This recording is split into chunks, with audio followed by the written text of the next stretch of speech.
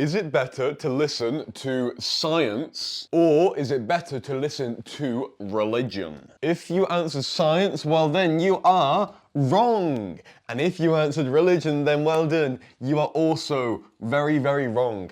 You thinking that these two are the only options in this question is in itself a limiting belief. And you also believe that, yeah, you probably have some limiting beliefs in your head, don't you? But you also believe that those limiting beliefs aren't really a limiting factor for you, and that in itself is also a limiting belief. Permanently disabling limiting beliefs is something that you genuinely only need to do once in your entire fucking life. You just disable them in your head, and permanently disabling limiting beliefs is like so fucking overpowered, and you don't even realize how overpowered this shit is, because once you could just like turn the switch off in your head, you can do literally anything that you want, and you can just fucking command your body to do it, and you will do it with no resistance whatsoever. And in this video, I'm going to teach you how you can just completely turn that little switch off in your head, completely disable limiting beliefs, and hear me out here, by becoming non-binary, and I'm not even joking, like fucking LGBTQ non-binary, by becoming that will genuinely significantly help with these limiting beliefs, okay? What's going on, bro? My name is Sam Walford, and I'm a 17-year-old dropout entrepreneur from the UK,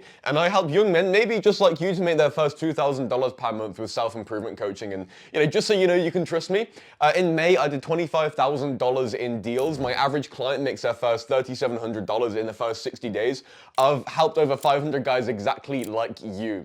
And so I know what I'm talking about. What I'm gonna tell you today has fucking revolutionized my life, bro. It is fucking ridiculous what I'm gonna teach you in this video. And I know everybody said this, but I mean this like with fucking genuine meaning, like heart to heart. If you pay attention to this video and you actually, hear me out for what I am going to teach you, this will just completely erode your current perspective of reality. Your brain isn't going to be thinking the same anymore. It's literally like we're just gonna go boop and everything's gonna be fucking different. I've done this in my life recently. I've literally gone from 10K a month to 25K per month in like fucking 2 weeks just by doing this. This is like so fucking fast moving, it is ridiculous. This video will change your life. So as you can probably tell, we are now going to explore some of your beliefs just so like we can, assess the current situation, because at the end of the day, you can't really solve a problem if you don't know what the problem is. And so we basically first need to define the problem of like your belief systems and your limiting beliefs. And the way we're going to do that is by exploring your beliefs, okay? And so right now you need a paper, like a piece of paper, and you also need a little pen, all right? And honestly, you might need a couple of sheets of paper because we're going to be basically doing a lot of work. Hopefully, I'm not giving you PTSD to go back to school or anything. Yeah, you need paper and a pen right now. Not online physical, no, not online paper, not like fucking phone notes or shit, like physical paper. Because basically, you need to be able to draw for this. Like, we need to have more like flexibility in the paper pretty much. So go get some paper, a pen. It can be like any size or whatever, just paper, pen. You might need a decent amount of paper, but just go get that right now, bro. Don't be a bitch. Now, I just want to do some credits before we get into this video, because I just want to say, like, the start of this video is going to sound very, very, very similar to a lot of videos you've watched before, especially if you watch this geezer, Sam Ovens, big Sam Ovens. I do want to give credit. The reason I've printed out his photo is just to give credit to him, basically, because this guy is like the fucking foundations. Can we like pin him on the board, actually? This guy is fucking revolutionary. He has changed my life with his mindset teachings and everything. And this video is based a good amount on basically what he's taught me and what I have learned from him. And also, I want to give credit to this book as well, Why Beliefs Matter by Brian Davies. I haven't even finished this yet, man, but I'm about halfway through it, and like this book has fucking like revolutionized the way I think as well. Like that's some like fucking like Oxford University study book or some shit, man. Like I can barely fucking read it. It's got so much jargon in it. I just want to give my credits due.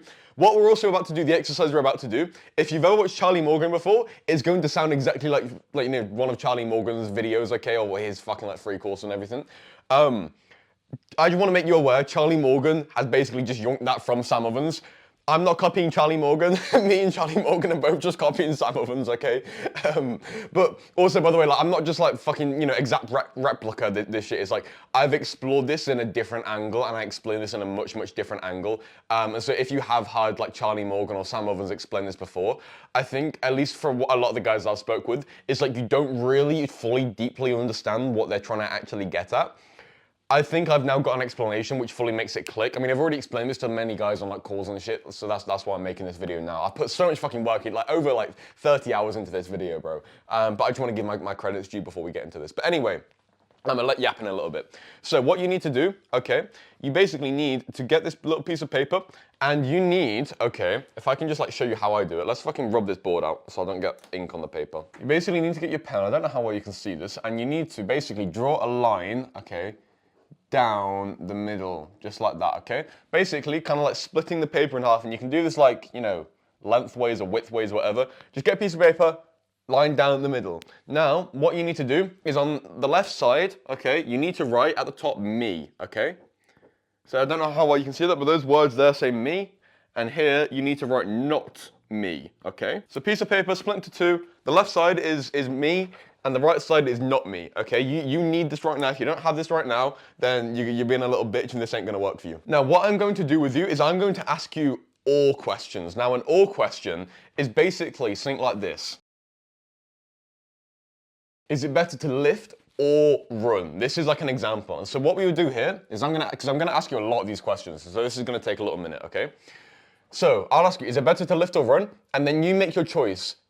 So for you, in your own personal life, this isn't in general, this is just for like your own personal life, okay?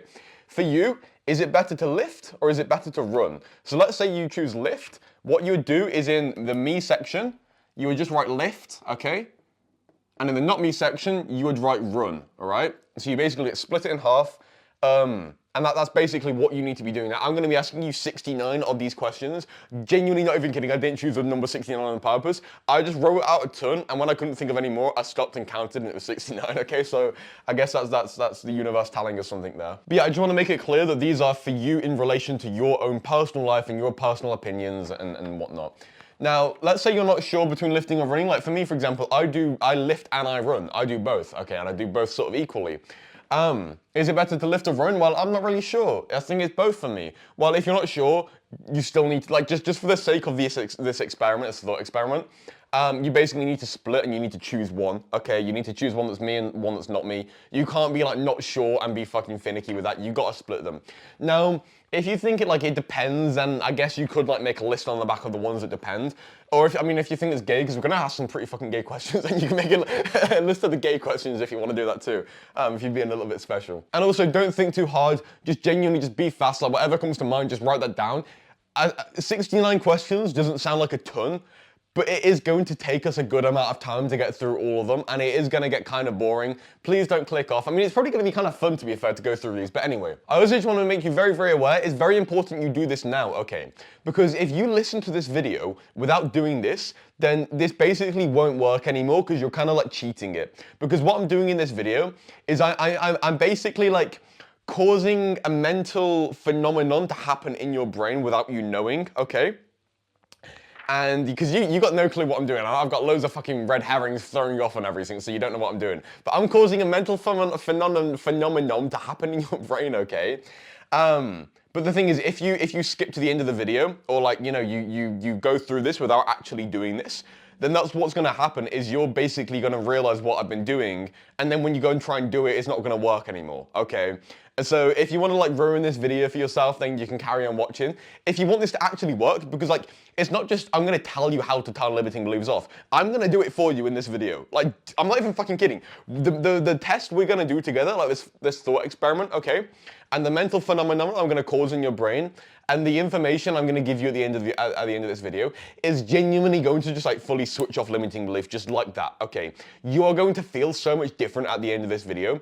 I really do not want you to waste this. There's a reason it's taken me so long to make this video, okay, to get this all perfect. Please, please, please, I'm begging you, do not like waste this. Actually go and do this with physical paper right now. Right, so I'm gonna do this myself as well at the same time. So, is it better to lift or is it better to run? Remember, you put one in me and one in not me. Okay. Is it better to eat carnivore or is it better to eat vegan? I did say this is gonna take a little bit of time, okay? Is it better to use Android or is it better to use Apple?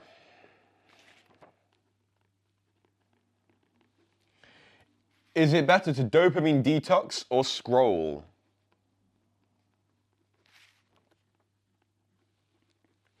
Is it better to watch Netflix or YouTube when you are in a fun period? Ooh, that's a, yeah.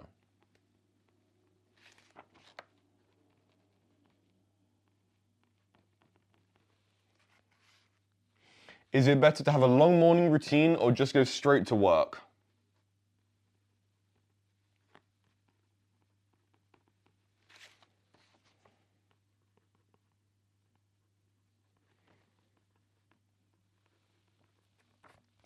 Is it better to listen to music or like other sounds like, white noise or binaural beats while working? Or is it better to work in silence?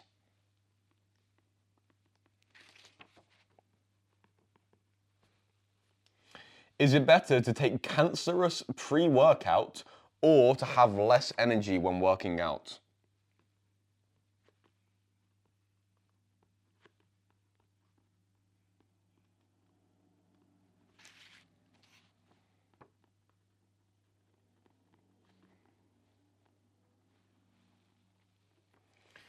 By the way, if you're writing faster than me, you can speed this video up. I don't want you just sitting there watching me write.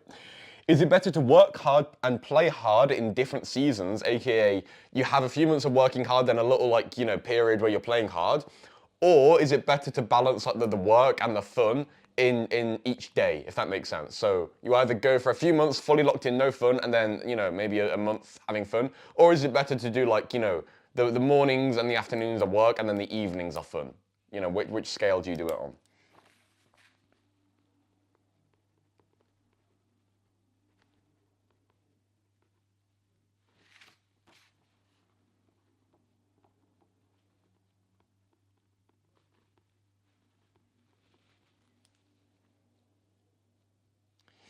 Now we're on question 10, so I told you this is going to get pretty slow. So question 10, is it better to sleep well or to stay up to work? AKA, do you sacrifice sleep for work or not?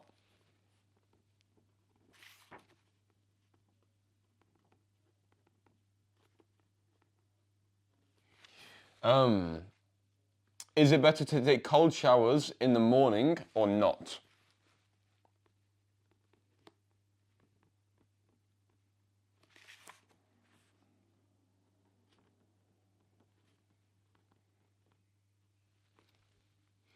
Is it better to learn a second language other than English or not? So basically meaning, maybe English is a second language to you. Is it better to learn a second language other than English, or is it better just to, stick with what you got?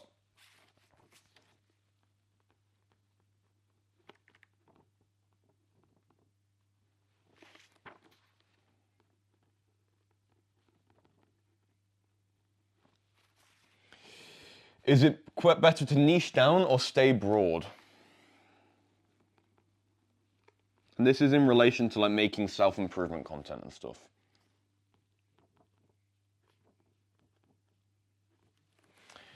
Is it better to use Medito to meditate, which, Medito is like the little app, like the guided meditation app where you hear it in your ear? Or is it better to just meditate raw without any like guided meditation?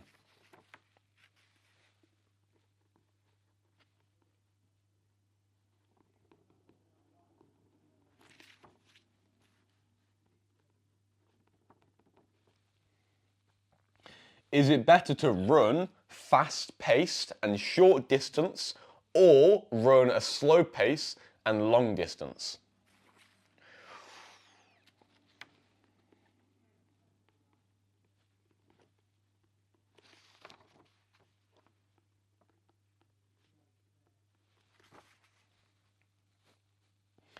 Is it better to live in a city or live in nature?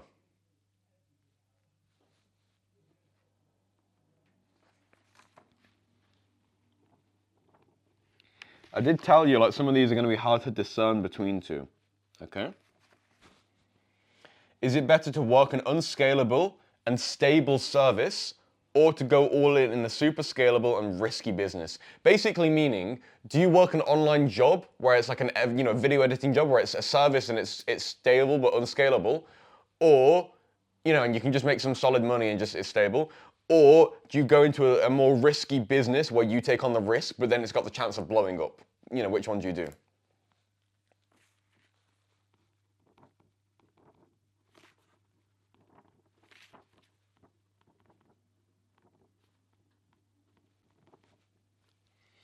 Is it better to live in your homelands, aka like where you're from, or is it better to live abroad?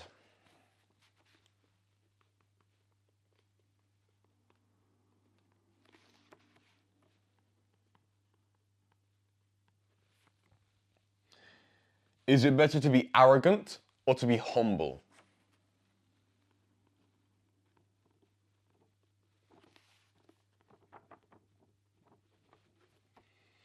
Is it better to make long form content or short form content?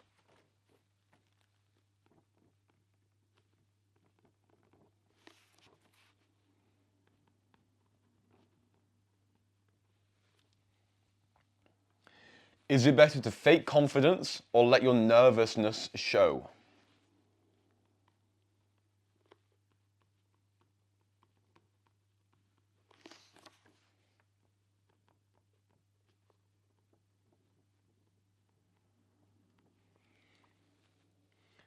Is it better to think before buying on a sales call or just buying the call? So you get on a sales call with someone and they're trying to pitch you some product, which could help you and you think it could help you. Is it better to think about it or just to go all in and just buy on the call?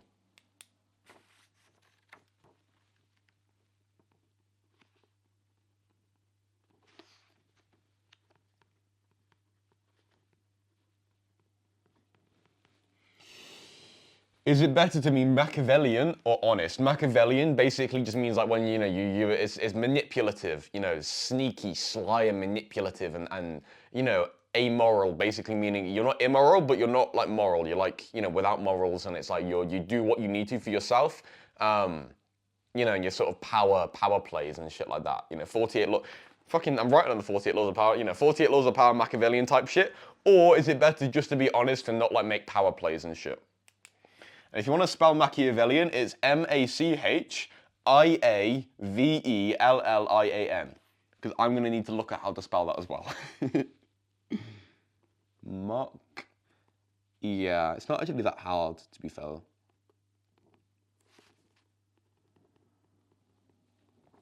Is it better to cut out everything other than the work? Or, so basically when you're working on your business, is it better to only do the work and just cut out everything else? Or is it better to balance a social life and like a gym life and everything?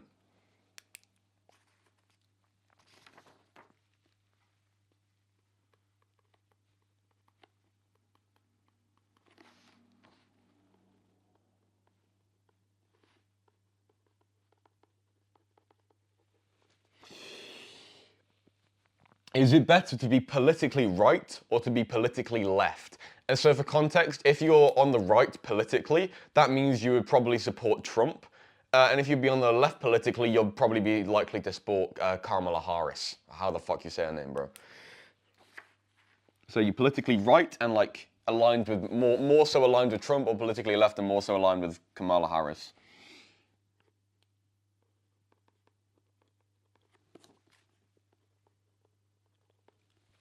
Yeah, okay.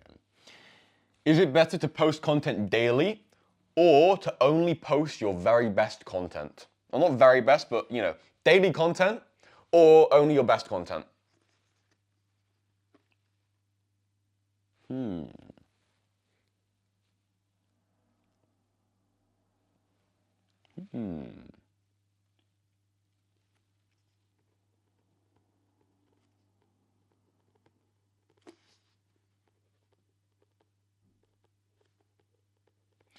Okay.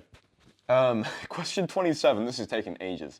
Is it better to learn about philosophy or to learn about business? So when you're growing a business, is it better to learn about business itself and like tactics and shit? Or is it better to learn about philosophy and like the deeper rules and laws within that, if that's making sense? Okay, is it better to learn about the tactics and the surface level shit? Or is it better to learn about what causes the tactics?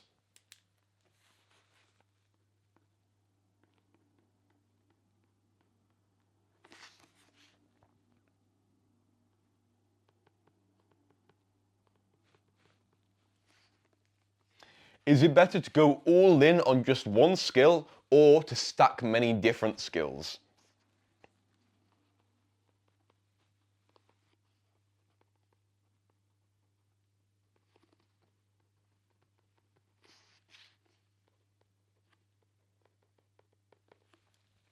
Okay. Question 29. Is it better to check your bank account before you buy something or not?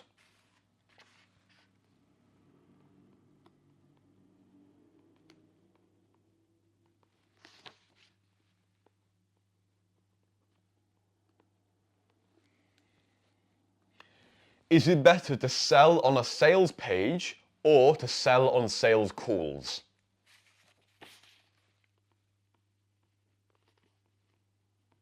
Now you might need to start getting a new piece of paper depending on how big you're writing. Okay. Question 31, is it better to travel to like Bali and Dubai and the typical entrepreneur places, or is it better to travel Europe?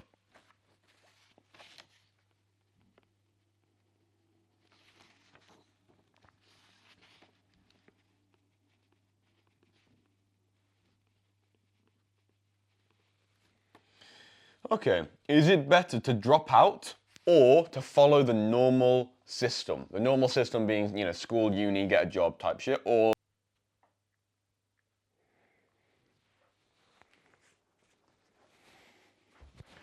Sorry about that, my camera just ran out of battery. Where were we? Yes, is it better to drop out or is it better to follow the normal system?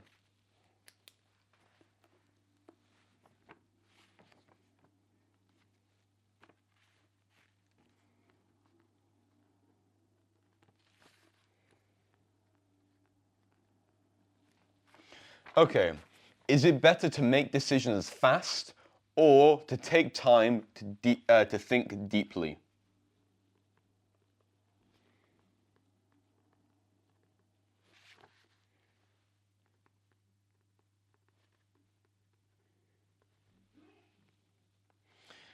Is it better to control your speech or just to you know, speak in your own authentic way and just like speak your authentic mind? Control your speech or speak in an authentic way.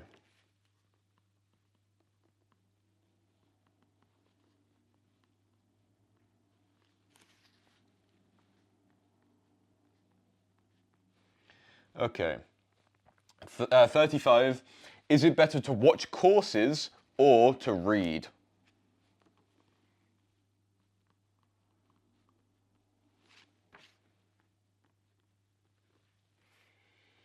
Is it better to build a personal brand or to build in the shadows? AKA, do you want to be publicly known or do you want to be hidden in the shadows?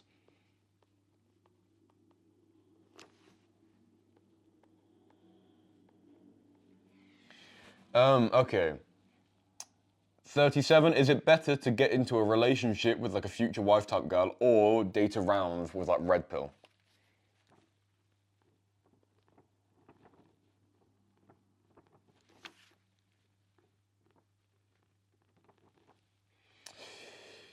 $38, is it better to be feared by others or to be liked by others?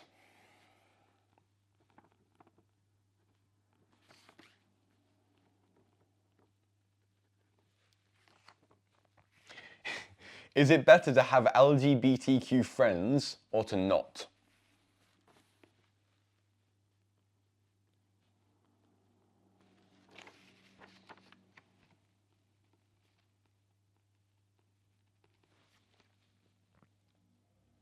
Is it better to commute by car or by bike?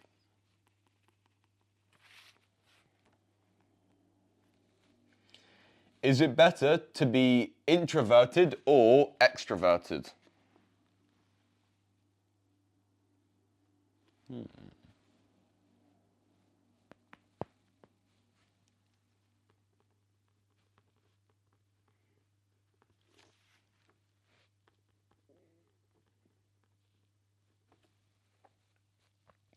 Is it better to try and go viral and blow up with your content? Or is it better to build a long-term audience?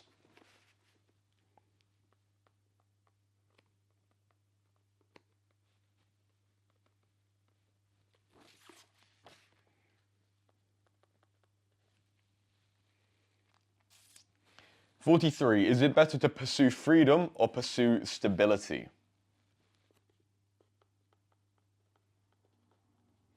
Because obviously a natural cause, you know, if you've got freedom, you obviously don't have stability. Okay. 44, is it better to always push further or to take time off to rest?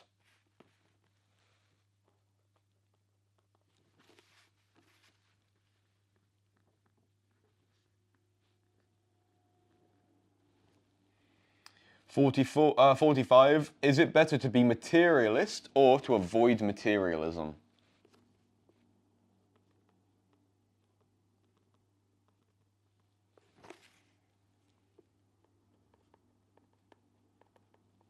I think I could maybe fit all these on one paper, to be fair. Fucking hell, has that ended? Oh, never mind, I thought I had a little beep. I thought the camera ended. Ugh, okay. 46, is it better to have a strict routine or a flexible routine?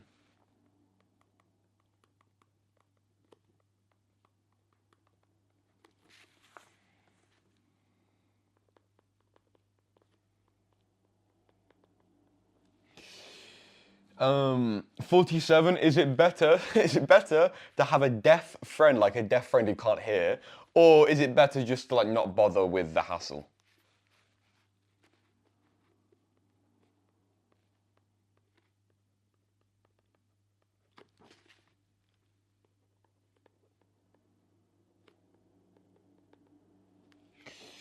Okay. 48, is it better to share your goals with others or to keep your goals private?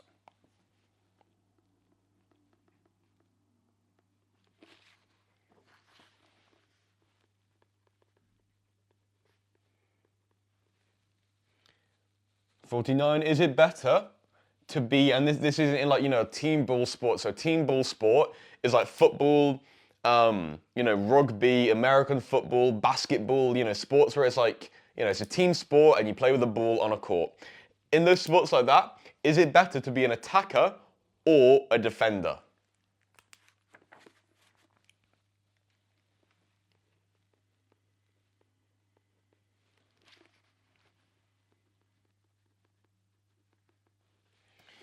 Okay. 50. Is it better to pay money for ad-free music, like Spotify Premium and, you know, Apple Music Premium or whatever it is, or just to deal with the ads on your music?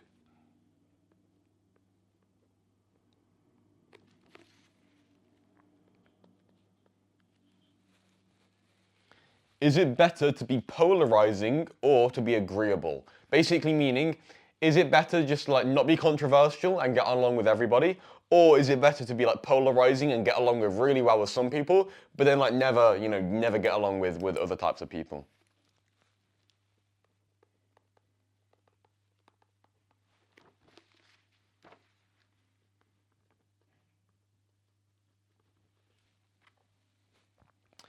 52. Is it better to spend a day hiking or spend a day riding a bike?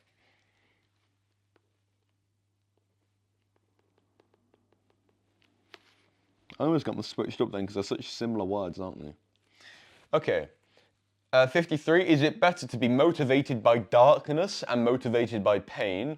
Or is it better to be motivated by love and be motivated by light? You know, dark energy or like light energy?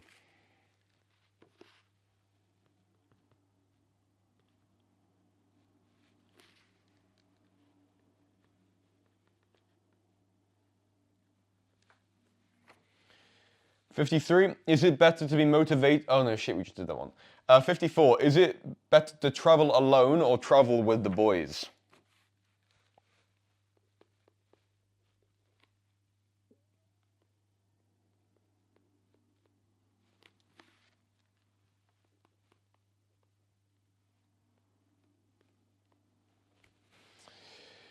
55, is it better to give your parents money or to save up money?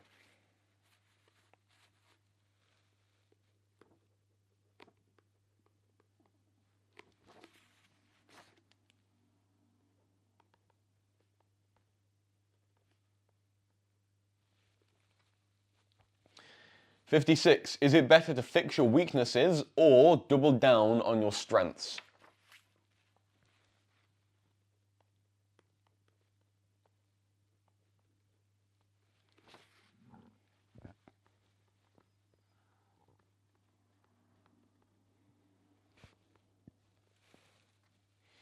57, is it better to wake up early or wake up when you want?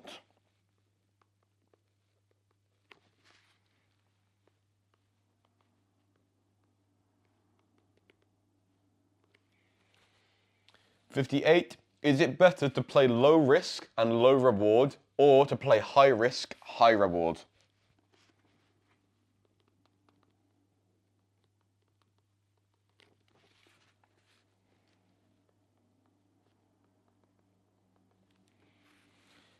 '59. Is it better to autistically follow a mentor, or to have independence in your own journey?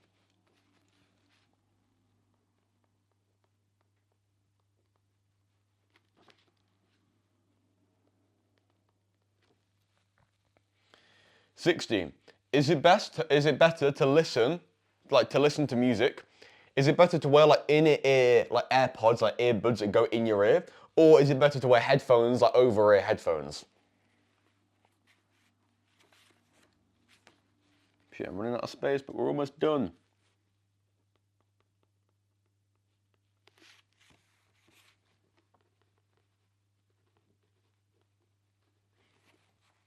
'61. Is it better to cut off like your Jeffrey friends, your like how do you describe that? Your friends who are like holding you back, who aren't really on self-improvement, are kind of like not of the same mindset of you. Is it better to cut them off completely and not talk to them? Or is it better to try and get them onto self-improvement and try and get them like on the same path as you?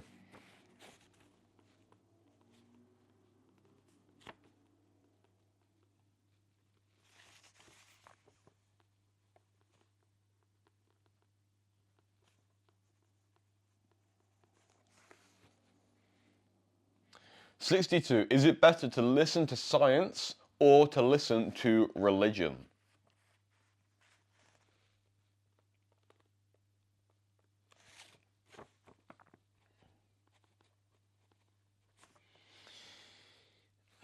'63. Is it better to be racist, or is it better to treat everybody equally?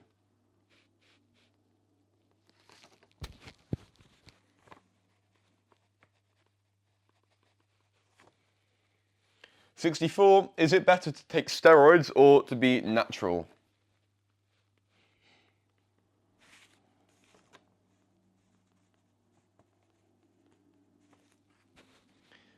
'65. Is it better to be capitalist or socialist?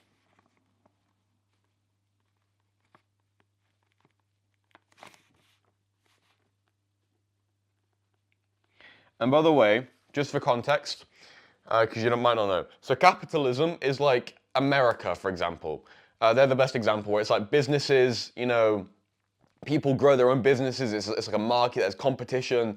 It's all about money and buying and selling and like the stock market. That's like capitalism.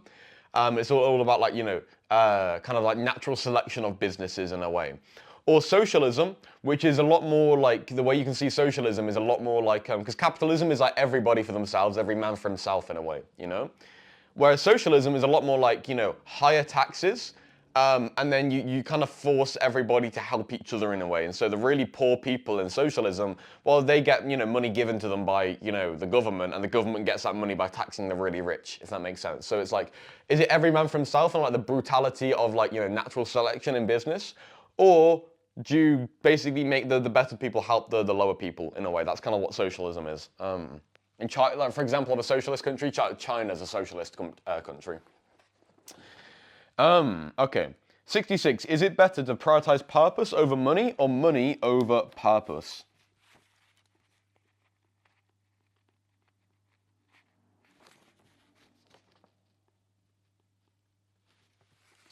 '67. Is it better to aim for 100% consistency if it's really hard, or settle for 80% consistency? Basically meaning, should you put loads of more effort in to get 100% consistency in like your routine and everything?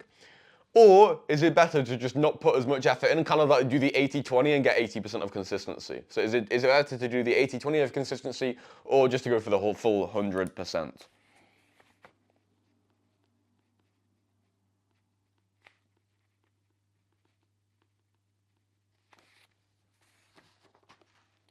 Oh, don't want to leak my answers.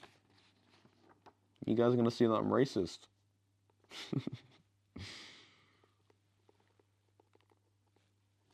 Okay. Is it better, this is an interesting one, is it better to accept a paying like LGBTQ client, okay? Or is it better just to avoid working with someone like that? I need room, bro.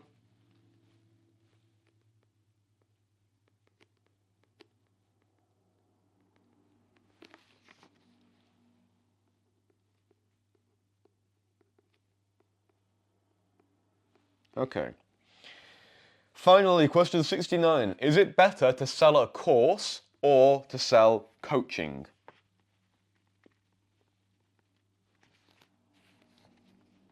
Okay. We are done. That took way fucking longer than I thought it was. Okay. Basically, you need to keep this little piece of paper handy now, bro. Just keep it. Oh fuck! I don't want to leak my answers. Hugo, please blur that. But yeah, you just need to keep this little piece of paper on you. I guess you can fold it up if you really, really want to, so the camera watching you doesn't see it.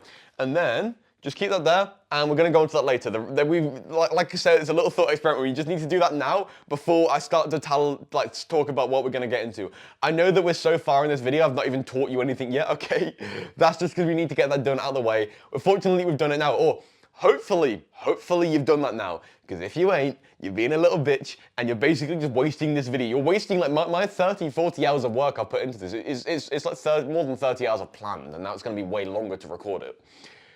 All this time I've put into this video, you're just going to waste my effort, bro? How disrespectful is that? That's so sad. Okay, we're now going to talk about the grid of your mind. This is where we're starting to get into the value. It's like, unfortunately, we've got to do the part of the video which has the fucking, least retention to it right at the start, unfortunately. So that ain't gonna be nice for my little YouTube retention. But basically, okay, we're gonna talk about the grid of your mind. So let's say this whiteboard, all right, let's say the whiteboard is your mind, okay? And things can be placed on the whiteboard, and in general, things at the top are gonna be good. Things at the bottom are gonna be bad, okay?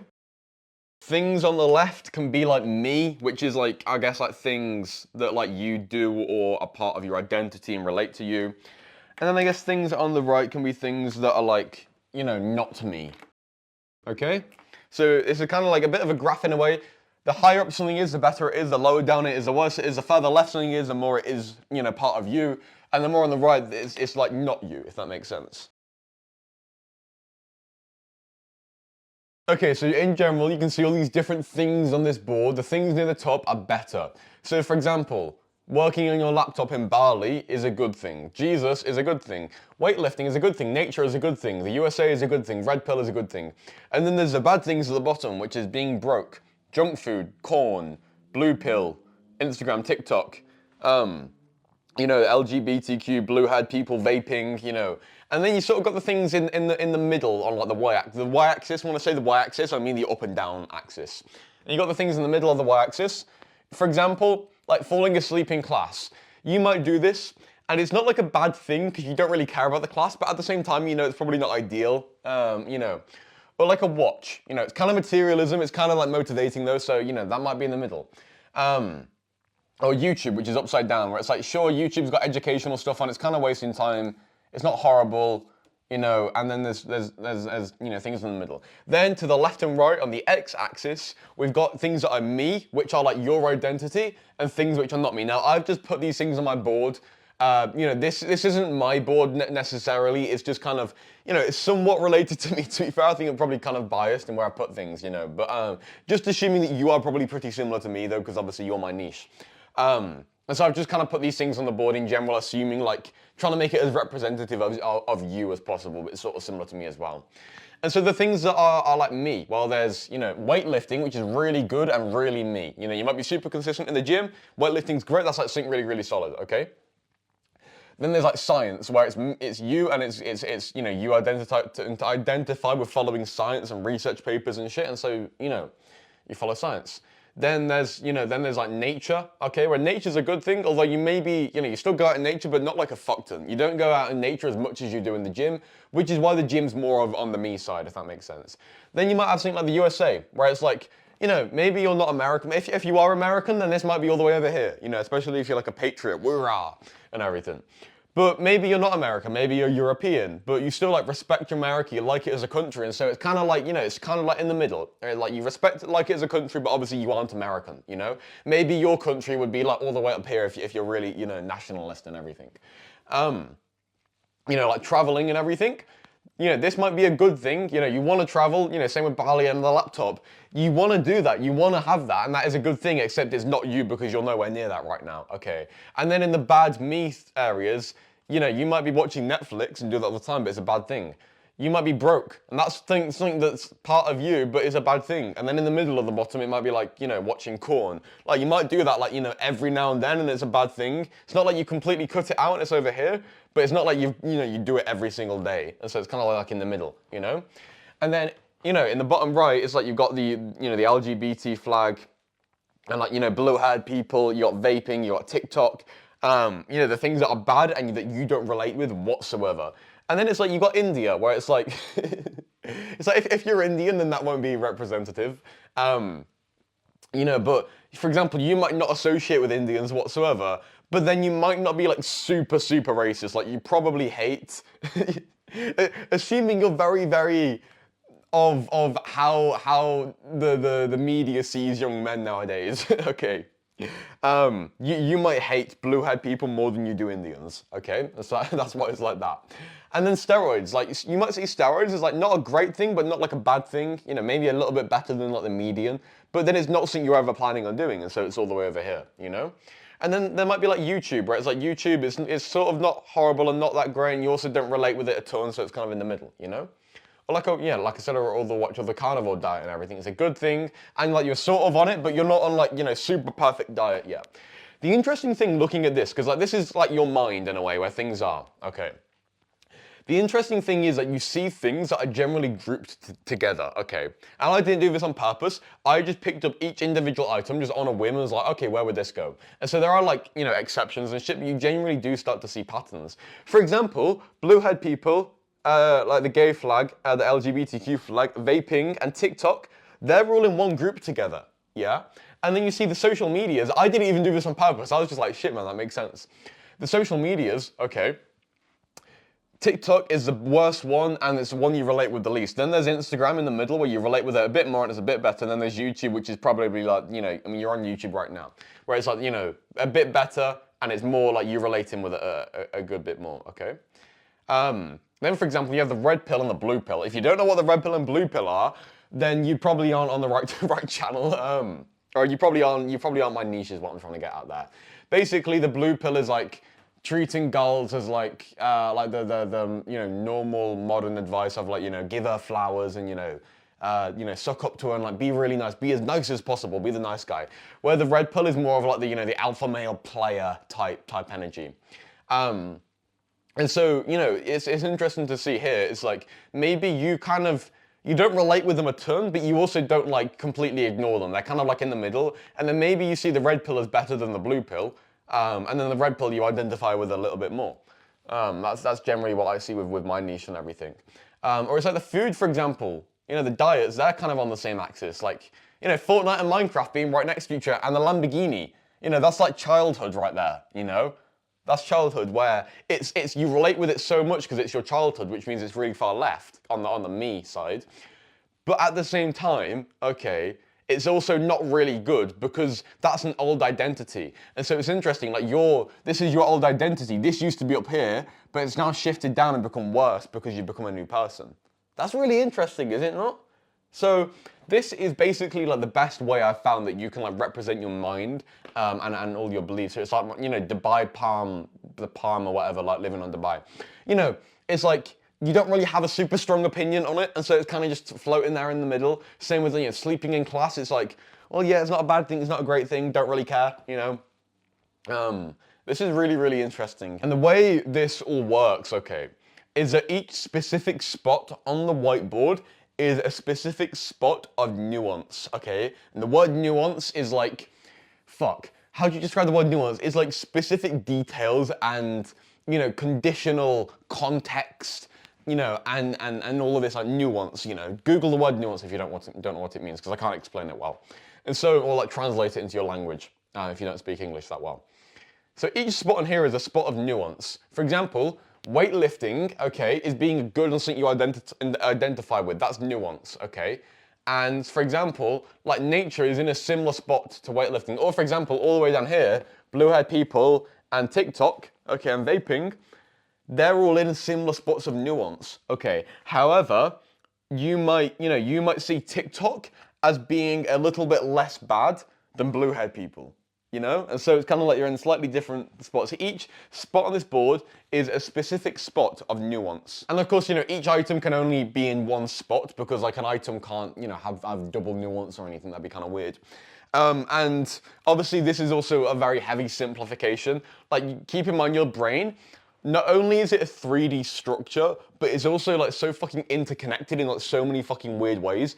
Your brain is like so much more complex than this, okay?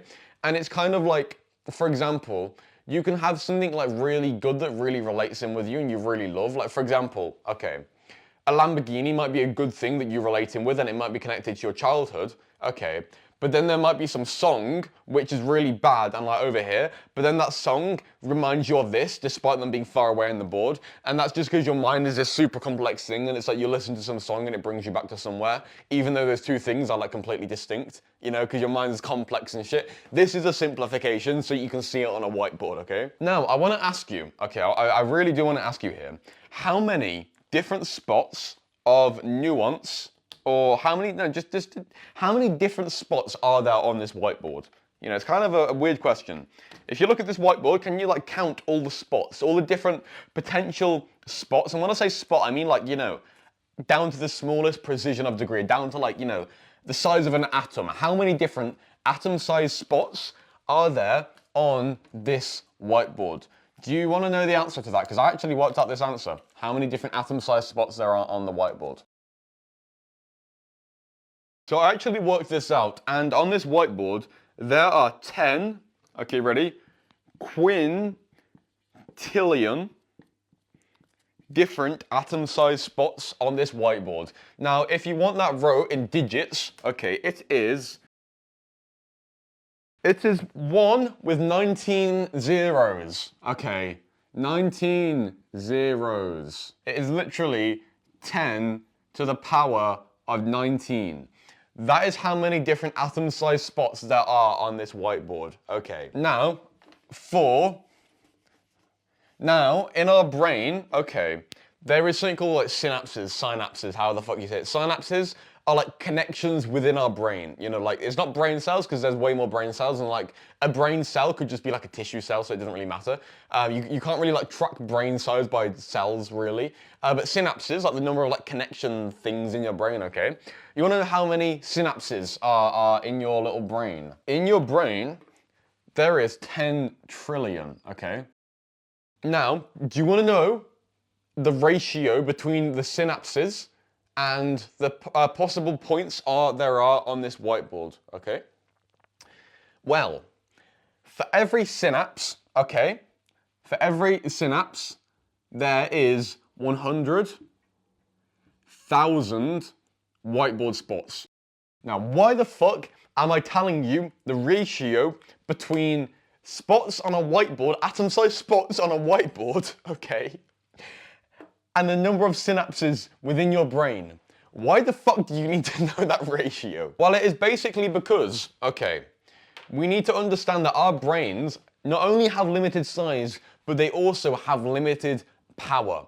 Not only are our brains not physically big enough and, don't physically have the number of like synapses in them to possibly have 10 quintillion different spots of nuance. I did say that our brains are pretty complex. 100,000 different, it's 100,000 scale of order, okay? That's very, very fucking big. Our brains are good, but they ain't as good as a fucking whiteboard, all right? Why am I telling you this? It is because, our brains, they're constrained by size and they're constrained by energy. And so even though I said the whiteboard is a simplification of our brain, in fact, the brain is kind of a simplification of all the potential of just the whiteboard. Now, in caveman times, okay, food and resources was very, very heavily limited. We simply just did not have enough food to basically allow our brains, okay, to grow big enough and put enough power in to run that brain, because it's not just about growing the brain with energy, it's also about fucking running that thing, you know. An expensive gaming PC, not only does it cost a lot of money to buy, it costs a fuck ton of power just to run that gaming PC, okay. And so we just do not have the energy to have a brain that's got fucking 10 quintillion synapses in, okay. That would be literally like 100, imagine 100 fucking thousand people, you know, that's like a fucking football stadium full of people. Imagine all their brains put together. We do not have anywhere near the fucking food, okay, or the energy to be able to have a brain the size of fucking 100,000 people, okay? Which is why our brain is the size it is, because of limited food and resources. We need to save energy. We need to optimize, which is exactly how our brains are. They're optimized and simplified down from all the potential of a whiteboard. Obviously this number's kind of arbitrary because it's just the size of the whiteboard, but you get what I'm saying. Basically what has happened due to the limit of food and due to the limit of energy, okay, our brains have essentially started to follow the 80-20 rule, all right? Basically, with the amount of power they put in and the amount of, you know, size and optimization they get out. Basically, they just put in 20% of the power they could, and they get 80% of the results. Now, those numbers are also arbitrary. They mean nothing, okay? I'm just using this as a bit of an example. Basically, our brains are optimized, okay? They do not, like, you know, measure everything with infinite fucking nuance down to, like, you know, 10 quintillion units of nuance, all right? Instead, they simplify and then they do simplifications, okay? That's just natural. And so the way that we actually simplify, okay, these 10 quintillion units of nuance is by having what I call a mental grid. Now, this works very, very similar to the whiteboard I just showed you there. You know, where we had everything on the whiteboard and it measured how good and how bad everything was, and there was 10 quintillion spots on it. Okay. We do something very, very similar, all right, except there's basically just way, way less spots. And the way we do that is instead of having like atom-sized spots, okay, we just basically have like much, much bigger spots, and that's where the mental grid comes in. And so it works in a similar way that everything at the top is generally more good, all right, and everything at the bottom is generally more bad. Everything on the left is generally more me, and everything on the right is generally not me. Hey, the new whiteboard pens arrived. You guys get better video quality now. Let's go. So this still works the same in the sense that the higher up something is, the more good it is, and the lower down something it is, the more bad it is. And the same way, the further left something it is, the more like me it is, the more, you know, the more you identify with it. And the further right something it is, the further like not me it is, okay? Except instead of all these items being in, you know, like slightly different spots, okay, where, you know, it's kind of like they got infinite nuance down to like 10 quintillion different points. Instead, like when an item is going to go on the board, so let's take weightlifting for example. Instead of weightlifting, you know, being all the way up here or like, you know, being slightly here or like slightly there or slightly there, it just like snaps here, you know? It just snaps right in the middle of that square. And so now instead of like, you know, having all this nuance, it just sort of snaps there. Do you get that? And so for example, like travel and Bali, do you remember how on the other whiteboard, like Bali was all the way up here and the travel was like kind of like here in the middle? Well, now these would just be, it sounds funny, but these would just be like right in the exact same spot. Okay, basically, you know, they'd be right in the same exact spot, you know, snapped into that square. And so now, instead of, you know, your mind having to go down all these fucking 19 digits of quintillionness, it's just, okay, these two here are like 4 across and 3 up. Okay, and so for example, like the blue head people, the LGBTQ, you know, these would all basically go on top of each other. In this bottom right square here. Nature, you know, probably be just on top of weightlifting like that, you know, basically very, very similar spots. You know, like Fortnite and Minecraft, like you probably just don't like really separate them in your brain. You probably just like see them as very similar things, don't you? And so both of these would probably, you know, maybe they'd be in that square, maybe this one, we can just put them in here, this square here, you know, and then they'd be kind of on top of each other like that. And it simplifies it down a lot more. So I'm just gonna go redo this whiteboard now. So basically, this is kind of like how it would look like. So, you know, if you compare to the last board, Hugo put a little picture of the screen of the last board just so they can compare it.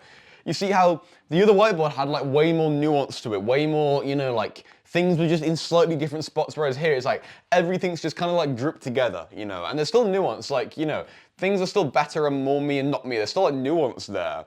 But, you know, in general, things are kind of like more bucketed together, per se. So, for example, like TikTok, previously it was slightly better than Bluehead people, but now it's just simplified into being in the same group as them. You know, same with vaping, all right? Or like Fortnite, Minecraft, and a Lamborghini. You remember, they were slightly separate and slightly different. Now they're all together. Or YouTube and Instagram. You can't really see it's YouTube there, but YouTube and Instagram, they'll be together. Now, I know these items are in slightly different spots on the whiteboard. In your mind, they would be in the exact same spot. If I tried to put them in the exact same spot on the whiteboard, you would only be able to see the top one, and it wouldn't really work. So they are in very slightly different spots. You know, here's the little red pill poking out. You know, they're in slightly different spots. The only reason they're in slightly different spots on the whiteboard is so that you can see them. Them being in slightly different spots does not have any deeper meaning, okay? It's just so you can see them. Because if I was to do it perfectly, like, just to show you how I do it perfectly, it would literally just be like one perfectly on top of the other. You know, like that. But then it's like, well, you can kind of make out Instagram's there, it's poking out. You can't really see that there's YouTube there, so you see what I mean? Now, your brain still has millions of different spots. I mean, millions, I'm kind of making that up, but you know, keep in mind, quintillions is like 19 zeros, and millions is like, what, 5 zeros? Is it? Yeah, 5 zeros. Shit, no, 6 zeros. Yeah, 6 zeros. I mean, fucking stupid. Million, yeah, so it's like a very, very big difference. There's like 13 orders of magnitude difference, okay? And so it might be millions, it might be hundreds of thousands, it might just be thousands, I don't know. I'm not a psychologist. But the point is, there's a lot more points of nuance than just on this board. Like, you can simplify it down to putting your mind on the board. But, you know, your mind still has millions, just not quintillions. And so if you want to understand how this actually saves energy, we can do a little test right now. So, on this whiteboard, I want you, so let's say this whiteboard, you know, going back to the whiteboard which had like a quintillion spots on it or whatever, 10 quintillion spots. Imagine that we're on that whiteboard right now, or Hugo, you can put the picture up of it right now. I want you, okay, on this whiteboard that Hugo's my editor, by the way. Hugo's gonna put the picture of the other whiteboard on where it didn't have the grid. I want you on that whiteboard to find the 7th quintillion, 386 quadrillion, 421 trillion, 905 billion, 172 million, 634,891 across. Okay, so find the point that's that many across, okay? And then I want you to find the point that at that x coordinate is 4 quintillion, 719 quadrillion, 263 trillion, 840 billion, 91 million, 527,306 up. You can do that for me, yeah, bro? Yeah? Yeah, your brain isn't really that good, okay? Brain is not that good by any means. However, okay, I want you to now find me the square that is 3 across and 3 up. Can you do that? Well, 1, 2, 3. 1, 2, 3. Oh, it's the USA. Okay, great. Just simple like that. Like, you can do that subconsciously. Find the square that is 2 across and 3 up. Bang. Find the square that is 4 across and 1 up. Bang. Find the square that is 1 across and 3 up. Bang. Voila. And keep in mind, your brain needs to work fast, and it needs to not use energy. Imagine I was here with a fucking like electron fucking meter, bro, going like, okay, it's there, and then it won't gonna fucking work, okay? You see my point? That is basically how your brain saves energy. That is why it does this. Okay, random question that will come in useful in a minute. Let's say you're in school and there's these 2 girls and you can hear them gossiping, okay? And you hear them saying, oh, last night Trump said something super racist, okay?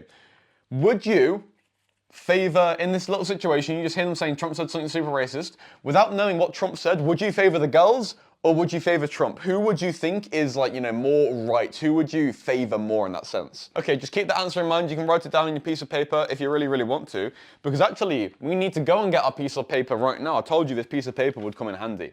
Okay, so you need to come and get your piece of paper. Now, your little piece of paper, okay, in fact, I don't particularly care about leaking it, to be fair. It's not that bad. Your piece of paper, can you see a similarity here? On your piece of paper is basically just a really, really simple version, okay, of the grid. Think about it. This paper, me and not me, is basically just the whiteboard, but without the good and bad, okay? Do you see that? It's like it's like a 2D or a 1D grid. There's good and, me and not me. It's a binary grid. Whereas this is, more like, it's kind of two-dimensional here. Do you see that? It's like the whiteboard is just a more complex version of the piece of paper. This is just a very, very simple grid you have here. This piece of paper, okay, keep in mind the whiteboard is a simplification of your mind. This piece of paper is a simplification of the whiteboard. Okay. This is basically just a very, very basic binary way, simple way of how your, binary meaning two options, of how your brain works. It sees something, for example, it sees, morning routine, and it sees a morning routine as a good thing, okay? Or it sees not having a morning routine as a bad thing. That's what I put on my piece of paper. And so, your brain sees something and it's instantly good or it's bad. It's either me or it's not me. Now, again, I've said this so many times, this is obviously a simplification. Your brain, of course, doesn't work like this, does it? Because it has way more nuance, right? And so, it's just, you see something and it's like, okay, which way does it go? Is it over there or there? Now, like I said, there's more nuance in your real mind. There's parts of your mind where it's like, okay, this thing is good to do with my parents. This thing is good to do with my friends. This thing is how I should act around this one girl in my school. This is, this thing is like, how I should do this around these people, or how I should do this in this way during this time of the day. There's a lot more like conditions and factors in your mind. There's more like squares of nuance. Like I said, your mind is almost like a fucking 10-dimensional thing. It's so like interconnected. Now what I want you to do is I want you to get your piece of paper, okay, and I want you to do this right now with a piece of paper, all right? Get this piece of paper and turn it around and look at the back of the paper. How many items are on the back of the paper? Now, if you remember what I said, I remember what I said. Okay. I remember I said, if you feel like an item depends, if it's like, oh, it depends. I can't like switch them. I can't like split them. It depends. How many items do you have on your like it depends list? Because these items on your it depends list on the very, very back, these were basically the items that you felt were too important or like, too pivotal, too like relevant and like undiscernible to be able to just like split easily, That's why the list is called the it depends list, okay?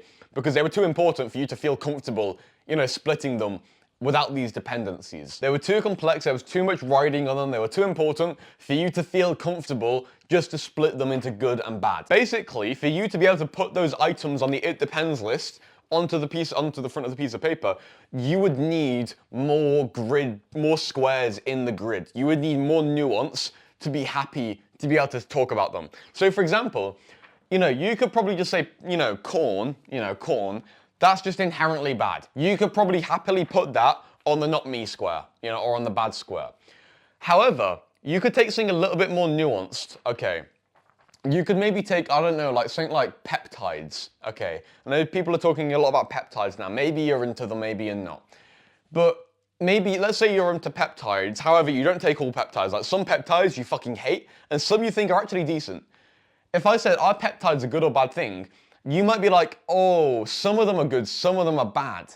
I can't really just put them all in good and I can't really put them all in bad. In that case, you'll put them on the it depends list because it's like, it's not just completely good and it's not completely bad. There's nuance there, Now, the interesting thing is, most people's minds, okay, normal person, most people's minds just work like this, where it's either me or it's not me, and they see something and it just gets put in there, okay? Whether it's me or not me. They're either an introvert or an extrovert, okay? You either go all in on one skill or you stack different skills. You're either politically left or you're politically right, and it's like they identify with one. Like the lefties, well, they identify with the left.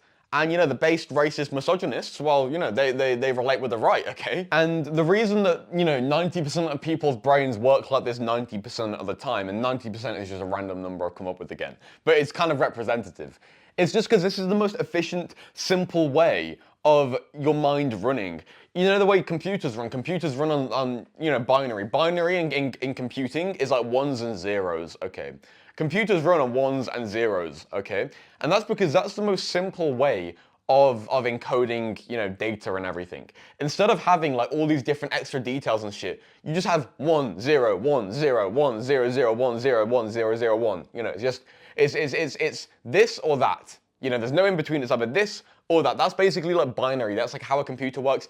Super simple, super efficient. That's the reason we run our computers on binary, because it's so efficient, okay? And the interesting thing is, our brains do the same thing, and it's not that our brains are copy computers. We've actually made computers in the way to copy our brains, okay? And so, It's just it's a very simple way of thinking. It's either good or it's bad, you know. There's no, oh, this part is good and that part's bad, but only in these situations, because then that's like way more complex. And keep in mind, brain needs to save energy, needs to be fast. Okay, that's way more complex. We just simplify it. And now you're probably thinking, yeah, like that's kind of sad how like normal people, they think that way. You know, normal people, they're just so, you know, binary. They're so like polarized, you know. Oh, they just like see all peptides as bad. They just see like, you know, all meat as bad. You know, they're just polarized. You know, they're just polarized to the left and you know, to LGBTQ.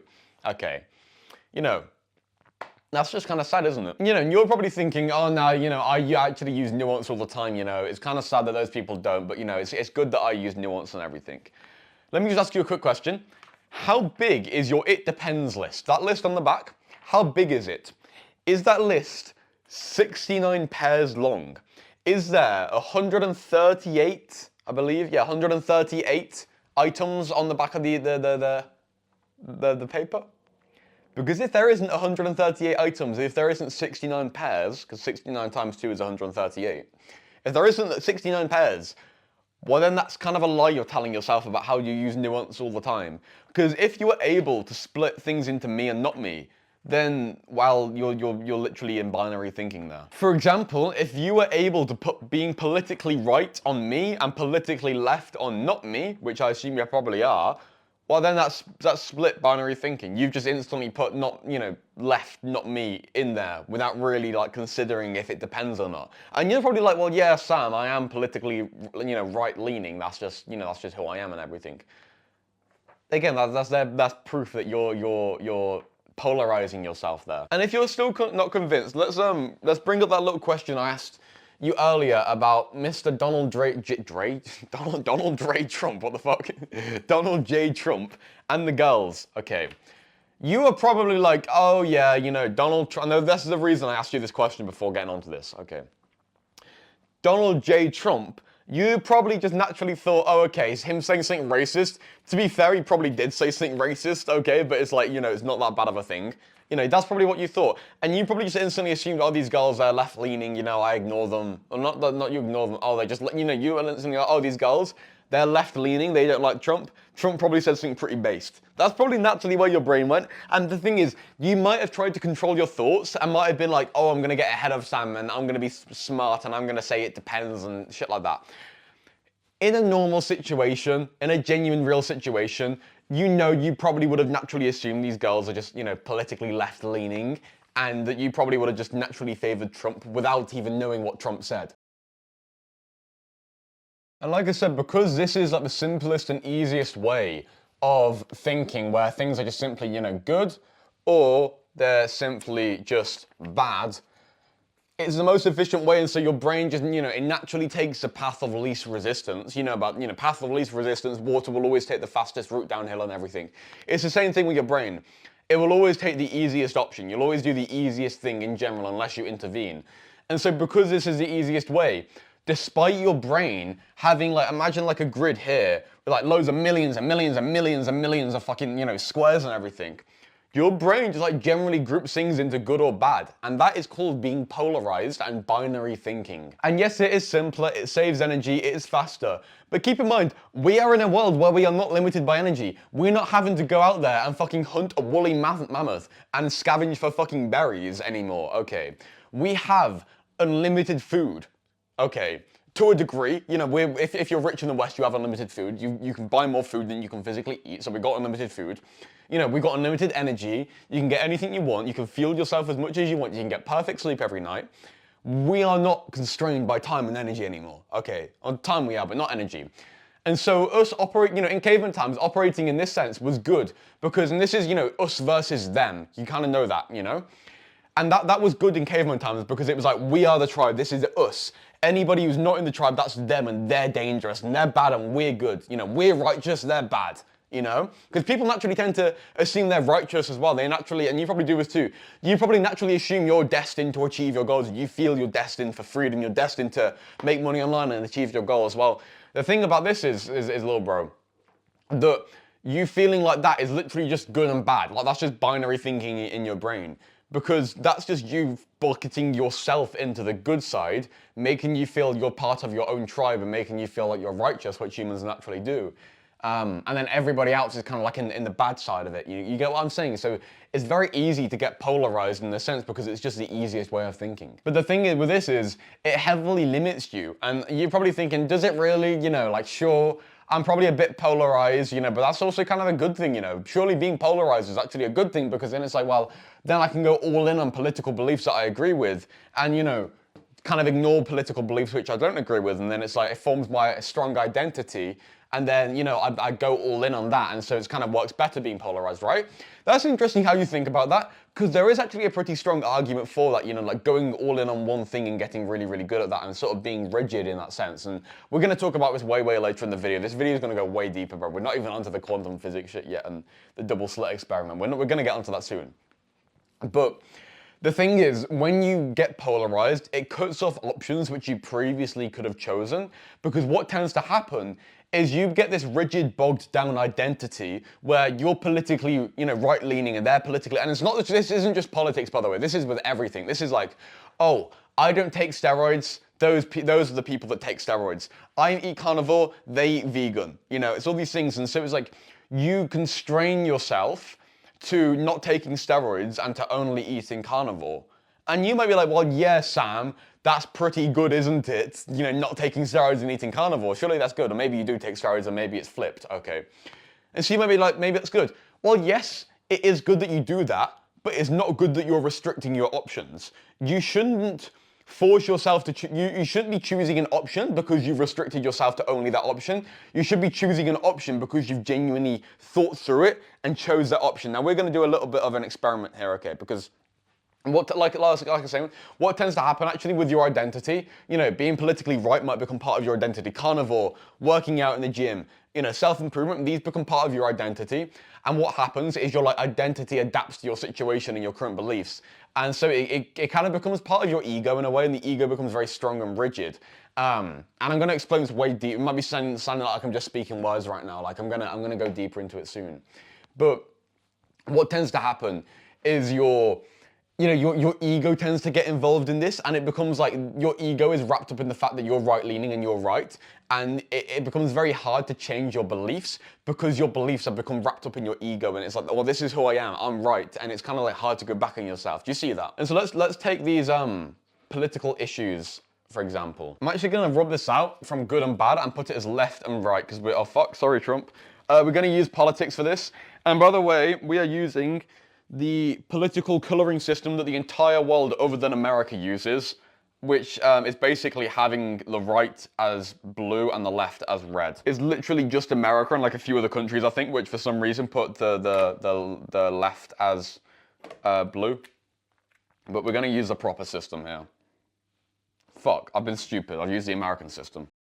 That's why I'm getting confused. It's because I put the left on the right and the right on the left. Like, let's do this properly, okay? Okay, so we've got the right on the right in blue and the left on the left in red. So let's take like taxes, for example. Taxes is like a political issue. I mean, the left, they're going to want, high taxes, tax the rich and everything to feed the poor. And obviously the left, the left is going to want high taxes, the right is going to want low taxes, okay? Now let's take immigration, for example. In general, at least in the UK, the left wants high immigration. AKA immigration is like people from other countries coming into your country. And on the right, they want low immigration. And on the left, they want to prioritize the environment. And these are generalizations, by the way. It might be different in different countries, okay? I can imagine a world where there's a country where the left doesn't prioritize the environment and the right does, but I'm just thinking of UK politics at least. And the right would prefer to prioritize development over the environment. Because they prioritize economic growth over the environment. And then like social, prioritize like progressive beliefs, and accommodate, people from all angles of the, what do you call it, like the LGBTQ spectrum. So do you prioritize progressivism and like progressive but new beliefs? Or do you prioritize traditionalism? And then free speech. Again, this is at least within the UK. On the left, you want to restrict harmful speech. Or on the right, do you want to allow like complete freedom, basically? So, if you are polarized, and if it is like the left is bad and the right is good, or the right is bad and the left is good, if you choose one of them, then by doing that, you're basically restricting yourself to only choose the options within your square. Do you see that? And so, you know, let's say you're president, you're prime minister and everything, okay? And let's say that you're right-leaning. So if you're right-leaning and you've got binary thinking, well then you can only have low taxes, low immigration, prioritize development over the environment, prioritize tradition and allow 100% free speech. They are your only options if you're basically polarized to the right. Okay. Same thing with the left. If you're polarized to the left and you're prime minister, you know, you can only do high taxes, you can only do high immigration, you can only prioritize progressivism, you can only, you know, restrict harmful speech and prioritize the environment. What you don't allow yourself to do is to basically pick and choose between that. However, if you aren't polarized, okay, you can still, well, if you're not polarized, you can still lean in a direction, you can still have preferences, but it basically allows you to pick and choose. It opens up your options, okay? Because if you're binary, then you can only choose one. You're basically closing down all the other options because they're like, oh, it's not me. If you're on the right, then you could never have high taxes or high immigration, even if that's what you needed, because, oh, that's not me. That's not who I am. That's not part of my identity. That's bad, you know, because that's on the left. That's bad because I'm on the right, and so we need low taxes and low immigration. But let's say, actually, what would be best for your country would to have, you know, it could be low taxes, low immigration, but then it could also be, instead of prioritizing development, it'd be prioritizing the environment, okay? And then maybe, you know, potentially, instead of prioritizing, you know, or maybe let's say instead of having low taxes, you need high taxes. You know, maybe it's actually worth to be a little bit more socialist and a little bit less capitalist. I mean, Norway does that at the end of the day, you know. So maybe that's what your country needs, and maybe your country also needs to prioritize the environment as well. But then if you're like polarized to the right, and you're dead set on like, oh, I need to be, you know, on the right for everything, then you could never increase the taxes, because that's not who I am. I can't increase taxes because that's not who I am. I'm on the right. Increase high taxes is a left-leaning thing. I can't do that. Oh, you know, prioritizing the environment. Oh no, that's what the lefties do. I can't do that, you know, because that's what the lefties do.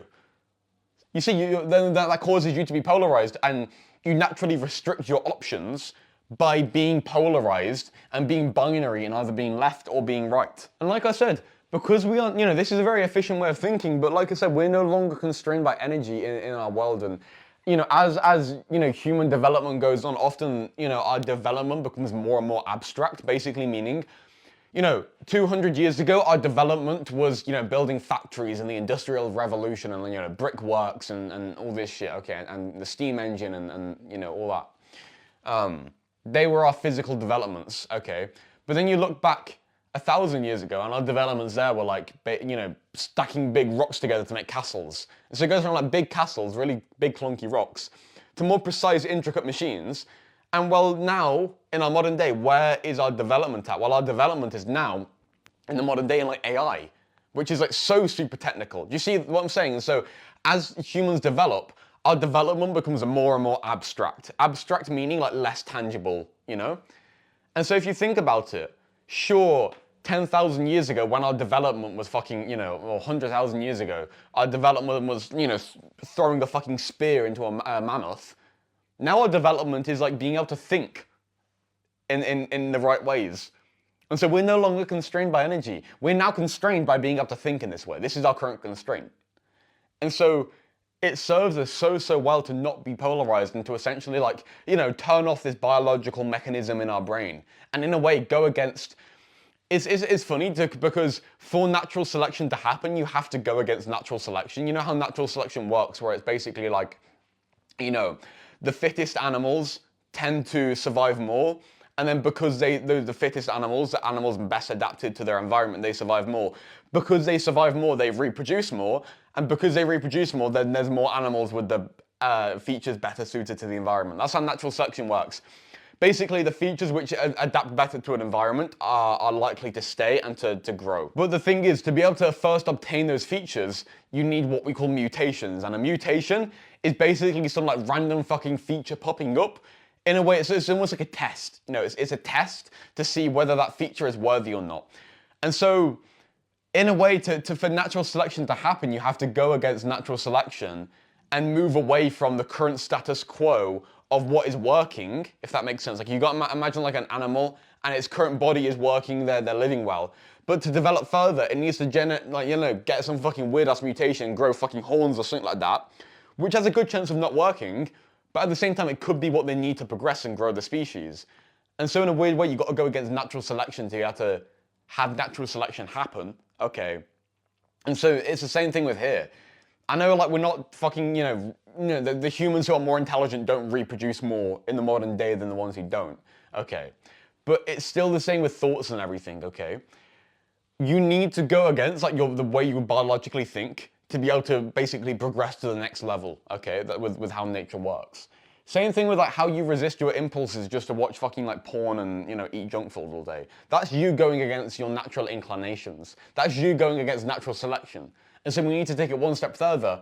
And with the way we think, okay, we need to take away, bring that away from how we naturally think to be able to basically evolve ourselves to the next level. Do you see that? And this here, where you're not binary, it's not this or that, and you're almost like in between and you can be anywhere, okay? That is what we call non-binary thinking, all right? Because binary thinking is this or that, non-binary thinking is like, it could be anything really. You can mix and match, you're not restraining yourself with this. And I'm not even joking, bro, okay? Becoming like, LGBTQ non-binary, and I'm being fully like serious here. Becoming like LGBTQ non-binary will genuinely help with that, and it could like significantly help with that. I'm not even fucking joking, bro. And I'm not saying you have to, but like it could help, and we're gonna get into all these techniques and shit soon. I genuinely think like because I've looked into it a bit, like the LGBTQ community and all of that, they're actually onto something with this. They actually start to think a lot against not like binary thinking, which is fucking mad. How they're already onto that. It's kind of crazy that we're now learning from them, but it is what it is. And again, that's another example here. I've done this in myself, and so I'm now no longer like polarized against like LDB, and we're gonna go to some examples in my own life at the end. But I'm now no longer polarized against like LGBTQ people just because like that's who I am, and I'm around people who are like that. And so it's like you can have more freedom. And so in a weird way, if I was polarized to them and I just completely avoided, all the fucking gay people with the rainbow flags, then I never would have been able to do more research and dive deeper into this. And then I wouldn't have been able to expand my mind as much because I would have been polarized. And we're going to go into some loads more examples soon, but I just want you to start to think on that. Okay, so coming back to this board here, this could just represent your mind, and so maybe the political right, again, right being blue, maybe the political right is there, and maybe if you're super polarized, the political left is all the way down here in this little bottom corner here. If you've got super strong opinions on both, it might be like that. If you've got, if you've got less strong opinions, it might be more so, kind of like this. If you've got less strong opinions, shit, if you can get this.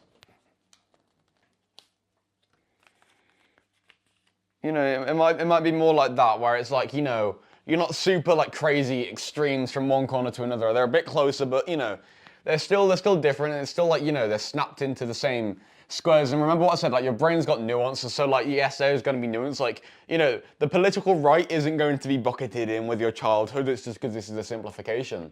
But this is kind of how your brain is. It's either here, it's here, it's here. It's bucketed in. So like, oh, this is me. Working out nature, science, and the political right. Well, there's so many scientific arguments and logical arguments for being politically right, isn't there?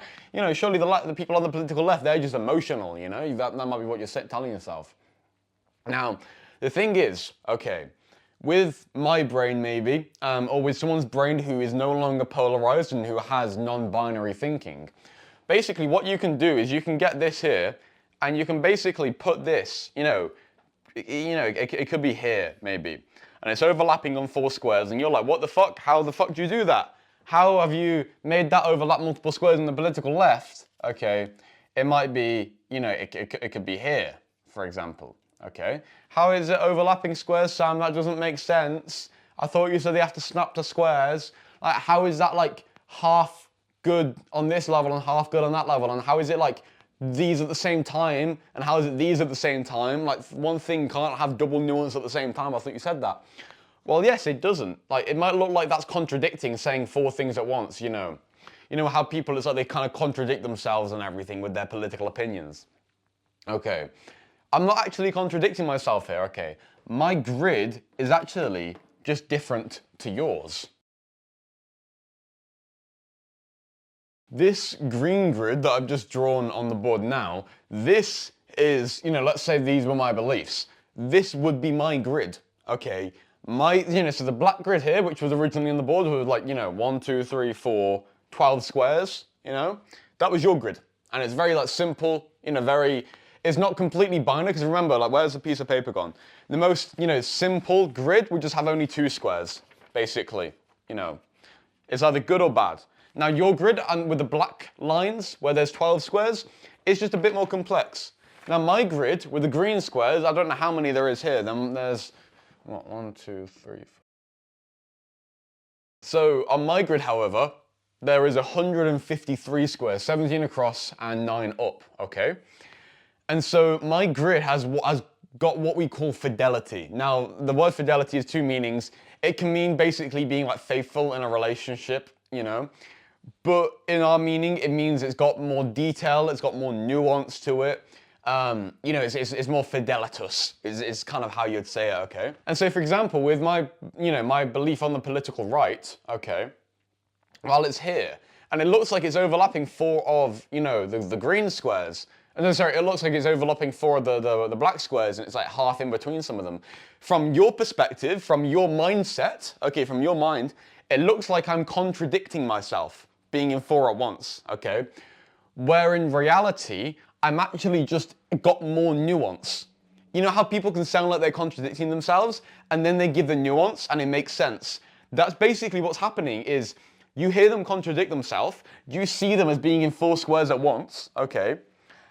Then they give the nuance, and you start to see the green grid, okay, with more squares, and then you see the nuance, and then you realize they aren't contradicting themselves, there's just more nuance to it, okay? You just don't have the right mindset to be able to understand it. Imagine someone, you know, you probably meet some pretty ignorant people who just like, you know, they just straight up, oh, the right is right, the left is left, or even, you know, people on the left, it's like, if they see you as a young man who's in shape, you know, who's got a good physique, there might be people on the left who just instantly will not hear what you say because they're just so polarized to their square, if that makes sense. And so they've got only 2 squares, and so then when you start to make an argument for, you know, for some beliefs you got on the right, they're just instantly like, oh no, he's on the other square, he's on the right, he's bad. You see what I mean? Whereas there are some more intelligent people who have more squares, and I'm not saying I'm more intelligent, I mean, am I more intelligent than you? At least I understand this and you don't understand this, so there's that. I don't know if you're more intelligent than me or not, I don't know who you are. But basically, by having more green squares, you have more nuance and you become less polarized. Now, I don't want you to get confused, and I don't want you to think that this is non-binary thinking. This is not non-binary thinking, okay? This is basically just like the grounds we need to set up for non-binary thinking in a way. Like, this is the foundations that you need to understand before I can basically upload non-binary thinking to your mind. These are like, you know, the things we need to do in advance. Remember what I said about with this video? I'm not teaching you things, I'm kind of uploading shit to your mind. This is kind of like, you know, setting the environment to then be able to upload it to your mind. You know, this is downloading the operating system onto the computer to then download the software on the operating system in a way. So that's basically how it is. So this is how you can contradict yourself from other people's perspective. Now, I think the way, if you listen to Charlie Morgan explain this, I don't think Charlie Morgan, this is where I disagree with him, to be honest. I know I'm disagreeing with like a guy who's doing $1 million a month, okay. I'm making a lot less than Charlie Morgan is, okay. I'm making what, like 40 times less than that guy, okay. However, I do disagree with the way he's taught it, because I've spoke with a lot of guys who've like looked at it, and by the way, if you don't know who Charlie Morgan is, you've never heard him explain it, then you can just ignore this part of the video. But I spoke with a lot of guys who've gone through his videos where he teaches non-binary thinking and shit, and he kind of teaches it as like almost like a paradox, where you have to contradict yourself and you just have to do that, and like it's a paradox. Contradicting yourself isn't really a paradox. you just contradict yourself from other people's perspective, where in your perspective you have more nuance to it, if that makes sense. And so the example he might give is like Michael Jordan, for example. He is both, he is both an attacker and a defender in basketball. So people who are basically, polarized for basketball, they've got the two squares, and they're like, well, there's attacker and then there's defender, okay? You think about that. There's the attack square and the defend square. And you're either a player in the attack square or you're a player in the defend square. Whereas Michael Jordan, he had a graph, he had a grid which had more squares. And so he chose a square which overlapped the two of them, and he became the best attacker and the best defender. And so that's kind of contradiction, but only from the perspective of somebody else. A paradox is only a paradox with your current beliefs and worldview. We're going to go into a lot more of like paradoxes and all this shit and how they're only paradoxes from your perspective in a way, and we're going to talk a lot more about that soon. But hopefully you understand this, like the way, and it's not, and polarization, this is another interesting thing. You might be polarized to think that polarization is just either you're polarized or you're not polarized. Do you see that? It's not about are you polarized or are you not polarized, it's how polarized are you. The more polarized you are, the less squares you're going to have. So the most polarized person is just only going to have 2 squares. Whereas the least polarized person, in theory, would have, 10 quintillion squares, okay? So we're all naturally polarized to a degree. We all, it's impossible to have infinite squares. Technically, if you had infinite squares, infinite squares on your grid, then technically at that point you wouldn't be polarized whatsoever because you could have infinite nuance. Because at the end of the day, even with 10 quintillion squares, if an item, like one of these items, would normally land like in between 2 other squares, it would still have to get snapped, and that'd be like a tiny amount of polarization. The only way to not be polarized whatsoever is to just have not even have a grid at all and just have like a infinite number of squares, because at that point they wouldn't even be squares, it'd just be infinitely precise points, which is not really possible in a universe which we're going too far in depth there. But basically, you're always going to be polarized a little bit. It's physically impossible to become completely unpolarized. It's just becoming less polarized, basically. And there are people who have only, and like I said, most people act like they've only got 2 squares. Having 2 squares is almost like just being at level 1 in polarization. You need to get to like level 100 in polarization, where you maybe have 1,000,000 squares. You see what I mean? And it's also not about it's not like you have a number of squares and it's just set like that. You act within different numbers of squares in different environments. And so, for example, in politics, where that's super polarizing, a lot of people in politics, when it comes to politics, they only have 2 squares. They're either left or they're right, Where in an issue more, that's got a bit more nuance, for example, like in the gym, for example, in what workout split you could do, you probably are less polarized for that, because you can understand that some people are going to be doing powerlifting, some people are doing bodybuilding, some people are only working out twice a week because they haven't got enough time and it's not a priority, and some people are working out 7 times a week, and so you understand that there's nuance to it, and so people are going to have different workout splits depending on that, and so you're going to be less polarized for working out than you are for politics, in general. And so basically, instead of letting yourself become, polarized and just instantly snapping your beliefs to a square, you need to allow your brain to see the nuance. You need to critically think. This is what critical thinking is. You need to critically think, okay, through, where it actually lands, what specific location it lands in, and try and make your grid as fidelitous, have as many squares as possible, okay? And then you see the nuance in there, and then that basically allows you new options. It allows you to contradict yourself, wherein when you had less squares, you wouldn't be able to contradict yourself. Michael Jordan wouldn't have been able to become who he is if he only had the 2 squares, because he wouldn't have been able to become the best attacker and best defender. You see what I mean? And so by having more squares, it gives you more options, and by giving yourself more options, you allow yourself to do more things, which then, can, boost your progress. If you've only got 2 options all the time, well, then you're going to be super constrained compared to someone who's got 1,000 options. Because in a way, when you've only got 2 squares, 2 squares, that's, like I said, that's a passive least resistance. It's basically you just being lazy, isn't it? It's just you just being lazy. For example, when Charlie Kirk got shot, okay, I know, pretty extreme thing, but when Charlie Kirk got shot, you probably instantly assumed it was somebody on the left who did it. Now, I honestly, I haven't really looked into this at all. I've just, picked this example out of my mind. So I can't remember if it was someone on the left or someone, wherever. I remember someone saying it was some fucking neo-Nazi or some shit like that. I don't know if that's true or not, if that's just misinformation. But, and I probably instantly assumed it was someone on the left who shot him as well. And that's just because we're polarized to believe, oh, you're either on the left or you're on the right. You see what I mean? And so by doing that, like let's say the police, for example, the police obviously are a lot better at this than the average person, okay? They explore a lot more options. But let's say that the police, for example, or the FBI who were investigating it, let's say the FBI were polarized and they just instantly assumed that it had to have been someone who was politically left-leaning. They would have basically cut out everybody who's politically right-leaning when the suspect who did it could potentially have been on the right, and then they wouldn't have caught the guy, because they would have ruled him out. Okay, you see where I'm coming from with this. So, and the thing is, like, let's say the guy who shot Charlie Kirk was actually on the left, okay? By cutting out everybody on the right, yes, it would have made the investigation more efficient, but then with efficiency, you're also risking completely failing at the same time. And so it is better, in general, okay, we're going to talk about absolute rules soon and how like nothing really is absolute all the time. Because in a weird way, thinking that you should, this is interesting, thinking that you should never ever be polarized and you should always try and not be polarized is polarization itself. And so it's kind of, that is getting on to being a little bit of a paradox there.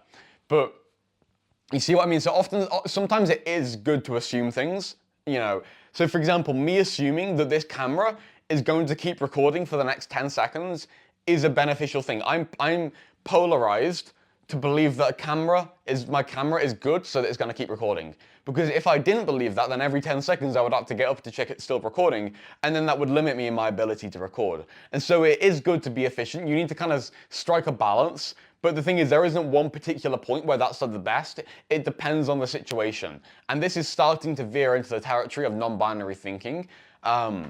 But yeah, that's basically the prerequisite we need to upload non-binary thinking to you. And so if we go back to those political issues, for example, high taxes or low taxes, high immigration or low immigration, prioritizing the environment or prioritizing development, prioritizing progressive beliefs or prioritizing traditional beliefs, restricting harmful speech or letting people say what they want and have 100% free speech. They are politically left issues and politically right issues. Like I said, if you were president and you were polarized to the right, you would never be able to increase the taxes to be high taxes. You would never be able to prioritize the environment, even if that's what you needed to do, okay? Because the thing is, let's say you were president and you weren't polarized and you chose everything on the right, but then you chose high taxes and prioritizing the environment. You chose like two left issues. You chose two left options. People who are polarized would basically see you as contradicting yourself. They'd be like, oh, what? He's a right-leaning president. Why is he increasing the taxes? Why is he prioritizing the environment? He's contradicting himself. And it's not that you're contradicting yourself. You just have more squares, and they're polarized, except you're less polarized, and so you can choose that. And so in business, for example, if you think that charging high prices isn't purposeful, and you feel that you're a purposeful person and you don't want to charge high prices because charging high prices is unpurposeful, then you would never be able to charge high prices, even if that's what you needed to do to grow your business. And I see this a lot. This is a very common example. A lot of people are like, oh, I'm purposeful. I want to help people, which means I don't want to charge high prices. And what ends up happening is then they only ever charge low ticket prices. And because they only charge low ticket prices, they end up, all the people who join tend in general to be people who are less committed because they're only willing to pay like $9 and not $9,000. And so because the people who are buying from them are less committed, they take less action and they get less results. Compared to if they were to charge high prices, the people who would join would be more committed and then therefore get results. And so in a weird way, them being polarized to only charge low prices and be purposeful then stops them and disallows them from helping more people and reaching their potential. I use this example all the time. But Bill Gates, for example, maybe his purpose was, to make the household computer cheap enough to be available to everybody, to make the computer a household item. Let's say when he was starting out, he made his computers as cheap as possible to the point where he didn't profit at all. yes, he's kind of being purposeful. You know, he's polarized to being purposeful. Yes, he's being purposeful, but what happens is he then doesn't make a profit. He then doesn't have money to reinvest into the research and development of making computers cheaper. Therefore, the price of computers never goes down, and therefore the household computer never becomes a thing, and he doesn't achieve his purpose. Whereas, let's say he charged high prices, he then makes a profit, he puts that profit into research and development, then that makes the prices of computers to produce a computer go down, and then the computer can now charge lower prices because the price is down. You see what I mean? And so it isn't about, oh, I'm unpurposeful and I just want to make money, so I'm going to charge super high prices, or, oh, I'm purposeful, so I'm going to charge low prices. You need to mix and match different parts, you know? Because if you only choose parts of one issue, you know, parts of one part of the spectrum, then you're constraining yourself. You can be purposeful and charge high prices, and then that can allow you to then make the whole, your goal better. You can be a right-leaning president and choose left-leaning, you know, parts, and that'll make your country better. Because it's not like the right is right or the left is right. It's like, how right are each of them? Where are they right? You see what I mean? There's more nuance to it. It's not just, is one right or is one wrong? It's how right is it and where is it right? Or where is it wrong? And so that's nuance you're asking there. And so in your day-to-day, the way that you can actually stop being polarized like this is to be introspective. Being introspective is almost like thinking about your own thoughts. You know, it's almost like zooming out of your brain and like looking at your own brain and just noticing your own thoughts. What do you defaultly believe and assume? Do you defaultly believe and assume that most people online who are selling courses are scammers and are gurus? Do you defaultly believe that gurus are bad? Okay. Do you, just defaultly believe that, for example, in general, all niches are going to be hard and saturated? Do you believe that sales calls take loads of energy and are really, really hard? You know, do you have these beliefs? And it's interesting because it's honestly quite hard to do it. It takes so much time and effort to really get into this. Because oftentimes the most obvious beliefs are hiding in plain sight. And then they're really hard to see. And it's kind of like, well, you don't really know what belief you got or you don't got. And at the end of this video, I'm going to kind of start to erode reality for you and help you see those beliefs. But just kind of like think about it a little bit now. Maybe write them down on some paper. What beliefs do you actually have? You know, about business and about YouTube and about Instagram content and about coaching and about courses and about, you know, online business and dropping out and traveling, and what beliefs do you have, you know? For example, a common one I see is a lot of people believe that they just need to work harder and they just need to get more traffic and then everything's going to be solid. You know, that's probably a belief you have. And so you're basically polarized into believing the issue for you, the constraint for you, is that you just need more traffic. And so what happens is, whenever somebody makes a video about something like beliefs, or something that isn't about traffic, like maybe it's about going on sales calls, because you think, oh, I just need to get more views on my YouTube, and you're polarized to that, you basically ignore all the other advice about getting on sales calls, and about how that might be what you need to do. And so instead of like being ignorant to all these options, you know, you actually consider them. Instead of being this like closed-minded, polarized little bitch, you actually go and look at the other options and you consider them. And here's the thing, considering every possible option is not an option. Because let's say in this current moment, I was to try and consider every possible option for every single word I'm about to say, for every single way I could say that word, for every single way I could move my hands, for if I'm even going to carry on recording, or if I'm going to go and check the camera's still recording, for if I'm to drink my coffee right now, and then how I'm to drink the coffee. There's literally, bro, there's almost an infinite, there's a countably infinite amount of options which you could take. And so you need to have a degree of polarization to be able to actually operate efficiently as a human being. And that's what I said, like, we don't have an infinite grid where there's not even any grid at all, because that's impossible. But you need, like I said, we've got unlimited energy now. And so we basically need, with our current brains, the way they physically are, we need to like max out the amount of squares we can have in our grid at all times and get used to operating like that with nuance, instead of being polarized just to naturally assume beliefs about things.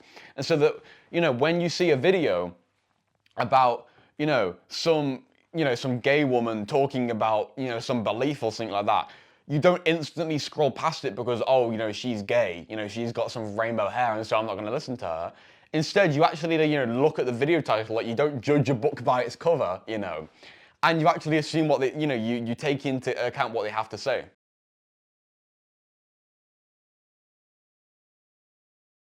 Okay, so as I already explained to you, like the way natural selection works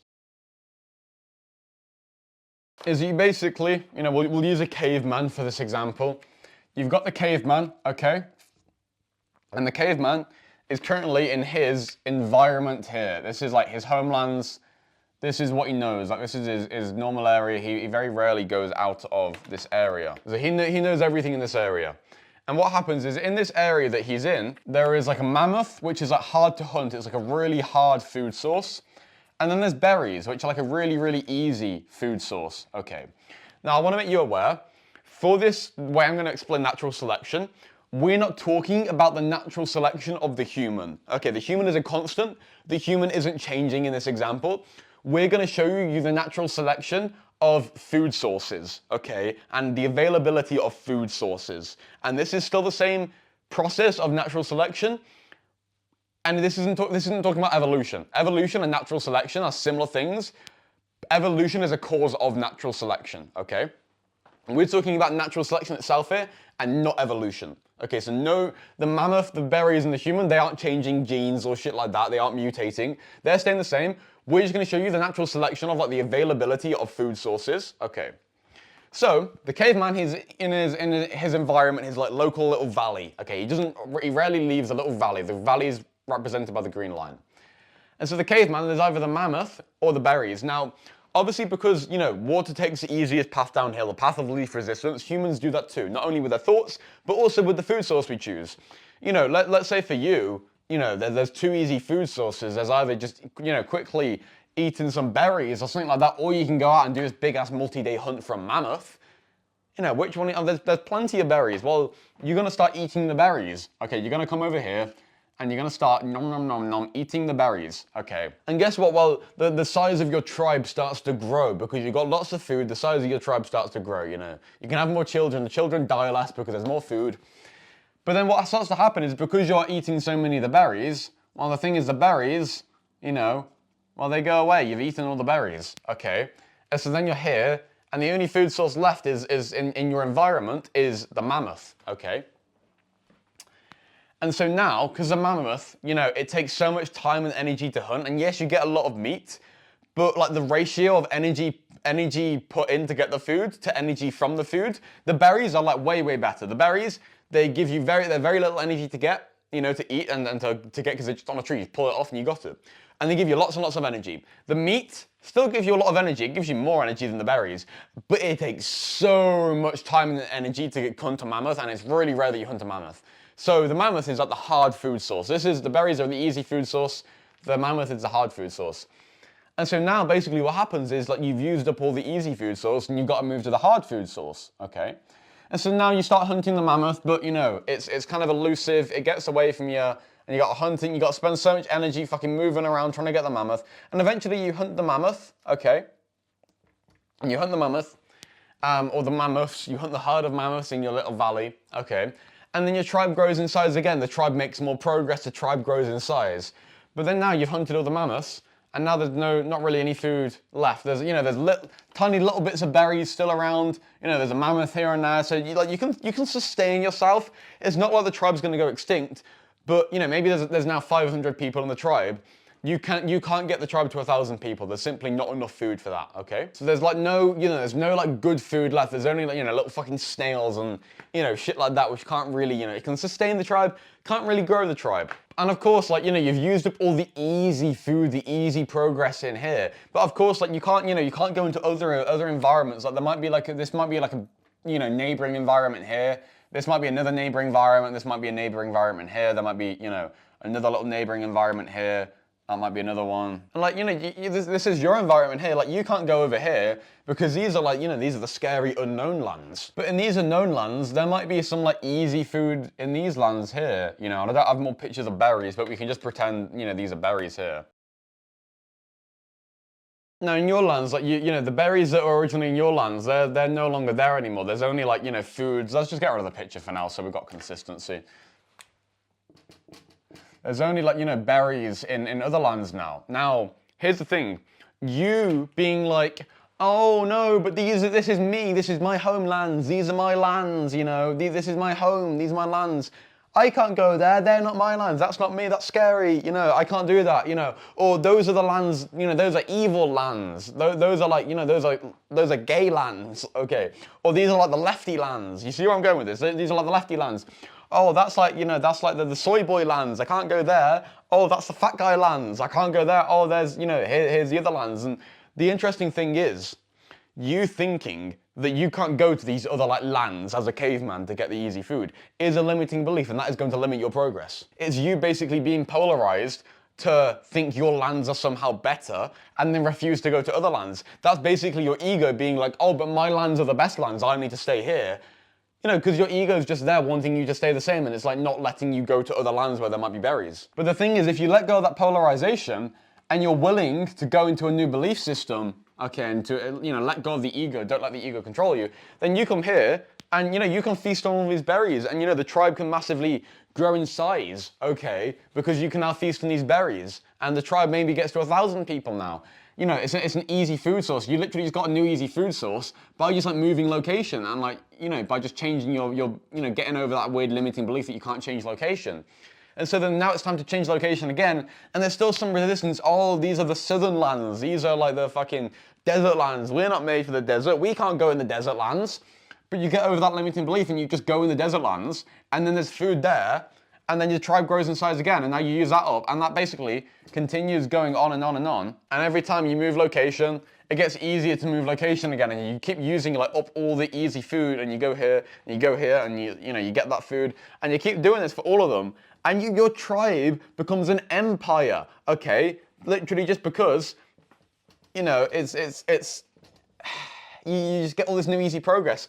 But then let's say there's like another tribe, you know, let's say there's some weird other tribe, like, let's say there's a Donald Trump, it's just a picture I've got on hand.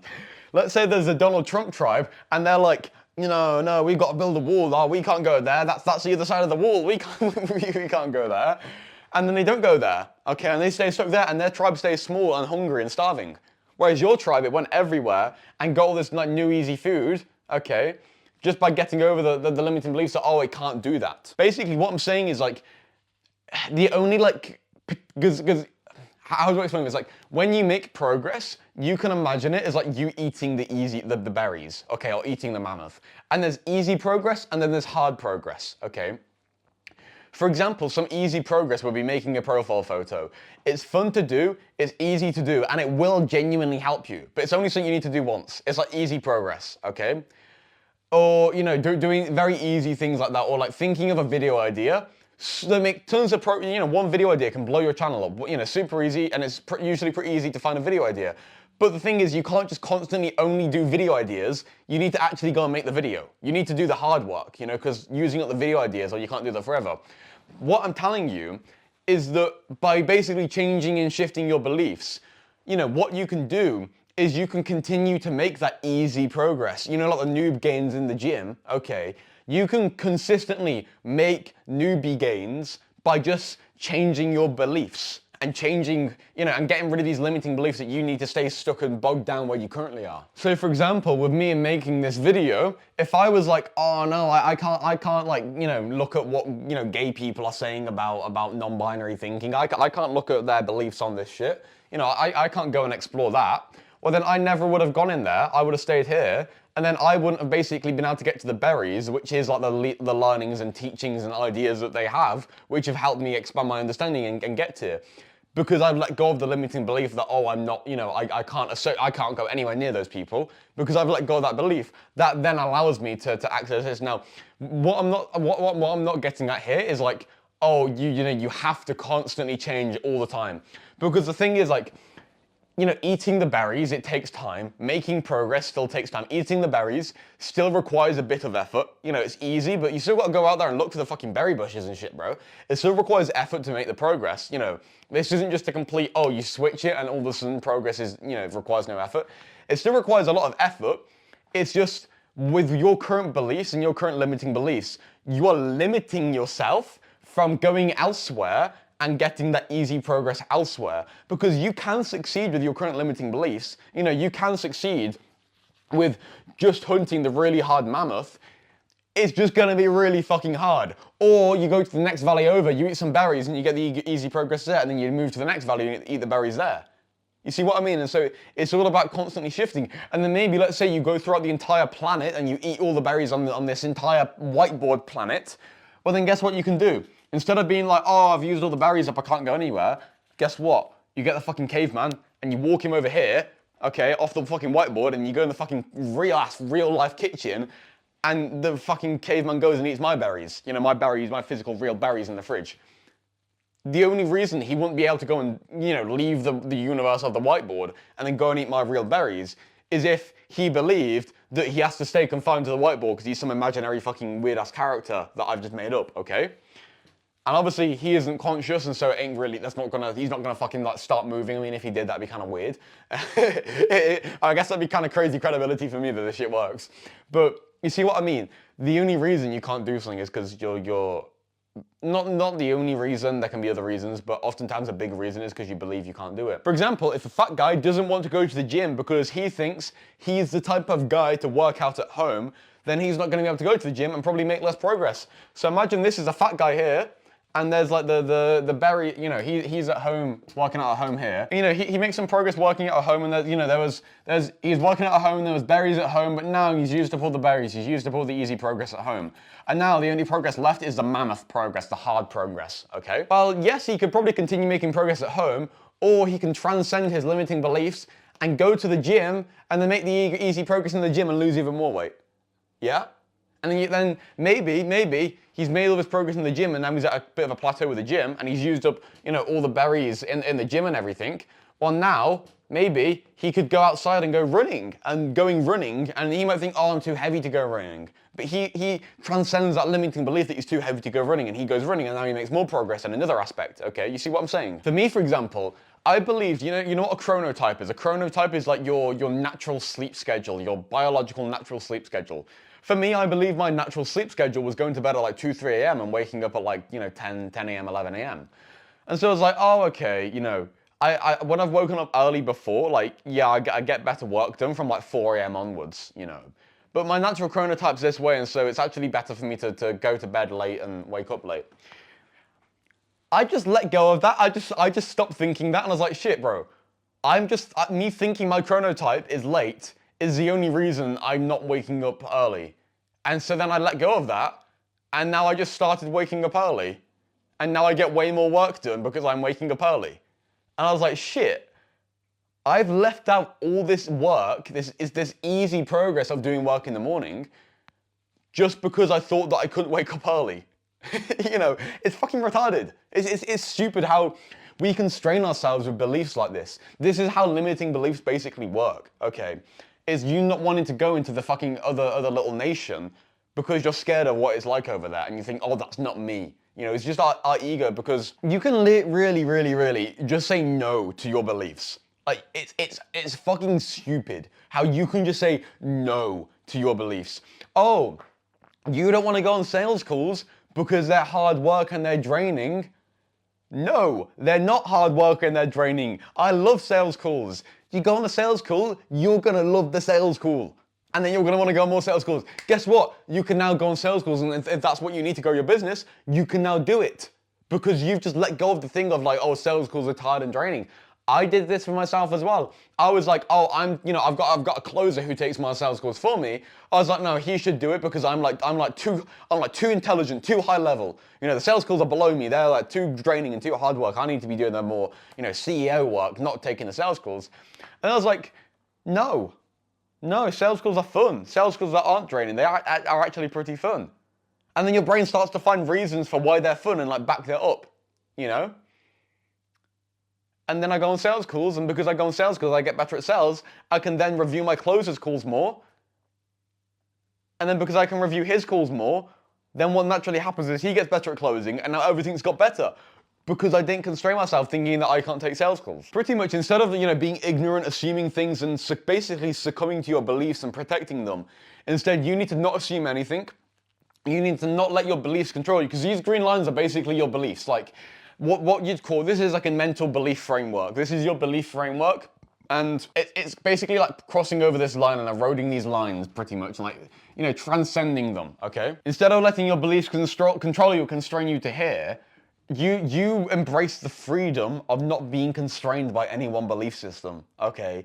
Think about that. You want freedom, don't you? You're all about freedom, woo-rah type shit, you know? You're all about freedom. Well, you're trapped within your current beliefs. You need to let go of them. And very soon, I'm going to actually start talking about, we're going to go into a lot more of the sciencey versus religion shit right now. I promise you I'm going to link in quantum science and quantum physics to this. I know this is like a ridiculously long video, man, but I just need to explain everything very simply and repeat myself so many times in depth so you can understand this. But yeah, we're going to go into quantum science and quantum physics soon to like really get into this and so you can understand it. But this is, again, this is still like the foundational work we need to do so you can kind of understand non-binary thinking. Because if I was just to try and explain non-binary thinking to you without doing this, then what will happen is you will just not see it to the depth it is because it requires you to transcend your current belief systems pretty much.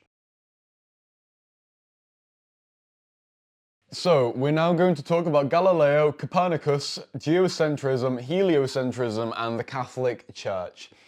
I promise you, I'm going to weave the weave with this one. This is going to become very relevant very late on in the video, where I'm basically, at the end of the video, I'm basically going to do that little switch in your head, and this is what's, you know, you need to understand this story for that pretty much. So, basically, people used to believe that the Earth was the center of the universe, okay?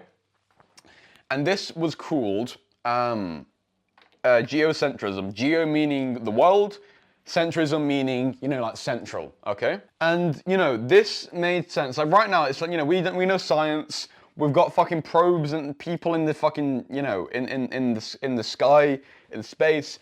And so we now know that obviously the universe isn't centered around Earth. Like that's obvious for us now. But you think about people back then, before they had telescopes and before they had fucking spaceships and satellites and this shit. Well, you know, you see in the sky, all these things orbiting around you, you know, from our perspective on Earth. There's planets, you know, moving through the sky. There's like the sun, which comes up and comes around, you know. It makes sense like Earth is here and like, you know, the sun goes around and around, the moon goes around and around, all the planets like go around and, you know, when I say all the planets, I mean all the planets in, you know, all the other planets like Venus, Mercury, you know, fucking Jupiter, shit like that. Those other planets, we see them move throughout the sky. And the other thing is, the stars we see far away in other galaxies, or in our own galaxy, but you know, far away other stars, well, they orbit us as well, and it all moves together in one big like clump in a way, or close to, similar enough. And so it's like, oh, okay, you know, we don't feel ourselves rotating. Like I'm not like fucking rotating weirdly, so everything else must be rotating. And so they basically assumed that Earth was the center, and the thing is, they knew Earth was a fucking sphere, bro. Like, everyone's like, oh, they went around the world on the boat and realized the Earth's a sphere. No, everybody knew that the Earth was a fucking sphere, like, well before that, okay. There's so many things that point to that, it's so obvious. Like, I was in Scotland, like, a couple months ago, and where it was, like, I don't know how I can describe this, but basically, like, the coastline was like this, if that makes sense, and like this, you know, this here was like water here. You know, this is like the sea, okay? And then obviously like all of this was like land here. You know, it's like hills and shit here, okay? And basically how it was is when I was, you know, if I'm red, I was here. When I would see, like, because the Earth is obviously a sphere, my vision was limited, and so I looked like that. Well, I couldn't see this land over here. These mountains over here, I couldn't see them. They were too far away. They like, you know how the Earth's a sphere? They like dipped below the horizon, okay? They dipped below the horizon. I couldn't see them. However, okay, and that was at sea level, when I was at the sea level. They dipped below the horizon. However, when I moved onto the mountains and I was at the top of the mountain, well, I could see much further, okay? Because I'm higher up, and so I can see much further over the curve of the Earth. And when I was up here, I could then see these mountains, okay?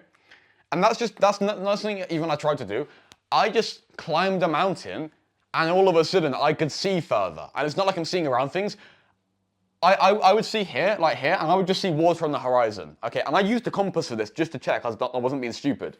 And then I climbed a mountain, And I use the same compass on the like same direction, and then I can see mountains, other mountains, one is on top of the mountain. And it's because like basically, if you still don't understand this, like if the like Earth is a sphere, okay, like this, and this is very like over-represented, like very like scaled up pretty much. But basically, if you're, you know, if you're standing here, yeah, and your head is here, you know, your eyes are here, well then when you look at the horizon, you know, this is your view over the horizon, yeah? And then let's say there's like some mountains here, you know, you can't see these mountains because you're kind of looking over them in a way. Whereas let's say you climb a little mountain yourself, okay, let's rub this guy out so I'm not like mixing the colors, okay? You now climb a mountain yourself, yeah? And then you stand on top of the mountain, and you see, now guess what? You can now see these mountains because you're higher up. You see what I mean? And so that's basically what happened with me.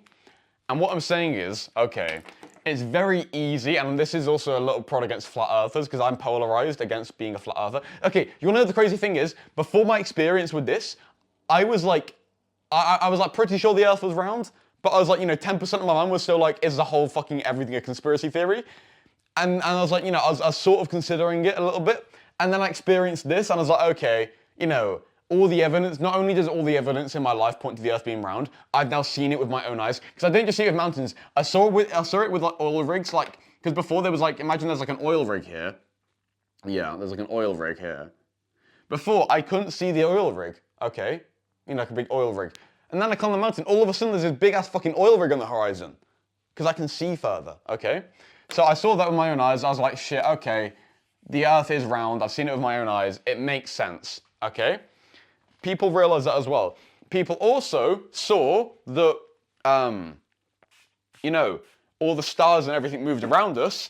They saw it with their own eyes, you know, and also keep in mind, the religion was like, the earth is the center of the universe, like God created us, humans are important.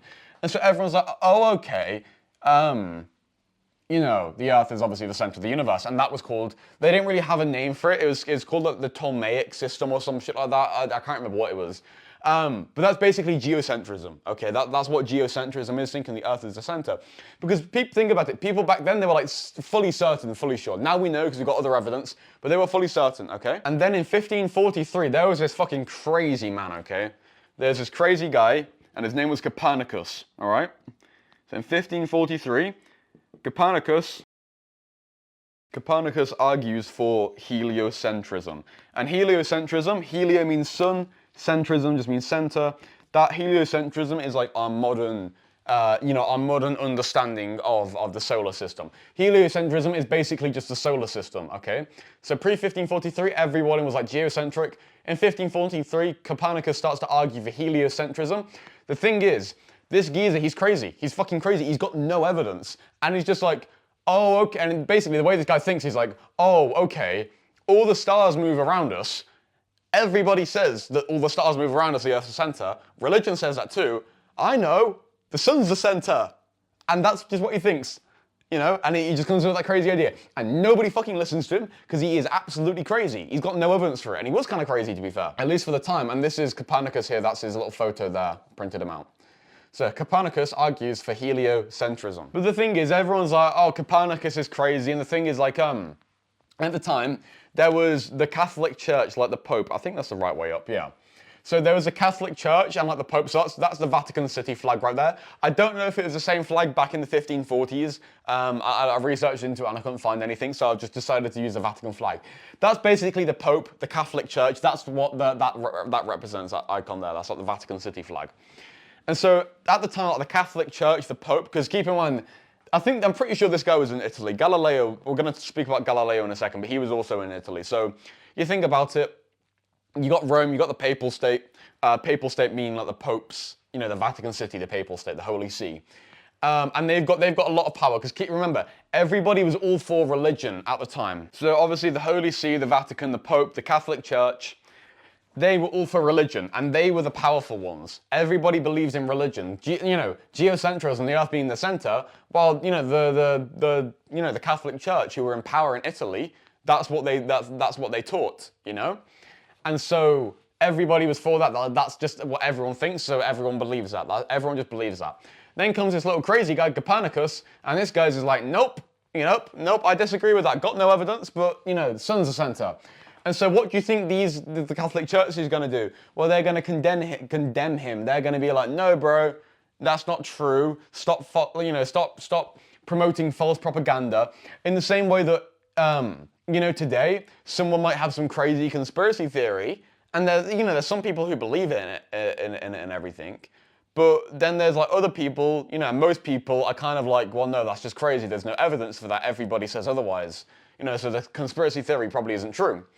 And that's kind of how Copernicus was seen. He's just a conspiracy theory in a way. He's a conspiracy theorist. And so I can't remember, but I think the Catholic Church, I don't know if they condemned him and prosecuted him or if they just saw him as crazy. But basically, no one really fucking listens to this guy. Until in 1609. I'm getting confused with another date.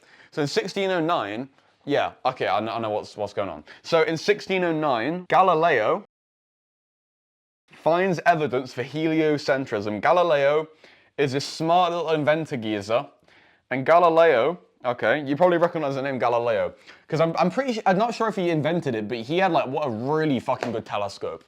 And so this guy looks into the skies, in the sky with his telescope, and he notices, what was it? He sees like some fucking like the sun's reflection on Venus, I think it was. And he saw like mountains on the moon as well, basically like seeing that on the moon there's like craters and mountains. And he also sees like a moon, like Jupiter. He sees Jupiter having moons. Previously, no one could see that because they didn't have good enough telescopes. But then he sees all this evidence, and this basically points towards heliocentrism being true because, well, if Jupiter has moons and Earth has moons, then are Jupiter and Earth equal? And if like the sun is reflecting on Venus in a way that is similar to the moon, well, isn't, Venus kind of, it makes sense that Venus isn't orbiting Earth, it's kind of orbiting the sun, And then the moon has craters. Wait, so I can't even remember how the craters pointed towards heliocentrism, to be honest. I'm not that good at astronomy. But basically, Galileo finds evidence for heliocentrism. But this guy, keep in mind, the fucking, church is super powerful, and the church is like believing in geocentrism, that's what they're teaching. Okay. The church, they are like really powerful and strong. And so Galileo, he does not tell people about this. He doesn't want to be like some crazy guy like Copernicus, okay? He doesn't tell anyone about this because the church is like, super too powerful, okay? But eventually, Galileo is kind of like, shit, man, this is the truth. We can't keep ignoring this lie. Heliocentrism is the truth. But he doesn't want to be seen as a conspiracy theorist. He doesn't want to be prosecuted, put in jail or something by the church for like disagreeing with the current advice, even though he fully believes in like the new understanding, okay? But then eventually in 1616, he grabs his fucking balls. And never mind, I'm getting confused. Never mind. In 1616, basically the Catholic Church. Never mind. Galileo didn't yet publish his shit, okay? I'm getting confused. In 1616, what happens is Copernicus, Copernicus, who was like publicly, shouting for heliocentrism. In 1616, basically, I don't know if he was still alive then. He might have been. In fact, no, he wouldn't have been. He wouldn't have been alive at this point, I don't think. Would have been too long, I'm pretty sure. I'm not too certain, he probably wasn't alive. But basically, this is when the Catholic Church basically bans all of Copernicus's books and they publicly recognize heliocentrism and say it's not true, okay? This is like, imagine today there's some conspiracy theory and, someone comes up with a conspiracy theory and they're seen like a crazy person, and then like a bit later, the government basically acknowledges that conspiracy theory and says it's not true. That's basically kind of what happened here, okay? And so now Galileo is kind of like, well, shit. They're really going against fucking heliocentrism, bro. And Galileo at this point, I think this guy's, he's obviously still alive. Copernicus is like older, so he's like dead by now probably. I'm not too certain of that, but he probably is, or he's really old at least. And so Galileo's like, shit, man, fuck. They're fucking condemning heliocentrism. How am I supposed to teach this to the world if they're gonna fucking, put me in prison for it? But eventually, this is when he does grab his balls. It takes him until 1632 to grab his balls. There might be other reasons other than being a pussy. I don't want to call Galileo a pussy. He definitely wasn't a pussy for doing what he's about to do in our little story. But in 1632, he basically publishes a book. It's called like something of the heavenly orbs or some shit like that. It's some fancy name. And basically in 1632, Galileo publishes and goes public. And it's not just that he's claiming it, because think about it, Copernicus claimed it. Copernicus didn't have any evidence. Galileo is now publishing a book proving heliocentrism. Okay, think about that. But then, of course, like the Catholic Church is like, we don't like that, you know. The Catholic Church is like, that's not true, that goes against religion, that goes against scripture, that isn't true. And so then in 1633, okay, the Catholic Church condemns Galileo. And what condemns mean is I'm pretty sure they basically made him like, they made him take back his book and take back his statements. And so imagine Galileo's just basically published all this evidence. The next year, the Catholic Church basically forces him to call himself a liar, in a way. They force him to call himself a liar and to take back what he said. And then they also put him under house arrest, okay. So now Galileo, he's been forced in house arrest, okay. And he's basically been punished for telling what he sees as the truth. And now the Catholic Church, they do not see this as the truth. They just see this as some guy who's trying to fucking spread conspiracy theories, okay? And so obviously they put him under house arrest. You know, Copernicus, he's long gone by now, he's dead by now, okay? But they put Galileo in house arrest with his, with his heliocentrism. And then the Catholic Church, you know, they reign true, because the Catholic Church are the ones who have power, you know? They reign true, but the thing is, people notice what happens. They notice that, oh, Galileo's got evidence for this. Oh, shit. And people, you know, other scientists, other intelligent, you know, educated people, they start to see this, and then they start to actually consider it a little bit. You know, the people who aren't polarized who aren't polarized to geocentrism. And like people start to consider it a little bit, but you know, people don't really super like, you know, take it into account. Like most people still believe that the world is, you know, the earth is centered around, the universe is centered around the earth. Most people still believe in geocentrism because I mean, the church has got power. That's what the church teaches. We look in the sky, everything moves around us. Well, it must be. It makes sense, and that's what most people believe. You know, some people start to like, you know, consider Galileo and actually start to believe in it, but they're also seen as conspiracy theorists, and so it's not really a huge thing until in 1687. Yes, I was gonna say 87. 1687. Big Mr. Isaac N. Basically, Mr. Isaac Newton. I don't have a photo of Isaac Newton. I should have got a photo of Isaac Newton. He's got a fucking sick profile photo, bro. Yeah, he's got a fucking awesome profile photo, man. Hugo, put Isaac Newton's little profile photo on, bro. show us his Instagram profile. Basically, sorry, I don't know what. It's just because I've switched pens. This isn't. These words aren't meant to be in bold. It's just because I've switched pens because that other pen was kind of shit. Basically, Isaac Newton explains heliocentrism with gravity. Not only is there now undeniable evidence from Galileo, okay, it's also explained why it is the case that the universe is heliocentric, or the solar system is heliocentric. It's now explained why. And so now it's basically undeniable. You'd be going against logic to think the world is still geocentric, okay? And so basically now, everybody, you know, every normal person starts to believe that the world, you know, after this, in the I think it's like the late 1600s, like the 1890s, the early 1700s, that's when people start to accept that the solar system is heliocentric, okay, and not geocentric. But obviously, you know, the Catholic Church at this point, they're not really in power anymore, like they're starting to lose power. You know, like science is starting to kind of like, you know, they're going away with their heliocentrism and they're going away with their geocentrism and everything. And instead science and heliocentricity is now starting to become, you know, much more popular here, okay? Do you want to know how long it takes the Catholic Church to basically accept and allow teachings of heliocentrism? You want to know how long it takes? It takes until 1822. It takes until 1822, and I think it was only until like the 1990s that they actually like accepted it or some shit like that. They accepted it publicly. I think it was like 2008. They put like a statue of Galileo up in there to like say sorry, basically. It's taken until 2008 from all the way back here where it's proven. You know, here in 1543, you can assume why they disagreed with it because there's no evidence.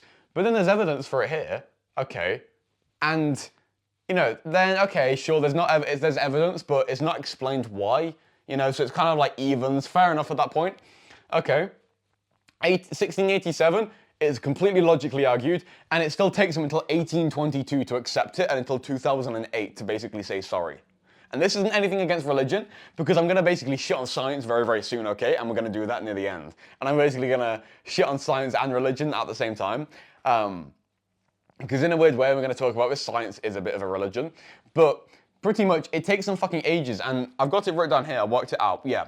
So it took around 90 years, basically, it was 90 years between heliocentrism being proven to it being widely accepted. So this was around 90 years here. So this here was about 90 years it took there.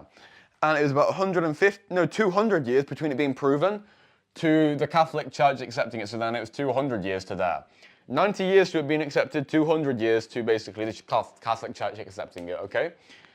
That there is proof that people do not like to go outside their current region. Think about, you know, the little, you know, green nations and shit we had about the regions and everything. Think about that. The Catholic Church didn't, you know, the Catholic Church were in their geocentrism region. They feared going out into the heliocentric region, didn't they? Because, you know, they were just bogged down in where they were. They had too much ego, in a way, you know, too much identity related to that to be able to go into the new region, despite the new region containing the truth and the new easy progress. Imagine the Catholic Church did that, and then they started studying astronomy, and then they became like, you know, they learned some new information, and you know, they became the forefront of all of that. You know, Catholicism and the Catholic Church might still be in power today if they'd done that, you know? But they were kind of ignorant to it. And so then they kind of, you know, there's other reasons they fell out of power, but maybe in some alternate history universe, they would still be in power today if they had accepted that.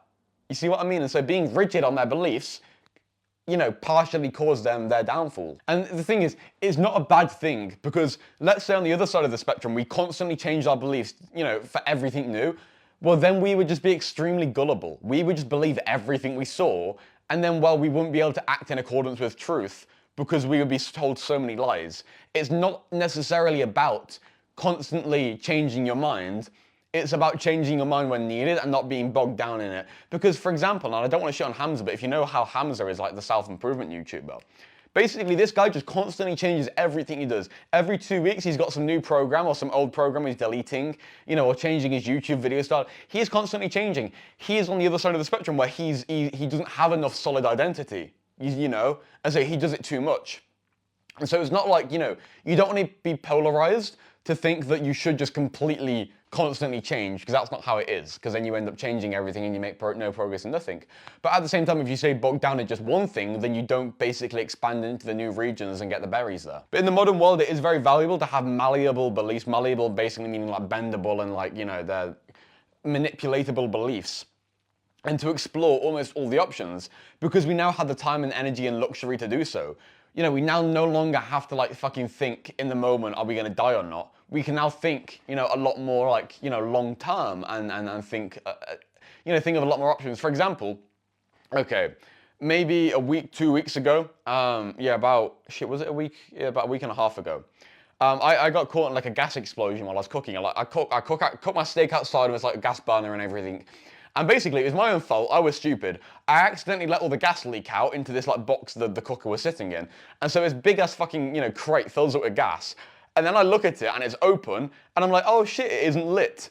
You know, the gas was open, and so the whole box is filled with gas. And then I was like, oh, you know, the gas is not burning. I need to, you know, get a lighter to burn the gas. I need to burn it.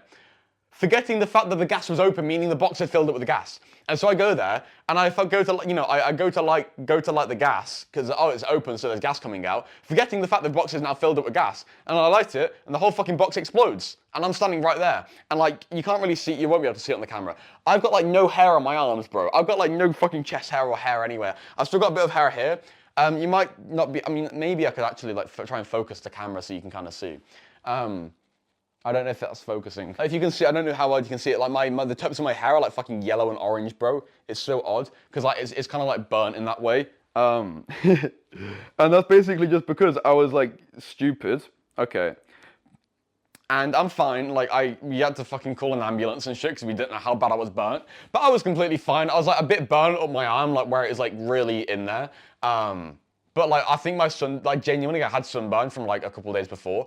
The sunburn was probably worse than the burns I got, and so I was fine. But the thing was, what happened was, the worst like injury of being there was basically that it put me into like crazy flight or fight. Because imagine, I'm just chilling there, I'm doing this routine which I've done hundreds of times, genuinely like hundreds of times before, like cooking, you know, lighting this to cook my steak. And then out of nowhere, you imagine you're just going about your day, out of nowhere, there's a fucking fireball that fucking hits you.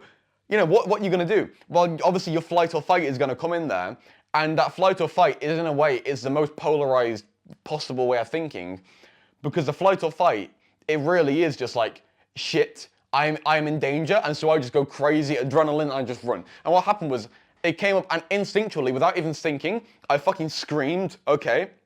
It sounds so girly, I screamed. And then I basically instantly started sprinting up to without even thinking, just sprinted up to the cold shower, just got straight in the cold shower, you know, just didn't do anything, just got straight in the cold shower and just got the water straight on me because I didn't even think about it. I just like instinctually knew that if you got burnt, you know, then you need to go to cold shower. And I'd barely really been burnt. To be fair, the burns probably would have been a lot worse unless I got in the cold. I got in within the shower in like 20 seconds because I just like sprinted straight up. But the reason I got in the shower so fast in the cold shower to like, you know, stop the burns from spreading was because that was just an instinctual thing. And so in a weird way, like, me not thinking there, imagine I stood there and considered all the options for what I could do, well then I probably would have got burnt worse, and let's say the fireball was way hotter and way worse, that could have been a reason that I died. Because I thought and considered all the options.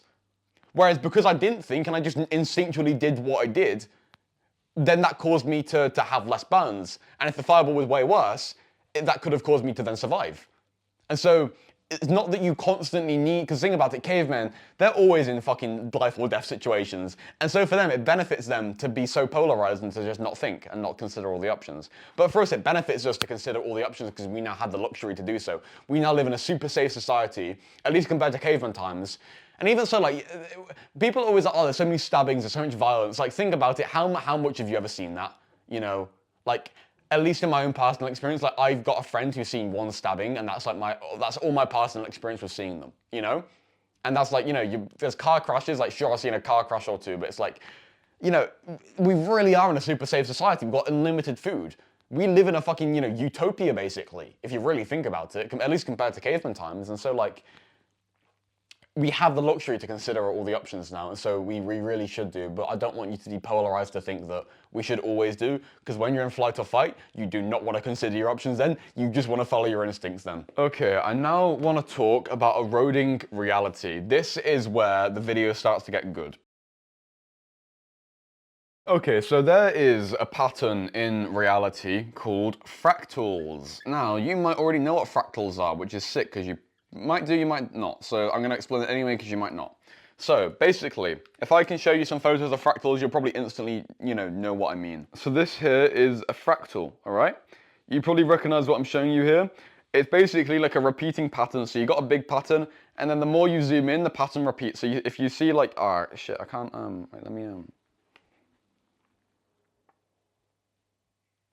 So you can see here, like, fuck, let me get the camera right. So you can see here, like down in this bit here, you can see the pattern like really repeats a ton. Okay, that is basically what a fractal is. It like, you know, it repeats itself. So you see like there's, you know, trees do this as well. You know, the branches kind of like repeat themselves. You see that? So the branches kind of repeat, it's like a repeating fashion. You know, and the thing is, you can see similarities within that. Look at that. This here is for an image from Google Images, like Google satellite images, okay? So that's like a satellite image there from Google Earth. And then you got that. Can you see the similarities between them, yeah?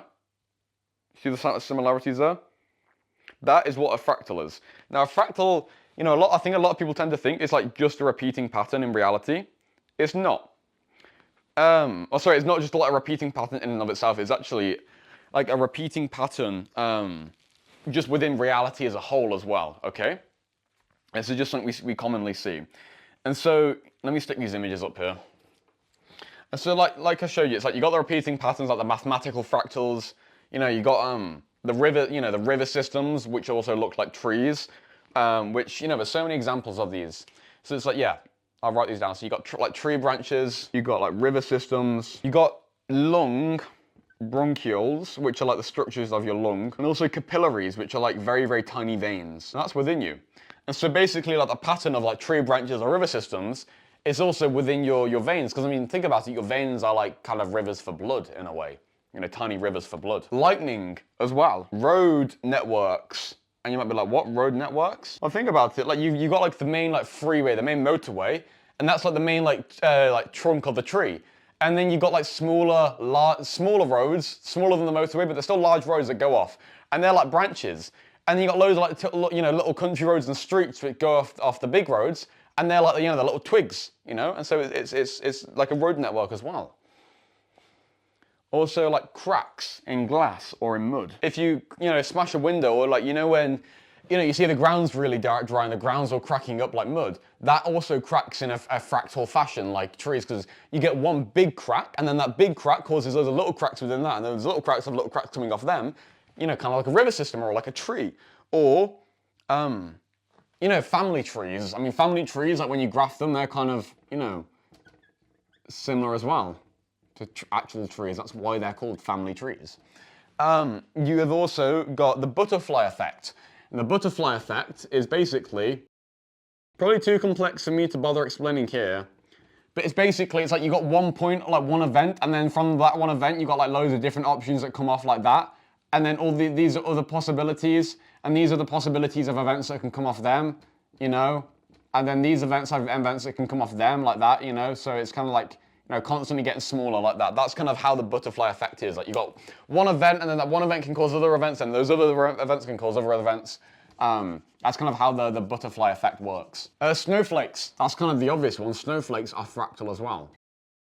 Snowflakes, their edges have like repeating patterns, because as the ice crystal forms, like snowflakes and ice crystal, as the ice crystal forms, it always forms in that fashion as well. Now this is a really interesting one, because I think I kind of realized this, and I've not seen anything on the internet about this that much. But mountain ranges, and I'm not saying I've come up with this because I've seen other people talk about it, it's just not that well known. Mountain ranges are also fractal, okay? This is really interesting, because what happens with mountains, and this isn't widely known, is you get the main mountain range, okay? And then after that mountain range, you'll have like a very like big valley in a way, like a desert or a valley, okay? And this happens all the time, you can see it, all right? And then what happens usually is you'll have a smaller mountain range, and then you'll have a smaller valley, or a smaller like desert, and then you'll have a smaller mountain range to the point where like the third is usually just hills, and then it'll happen like that. But then within the mountain itself, within the mountain range itself, because the mountain range is one big lump of mountains, you've got smaller mountains within the mountain range. I know this isn't a great representation. And then guess what? On individual mountains, you've got like ruts and gullies on individual mountains, and they're like mini mountains on a mountain. And that happens all along. And so mountain ranges are also fractal as a repeating pattern within it, you know? And so that appears with mountain ranges and tectonic plates as well. This appears fucking everywhere, bro. And so it's not just like, you know, some weird ass fucking pattern, some mathematical pattern or some shit. It's just like almost like a law of reality, okay? Of what happens on the small scale is congruent to the large scale. Also, ocean waves. This is another interesting one. Ocean waves. You've got the biggest wave, which is like the tide. Think about it, a tide in an ocean is just a really fucking big wave. And then you've got normal sized waves, you know, and these are the waves you see at the beach. But then the interesting thing is that within those waves themselves, they have ripples within those waves, like really tiny waves that you can just about see within those like normal sized waves. And so it's like a repeating fashion. And then you look at the molecular level, and there's waves, you know, oscillatory waves at the molecular level as well. And that's just not with ocean waves, that's with air waves as well, like air currents. It happens in any liquids, really. Command structures, okay? You might be like, what the fuck? Think about it, okay? It's the same tree phenomenon. You got the big ass prime minister, and then he's maybe got like 5 people below him, yeah? And there's 5 people below him, all have their own people, yeah? You see where I'm going with this? And those people all have their own people, and that's kind of how like a command structure works in the military or, you know, in a government. And I'm going to keep that there actually because there's so many of them apply to the trees. You know, denominations of nations. So a denomination is almost like a region in a way. So you got the whole country, and then you got the different provinces. Okay, so for example, in the USA, you got the USA as a whole. Okay, and then you got the states, and you got 50 states, and then within those 50 states, you've then got counties within the states, and the counties would be at this level. So this here is the country level. Then there's a state level, then there's a province level, and then there might be like the local council level if they've got something like that. You know, and then there's denominations of countries. Search algorithms work like this as well. A search algorithm will check all the top level options, and then whichever one's the best, they'll search that area, and then they'll search it more. Like, it's hard to explain with a search algorithm because you need an understanding of computing to understand that. Or electrons orbiting a star. No, sorry, electrons orbiting a nucleus and a planet orbiting a star. It's the same, you know, looks the exact same. And then you've got, you know, a star orbiting a galaxy. You know, orbits kind of replicate. You've got a moon orbiting a planet, you know? And so this applies everywhere. I promise you that's the last one. We're not going to do any more. Hopefully I've run my point home about fractals. And basically what fractals say, okay, they don't just say like, oh, there's these different core patterns and they're all separate and shit. It's basically, it's like I said, it's a pattern of reality, okay? I'm going to talk a lot more about reality now. Basically, this will replicate in absolutely everything, okay? It's just a pattern of reality, it's a theme of reality. Basically, let's say you've got like a messy room. Yeah, think about it. If you've got a messy room, or there's someone who has a messy room, they're quite likely to have a messy life. The room is on the small scale, the life is on the big scale. Or, let's say if you can't stay consistent on your routine, you're likely to be inconsistent in not changing, in like basically staying consistent on your business. As in if you constantly change up your routine, you're likely to also constantly change up things in your business. The routine's the small scale, the business is the large scale. You see what I mean? And this isn't always true 100% of the time. Like I said, it's always on a spectrum. There's always exceptions to the laws. But can we agree that what happens on the small scale will almost always, very usually replicate on the large scale, okay? Patterns that happen on the tiniest scales, we will see on the largest scales as well. Do we agree with that? Someone's got a messy room, they'll generally have a messy life, you know? An electron orbiting a nucleus, you know, with that's kind of to do, I mean, we're going into quantum physics a bit there, and we're going to talk more about that now. Or a different side of quantum physics even. But because the electron orbits a nucleus, the planet orbits a star. Yeah? Do we agree on that? Because that's like a pattern that replicates, so that's just a theme of reality. You see that everywhere. It's kind of undeniable. And this isn't me coming up with some conspiracy theory like Copernicus, by the way. This is, you know, widely agreed upon. All the fucking major world governments agree with this. Everybody agrees with this. The people who don't agree with this are the conspiracy theorists, okay? But I'm not trying to make a point about that.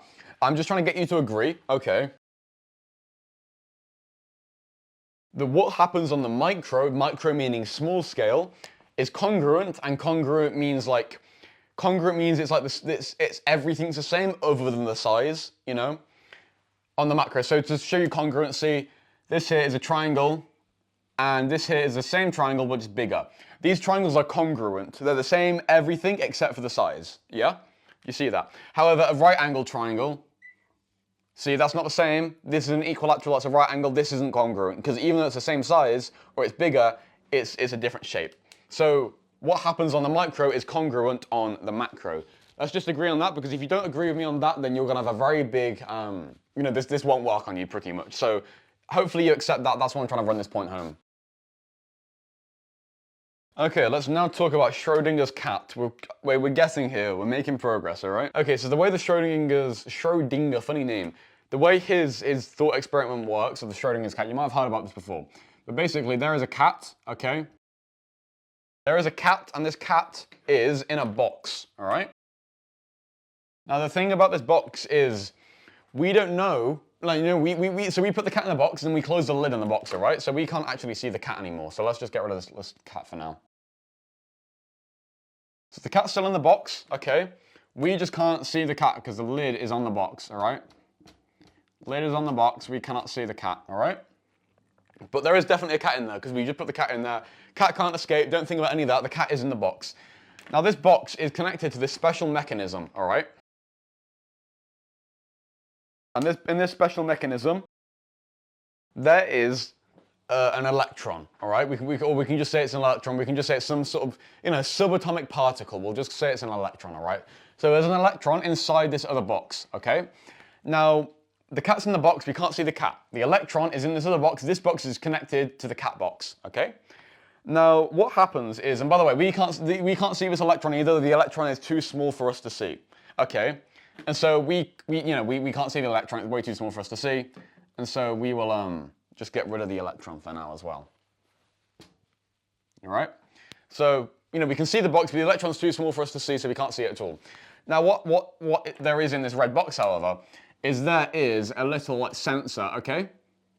And what happens is, basically, if this sensor senses the electron moves to the left, okay, then what happens is the cat will die. Because what happens is, if the sensor senses the electron moves left, then it'll put poisonous gas into the box, all right?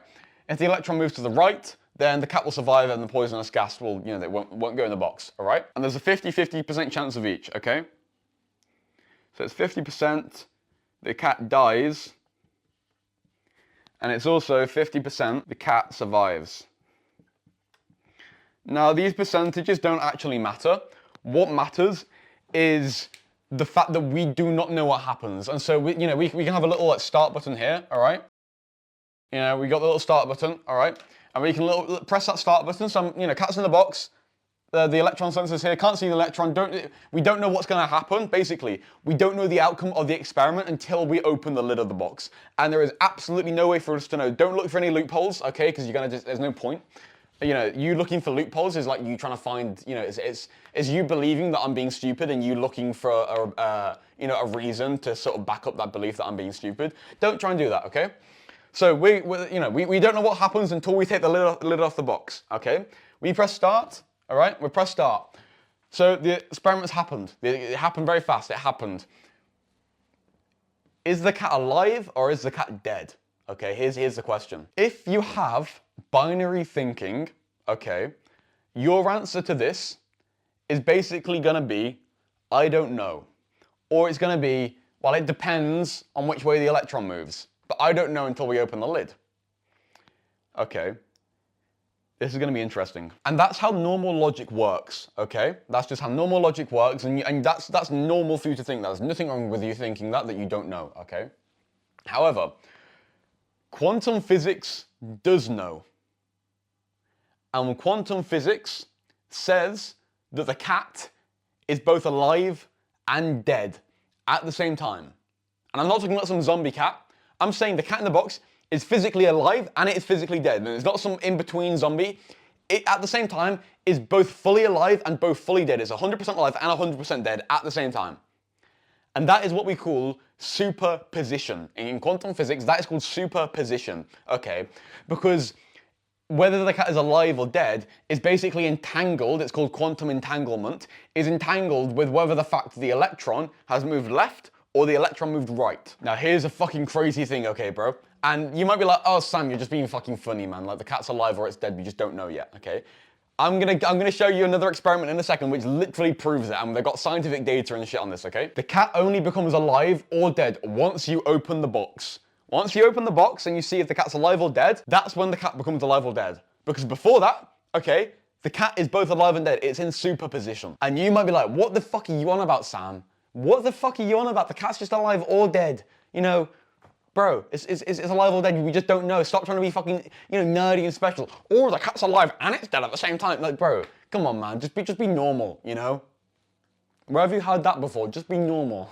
You might be like, well, Sam, you can't change the outcome of the cat being alive or dead by just looking at the cat. That's not how it works. You can't just perceive the cat and change whether it's alive or dead. That's stupid. Like the experiment, reality happens on its own, and then we perceive it, right? It was just, it was alive or it was dead in the box to begin with. And it was just like that to begin with, and there's nothing you can do to change that, okay? That's just how reality is. There's nothing you can do to change that. What if and the thing is, the way I'm wording those sentences are probably starting to put some thoughts in your brain, and you might be like, hang on a minute, what is Sam onto? Okay, you might be starting to feel like that, especially if you trust me, you might be starting to feel like that, and that's good. There is an experiment to prove that superposition is real and what I have just said is true, and I'm going to show you that experiment now. And by the way, we're now at the point of the video where if you were to try and click off this video now, and you were to stop watching the video now, you'd kind of ruin it for yourself. So you need to carry on watching this, because we are starting the cooking process of your mind, and you cannot half cook a steak and then recook it and it cooks well, you know? We've got to do it all at once. Okay, so this experiment is called the double slit experiment. Okay, so it might look a little bit abstract here. I want you to imagine we're looking down. Okay, imagine this is like the floor. This is all the floor. We're looking down at a tub of water, okay? The depth of the tub of water really doesn't matter that much. Just imagine it's like a foot deep, this tub of water, okay? This is a square tub. Now in the tub on the left side is a wave machine. This machine basically causes like waves in the water. And on the right, this red line is what we're calling the screen. And the screen basically picks up the impact of the water hitting it, and it produces a pattern on the screen to basically show you the type of waves that are hitting it, all right? And then in the middle, we basically got another wall, and in this wall there is two slits. There's a double slit here, you know, one slit, two slit. A slit is basically just another word for a hole, like a hole in something. And so there's a wall here, and there's two slits, like two holes in this wall, okay? And what happens is you got the water's sitting still. I know this looks wavy here. Imagine the water's just sitting still, okay, in the tub. You have the green mechanism that causes the waves, and this starts like, creating waves. It moves back and forth and creates waves in the water, okay? Now what happens is, all right, the waves move. Okay, I'll draw some, I'll draw some lines. And so it starts to cause some waves, and you know how waves work.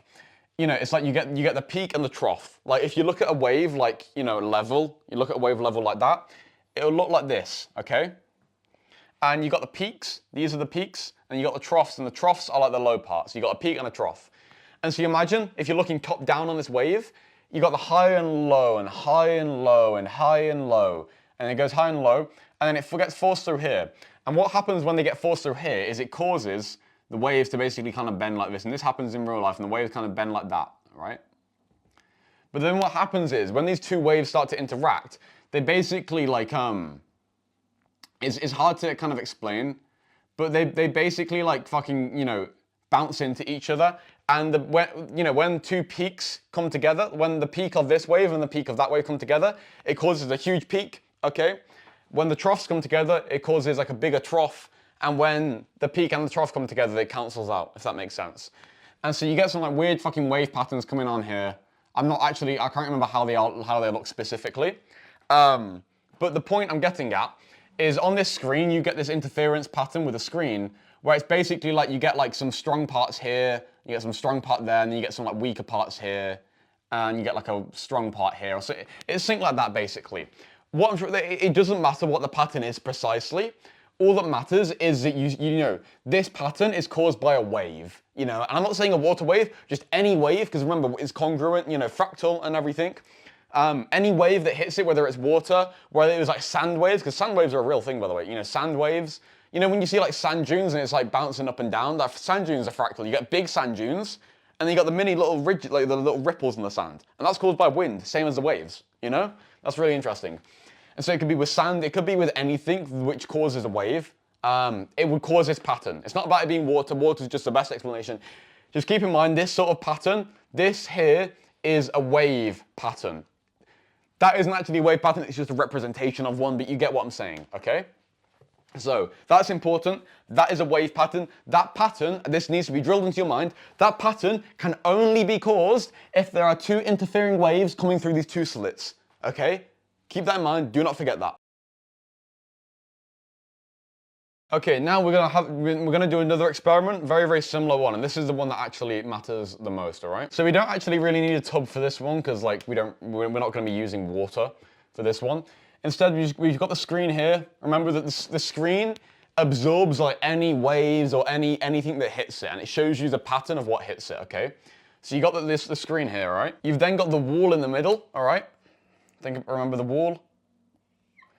And this wall, okay, remember it has two holes in it. So two slits in it. So you got hole here and a hole here. All right?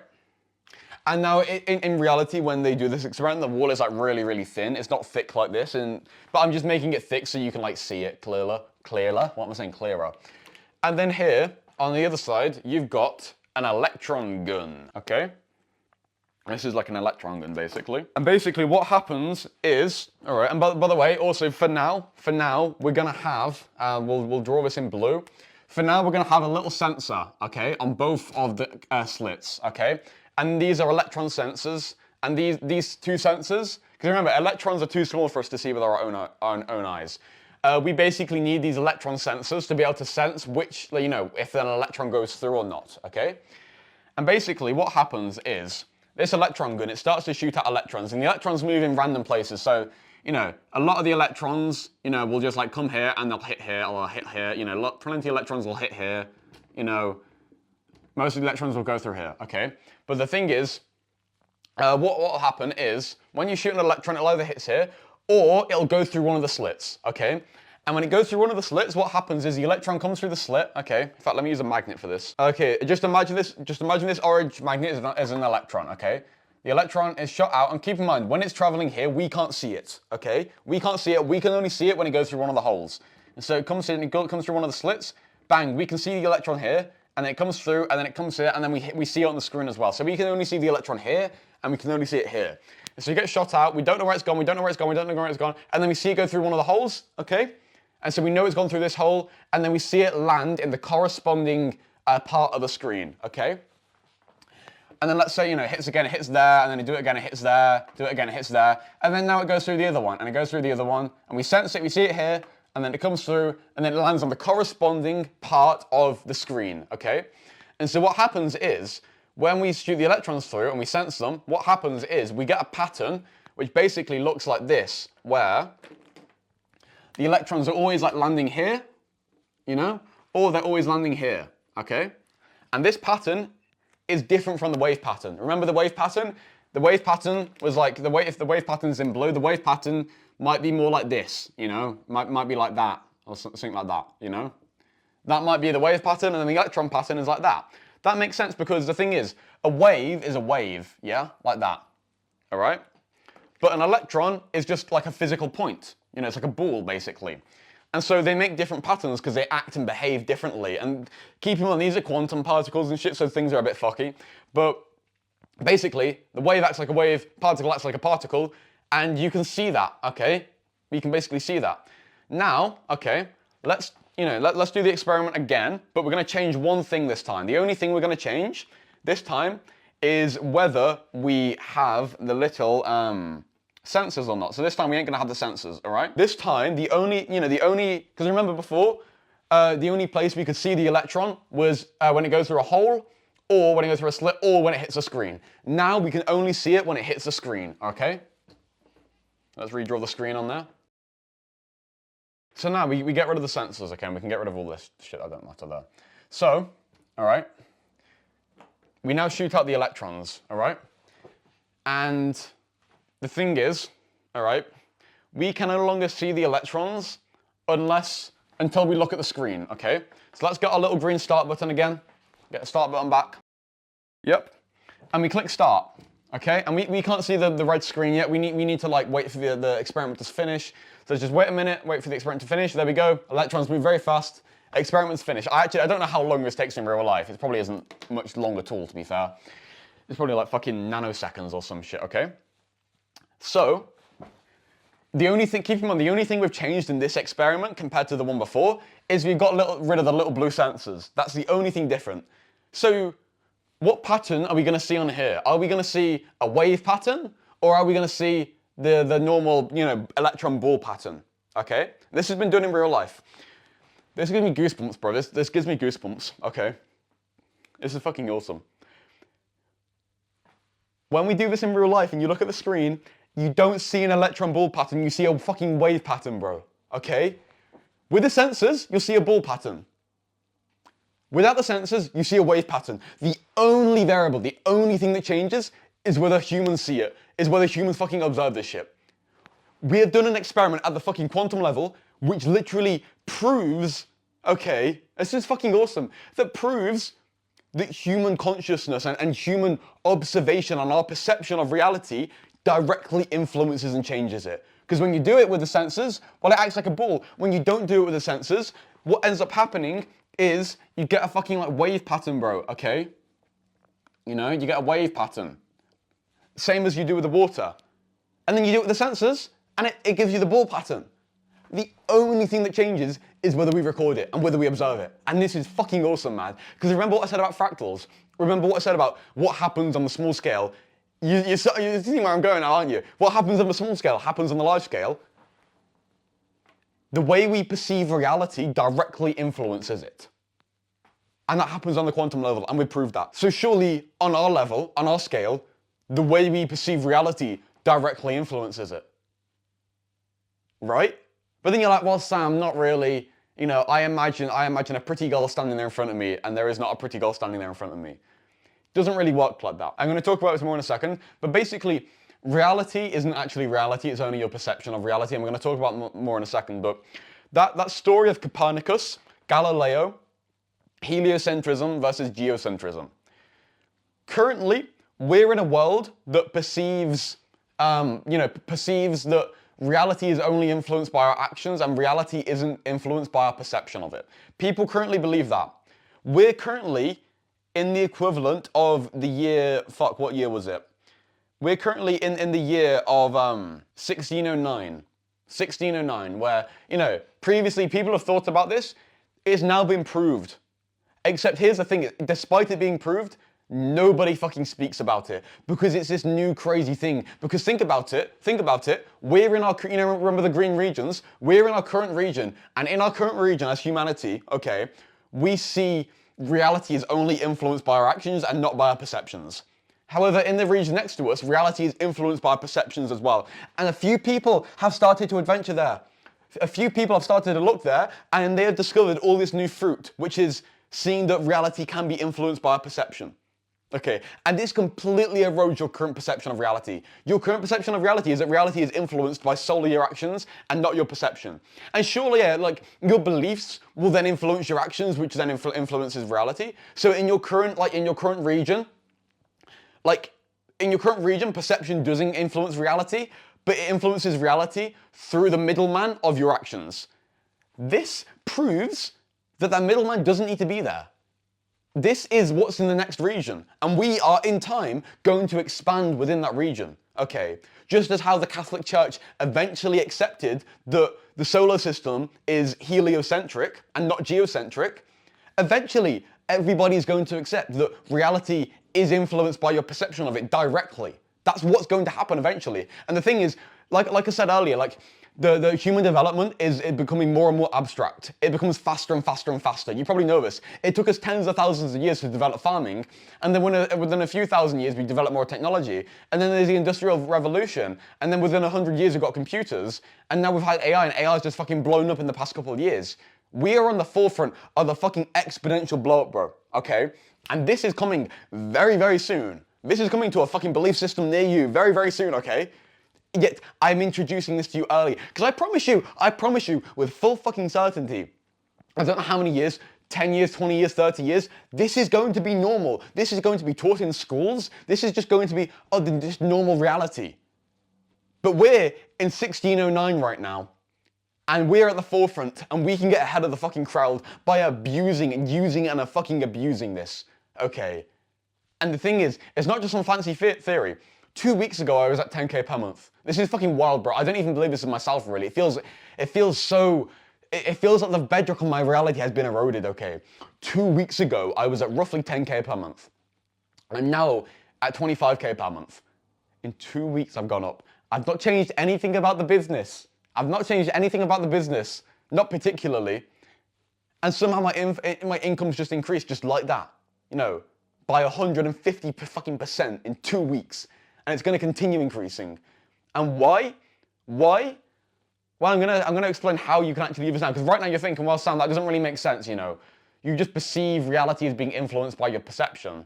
And like that changes it. Well, I'm going to explain how that actually works now. But also, I don't want you to have any doubts about this, because if you have doubts about this, then you're going to be like finding reason. Because think about it, like you're in your current like mental region, and I'm in the next one, and I'm telling you that you need to come here, but you're naturally going to try and find reasons for why you shouldn't come over, because that's just naturally how your ego and your identity is going to work.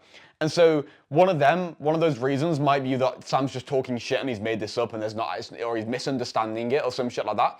I'm not misunderstanding this. You can go ask ChatGPT, you can go do all your own research. I've explained this like perfectly, okay? I've explained it how the scientists explain it, all right? And so I don't want you thinking, oh, I'm just bullshitting, or I think a lot of people would assume that I've misunderstood this, because I originally thought I was misunderstanding it, being like, oh, what? Our fucking perception of reality influences it? That can't be right. And I looked for reasons for why that couldn't be right, and one of those reasons was that I was misunderstanding the double slit experiment. This is not a misunderstanding. You can go and check everything. Everything adds up. This is what this is, and this has been replicated thousands of times all around the world, okay? By hundreds of thousands of people. This is a real thing. It's just so abstract and so far forward that we just can't accept it, okay? It's like the Catholic Church trying to accept heliocentrism. It's outside their region. They just can't fathom it. You know, it's outside of their current understanding of reality, and so they just can't fathom it. And what I was saying about how this basically, you know, logically adds up. Basically, how this works is you've got like reality, and these are like things, okay? So this box here can be like things, all right? And then there is you. And how it works is, you know, there's other things around you, and then there's you, okay? And how you see it, how you see it is that you like directly sense reality. Like your current understanding is that when you see something, you are directly seeing it. You are directly sensing that thing, you know, completely. But the thing is, you isn't just like one thing. Like the best way to explain this is that you are not actually you. You are really just your consciousness, okay? You are really just your consciousness, and then in between the consciousness and the things being reality, okay, there is your senses. And this is basically like kind of like you in a way. Like this is your like physical body here, okay? And so what happens is basically reality, all right, speaks to your senses. You know, you sense reality through your senses, and then your senses communicate that to your consciousness, okay? And it's like, you know, for example, this pen here, this pen I see in front of me, I think, see this pen, all right? There's this pen, and then the light from the pen comes and hits my eye, and then my eye then communicates that to my consciousness inside my head, inside my brain, all right?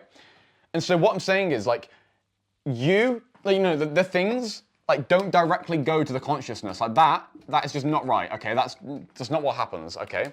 Instead, it's the things, then the senses, then to your consciousness, okay? Another thing is, if we are our consciousness, the things are the things, and the senses are kind of like the middleman. We can never be sure that the senses aren't lying to us, because the thing is, like, we can never directly interact with the things. We can only ever interact with the things through our senses. And the thing is, we don't know if our senses are lying to us. They could be lying to us, all right? And the thing is, they do lie to us, and it's so fucking obvious that our senses lie to us, okay? And when I say senses, it's not just our senses, it's the thoughts that come into our brain as well, okay? For example, a fat guy, all right, who thinks that he's going to make better progress working out at home compared to going to the gym. That is his senses lying to him. And when I say senses, I don't just mean his eyes and fucking fingers and shit. I also mean the thoughts he gets, the thoughts that basically summarize his senses, if that makes sense. And so his senses directly lie to him. Like reality, you know, reality, okay, I'll reword this to reality because that'll make more sense. Reality is basically that he will make more progress in the gym if he goes to the gym. The senses then say, well, they take that information and they say, you'll make more progress if you work out at home. And then they communicate that to the consciousness, and that's a lie. And so our senses, our perceptions, basically influence, you know, they lie to us all the fucking time. And so what that means is, we can never be sure reality is actually real. The only thing we can be sure of is our senses of reality. The only thing we can be sure of is our perception of reality. I don't know that this pen is physically here. All I know is that I can see and feel a pen that I believe is here. You see what I'm saying? There might not actually be a real pen. And the way you can extrapolate this basically to the point that we might be in a fucking simulation for all we know, bro, you know? And, you know, I don't know if this pen's actually real. What is real? You know, all I know is that I'm sensing a pen. All you know is that you're watching me on a screen right now. You know, you can't be fully certain that I'm actually real. All you can be certain of is that the pixels in front of you are displaying what you recognize to be a person. You know, explaining something. And so, do you understand that? We don't actually see reality, we just see our perception of reality. And the reason we had to do all that foundational work earlier with the grid and everything is because you're polarized to believe that reality is as it is, and as you see, it is, if that makes sense. Like, you just have a square, and your entire grid is just one big square, which is reality is as it is. You've just got one big ass square. We need to have a new square where it's like, you know, we need to split the square and have a new square where it's like, reality is only our perception of it. Do you see what I'm saying? And so you might be like, well, Sam, you're kind of contradicting yourself, mate, because I can see a pen. There's a pen right here. Yes, I'm perceiving the pen, but the pen's also here because I can see it. No. You know, you're being ignorant for that. You're being polarized for your current belief system and your current framework. And so you need to understand that you can only, all you know for certain is that you can perceive a pen. And so basically, what I'm saying is, from the perspective of our consciousness, reality is only reality through our perception. Basically meaning, our perception can lie to us, and those lies become our reality. Okay? Do you see where I'm going with this? Meaning, if we change our perception, we change our reality. If you see sales calls as hard, the sales calls will feel hard. If you see the sales calls as fun, the sales calls will be fun. And it's not like, you know, it's just your perception that's changing. Because your perception, you know, perception and reality, you know, we can't really discern between them. And so these might as well just be one entire big ass thing, you know. These two might as well just be one big thing, our perception and reality, if reality is even real. It might as well just be one big ass thing, just one thing together. Meaning, if we change our perception, then that changes reality too, because these two are, you know, they aren't equal, but you get what I'm saying. So, it's not that the sales calls, we're perceiving them to be fun, it's because we're perceiving them to be fun, they are actually fun. If you wake up, okay, and, you know, you check your fucking, like, Whoop thing, you know, you got a Whoop band or whatever, you check your health band, and that says you got a bad night's sleep, well, then you would have, you know, you've got a bad night's sleep. And it's not about, oh, did I get 8 hours or did I get 6 hours? That doesn't matter. Do you perceive yourself as having a bad night's sleep? Because you having 6 hours or 8 hours doesn't really matter. It only perceives how many hours you got. And you might be like, oh, well, Sam, no, because in 6 hours, my mental chemistry is going to be a bit different. In 8 hours, my mental chemistry is going to be better. Well, isn't your mental chemistry controlled by your brain and your perception? And anyway, tiredness is just a feeling. And so if we perceive ourselves as not being tired, well, then we're not tired. Because reality is only our perception of it. And you may be like, Sam, you're just being fucking nerdy, bro. You're just being nerdy. What the fuck are you on about, bro? If you believe that 10K per month is possible, it is possible. If you believe it's not possible, then it's not possible. Reality will align itself to your beliefs, your perception. Your perception does not align itself to reality. Well, it has been doing, so it can do. That's what you can do. But you can also align reality to your perception. Take, for example, there was this experiment where there was these scientists, and I'm going to shit on science in a minute. There was these, I'm explaining all this, and I'm going to go straight back on this, bro, and I'm going to fuck up your mind. But there was these scientists, and then they had this guy, okay? And there was this guy, and, you know, imagine he's sitting here, and there's like a bed or something in front of him, and there's this tray of like hot coals, like, you know, a coal, like basically really, really hot rocks, you know, right next to him. And they make him lie down, and he's got a blindfold on, so he can't see the hot rocks, okay? And then what they do, they pick up the rocks with, like, you know, prongs or whatever, so they're not actually burning their hands, obviously. And they put the rocks, they don't put it on his back, you know, his bare skin back, they don't actually put it on his back. They just hold it near his back, and they ask him, how hot does it feel? And he's like, oh yeah, it's kind of warm, and they move it closer. You know, imagine his back's here, you know? Oh, yeah, it's warm. Oh, okay, it's a bit hot there. They move it closer. It's not touching, but it's closer. And he's like, oh, it's starting to be painful. And then, guess what they do? They get an ice cube, and they put the ice cube on that spot near the coal, and they remove the coal and put an ice cube on his back. Okay? The ice cube obviously doesn't hurt his back, but think about it.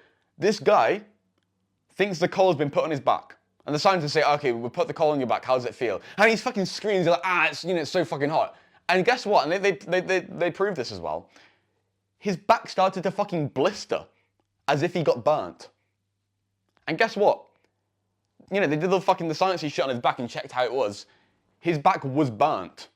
This is basically a replication of the double slit experiment at a large scale. His back was physically burnt in the exact same way okay, that it would burn when you put a coal on it, okay? And that isn't because, oh, his just body reacted to blister up because, like, he thought it was a coal. No, but yeah, it would have. But his back physically burnt because he perceived that his back was burning. And you might no, Sam, like that would have just been solely caused. And even now, I'm starting to think that I've misunderstood this, and I'm starting to have second thoughts thinking I misunderstood it, and actually, like, the burning was caused from his body's reaction to it. No, the burning was caused by his perception of him being burnt. Not by his body's reaction, just by the perception of it. Our perception directly influences reality. It is fucking mad. And you might be like, well, okay, why can't I just imagine this thing in front of me? It's just because it's you don't truly believe.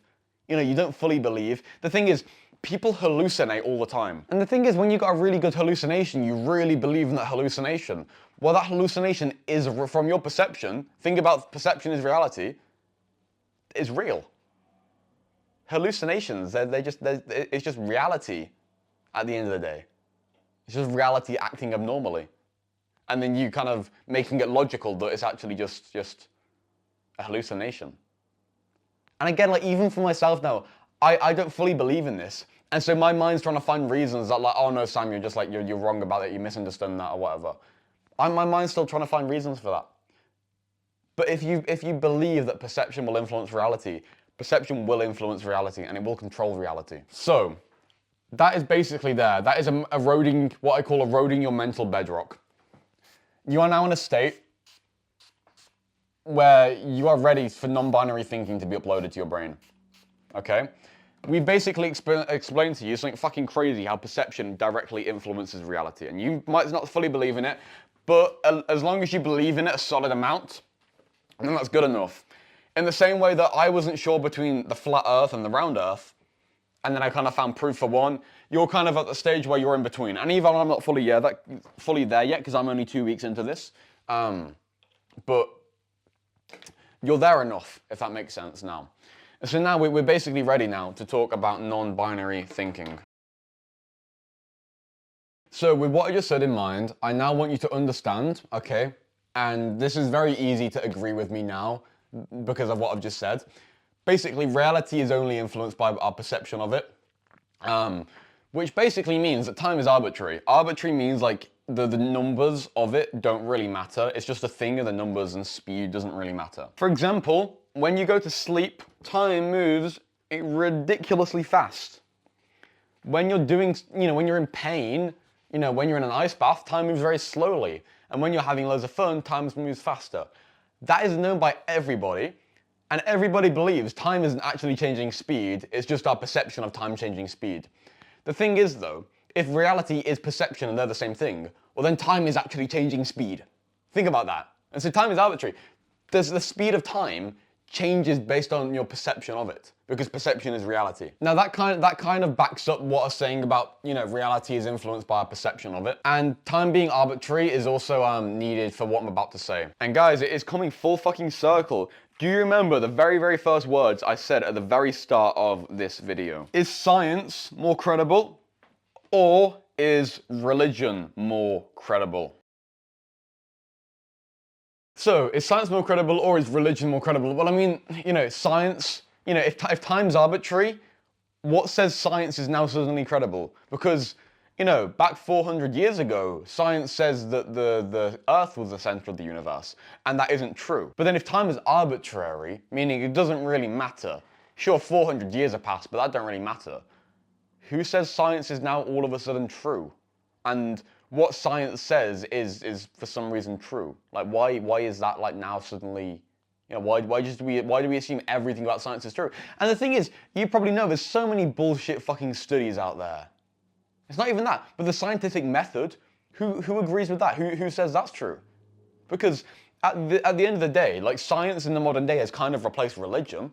Think about it, people have become more atheist and are always quoting science instead of quoting religion. You think 200, 300 years ago, or 400 years ago, people were always quoting religion. And now people are always quoting science, because science has become the new religion. I mean, what makes more science more credible, other than some things adding up, and also, the masses believing in science? What makes it more credible other than that? Same with, religion.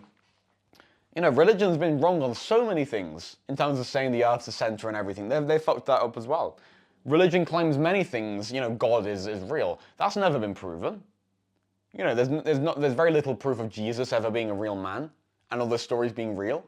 Same with many other religions. But then at the same time, you know, science adds up through logic, but then religion adds up through like feelings and intuition, doesn't it? Because, you know, a lot of people kind of intuitively feel that there is some God, there is some higher power. And so you got like intuition and then you got logic. You know? There have been wars between different religions, and actively in the modern day there are wars between science and religion. USA versus Iran, that is the best example of a science versus religion war right there. Isn't it? Think about it. Think about it. It is science versus religion. At the end of the day, it is, isn't it? And this is the fucking crazy thing, okay? Neither is like inherently right, okay? Neither is inherently right. They're both just different belief systems. If you have two football teams playing a game together, there's no right team and wrong team. There's no good team and bad team. They're just two teams playing against each other. Science and religion, it's the same. They're just two belief systems playing against each other. Same thing, you know, back in the day when you had different religions, sure, people were believing in one religion, other people were believing in another religion, and there was wars between religions, you know, Protestant versus Catholic, plenty of them, you know, I'm sure there's some other wars around the world and shit, around religion. And so, but we now know, like, those religions, it's like, you know, a lot of them, you know, we not logically know they're not true, but at the same time, you still feel that they're true, don't you? And it's kind of like, they're just arbitrary. They're just different belief systems. They're just different teams in a big game. And if you're not agreeing with this, and if you're like, oh no, but science logically adds up, then you're polarized to science, and you can't see the other side of the religion. Or if you're like, oh no, but religion, that's like, you know, that's been mass teachings and everything, and I can feel that religion is true, then you're polarized towards religion. Well, what came first? Okay, the chicken or the egg? Well, what came first? Well, the thing is, science says the egg came first because the first like chicken-like beings that you'd be able to call a chicken like evolved from dinosaurs, and so they would have laid in a chicken egg, and that chicken egg would have then become the first chicken. Whereas religion says, you know, God put all the, at least Christianity says that, you know, God put all the animals on the earth, and so the chicken would have come first. Okay. Well, if science and religion are only both partially right, you know, why can't we just believe both? Why does it have to be just science and we close off all of religion? Or why does it have to be just religion and then we close off all of science? With non-binary thinking, we can believe that both the chicken and the egg came first. With non-binary thinking, we can believe that both religion and science are both completely true, okay? And you might be like, Sam, that's contradictory. Okay, that just makes sense. Think about the grid again. You're just making your grid more fidelitus. And you're basically bringing your grid off the dimensions it's at and basically bringing your fucking 3D brain grid into like a fucking 4-dimensional grid. And you cannot comprehend that. But science and religion, they can both be true if you believe them to be true. Reality is only our perception. The egg and the chicken, both of them could have come first if we just perceive and believe that. And you might be like, Sam, that goes against logic. It goes against your current logic. It doesn't go against the new logic that you perceive to be true. If you perceive some new logic to be true, where the egg and the chicken can both come first, you can then basically perceive both to be true and then unlock all the options that come from that. Why do you have to believe that you can't believe in contradicting beliefs? Because by being able to believe that both science and religion both are true, well then you can be a scientist that fully believes in science while also follows God. And then you can get the benefits of religion and the benefits of science. Because you know this, religion has many, many benefits. You know, that's obvious. Science also has many, many benefits, you know? Why can't we have both of them?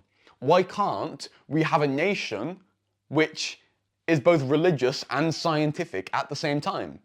Where we're constantly developing and innovating and all of this, but then at the same time we're also appreciating God and praying, you know, and getting the benefits of religion. There's this like game I used to play called Dummy Nation.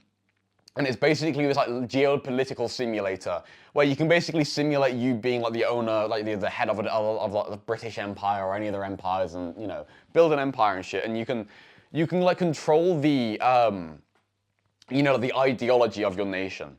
And in that game, you can either be a very diplomatic, scientific, logic-based nation, or that's a democracy, or you can be a theocracy. theocracy, I think. Oh no, theocracy, I don't know how you say it. But basically, it's a nation that surrounds God. So for example, America is a diplomacy, what the fuck am I saying? America is a democracy, Iran is a theocracy. Because Iran, like their nation is centered around like God and Allah and everything. Whereas the USA, they're much less religious and they're much more scientific.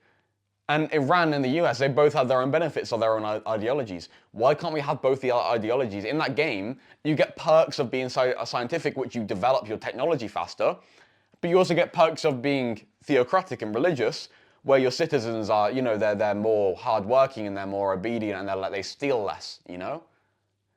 Well, why can't you have citizens that steal less and citizens who also develop new technology?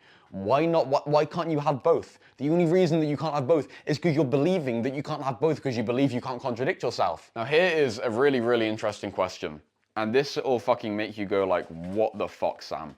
And this is really where the power of non-binary thinking comes to be, because it is fucking awesome once you can get this in your head. Did the human brain and body come first? Or did the human consciousness come first? Well, science says, you know, the egg came first and also that the brain came first. But then religion says the chicken came first and then, you know, consciousness came after the brain. Like the brain developed and then consciousness came to be through the brain. No, yes, that's what science says. Whereas religion says that you already had your consciousness, you have your spirit, and your spirit gets put into your body. Well, see, here's the interesting thing, bro. If you go and get your little piece of paper again, and you get your paper, your piece of paper is basically the same as this. This might as well be, if you believe in science, this might as well be science, and this might as well be religion, you know? You see that? This here is binary thinking. It's either science or it's religion. This is a graph, not a graph, this is a table again. A grid, sorry. This is a grid.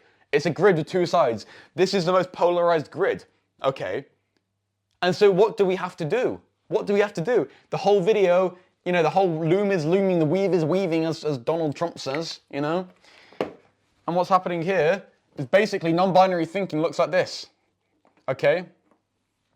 Where instead of just having two sides, you have, okay, one big grid with loads of infinitely small basically points on that grid, to the point where the points don't even exist, they're that small.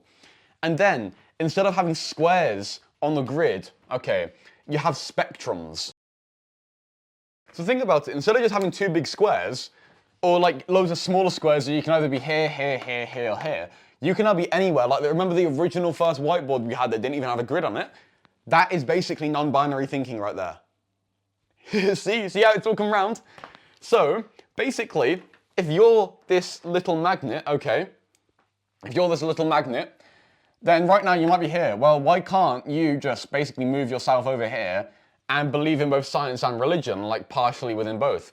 If you're here, then you can go here. And if you're thinking the brain came first, where's the orange one gone? If you're here, why don't you just move yourself here and now you believe in both, okay? Or you partially believe in both. Now this is a crazy fucking thing, bro, okay? That's kind of non-binary thinking. That's more so being half convinced by both. What non-binary thinking really is, this is the crazy thing, is you put that back there, and now you're here. And then, you put that back there, and now you're here. You put that back there, and now you're here. You can fully believe, 100% believe the egg came first, while also 100% believing the chicken came first. And you might be like, Sam, no, that's contradicting. Shut the fuck up, okay? We've already established that you believing you can't have two solid beliefs is in itself a limiting belief. You are polarized to believe that you cannot contradict yourself and you cannot believe two things at once. Okay? This is mad because, like I said, there's benefits of believing in science and benefits of believing in religion. Why can't you just believe both? Okay? This here is true non-binary thinking. When there's just like one point here and you're kind of like in the middle like this is like an approximation of non-binary thinking where you're able to, you know what I'm saying about not being polarized, where you're able to appreciate and consider all the options and then make your own decision, because maybe you end up being here or here or here, and you choose. Now, true non-binary thinking is where you are everywhere, okay, and you can, you know, you do everything and you're not confined by your beliefs, okay? And then maybe you become a fucking woolly mammoth, and the woolly mammoth is here. Why not? Why the fuck not? Why the fuck can we not have a fucking woolly mammoth? And why the fuck can we not have some gossiping girls, okay? And why the fuck can't we have, you know, a fucking pride flag on an egg, alright, and a fucking TikTok logo in our consciousness? Why can't we do that? Why doesn't this make sense? Well, you know, we just believe we can't do it. You see what I'm getting at?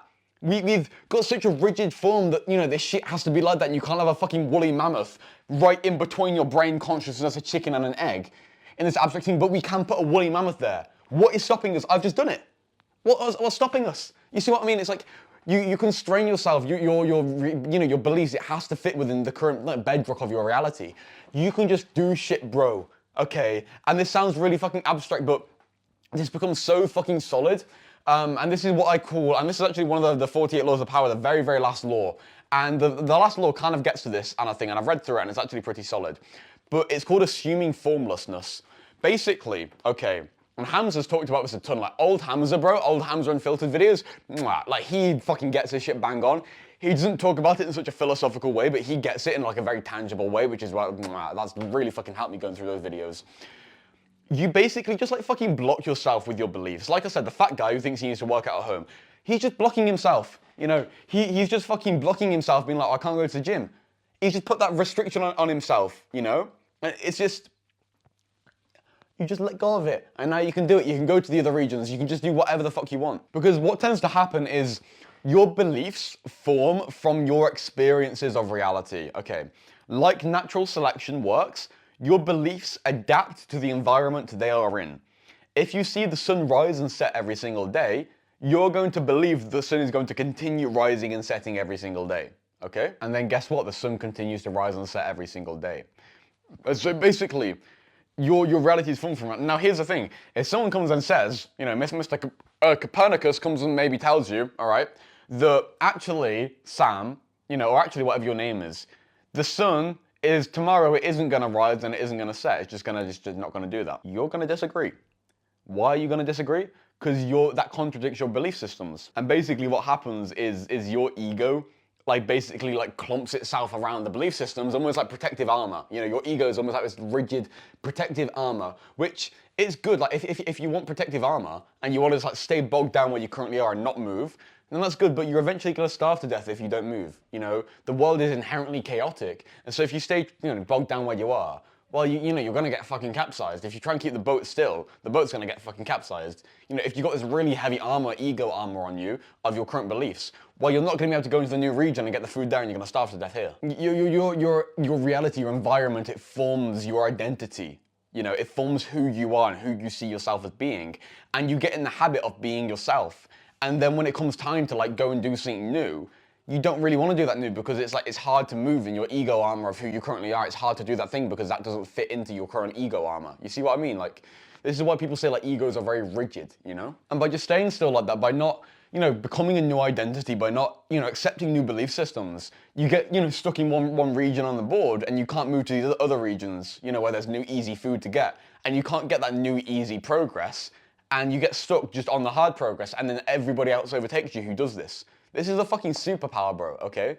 You can learn so many more things from so many people who you currently just ignore, all right? It's fucking mad. And so hopefully I've currently started to erode down your current perception of reality and your current bedrock of reality and everything. And hopefully you're starting to see that logic isn't logic, and actually, the universe does appreciate our perception of it and it does appreciate our observance, because at the end of the day, something isn't something without you perceiving it to be there. If a tree falls down in a forest, well, has the tree really fallen down in the forest yet? Because no one's seen it yet. It might as well just load in as fallen down when you finally see it. So reality basically appreciates our observance.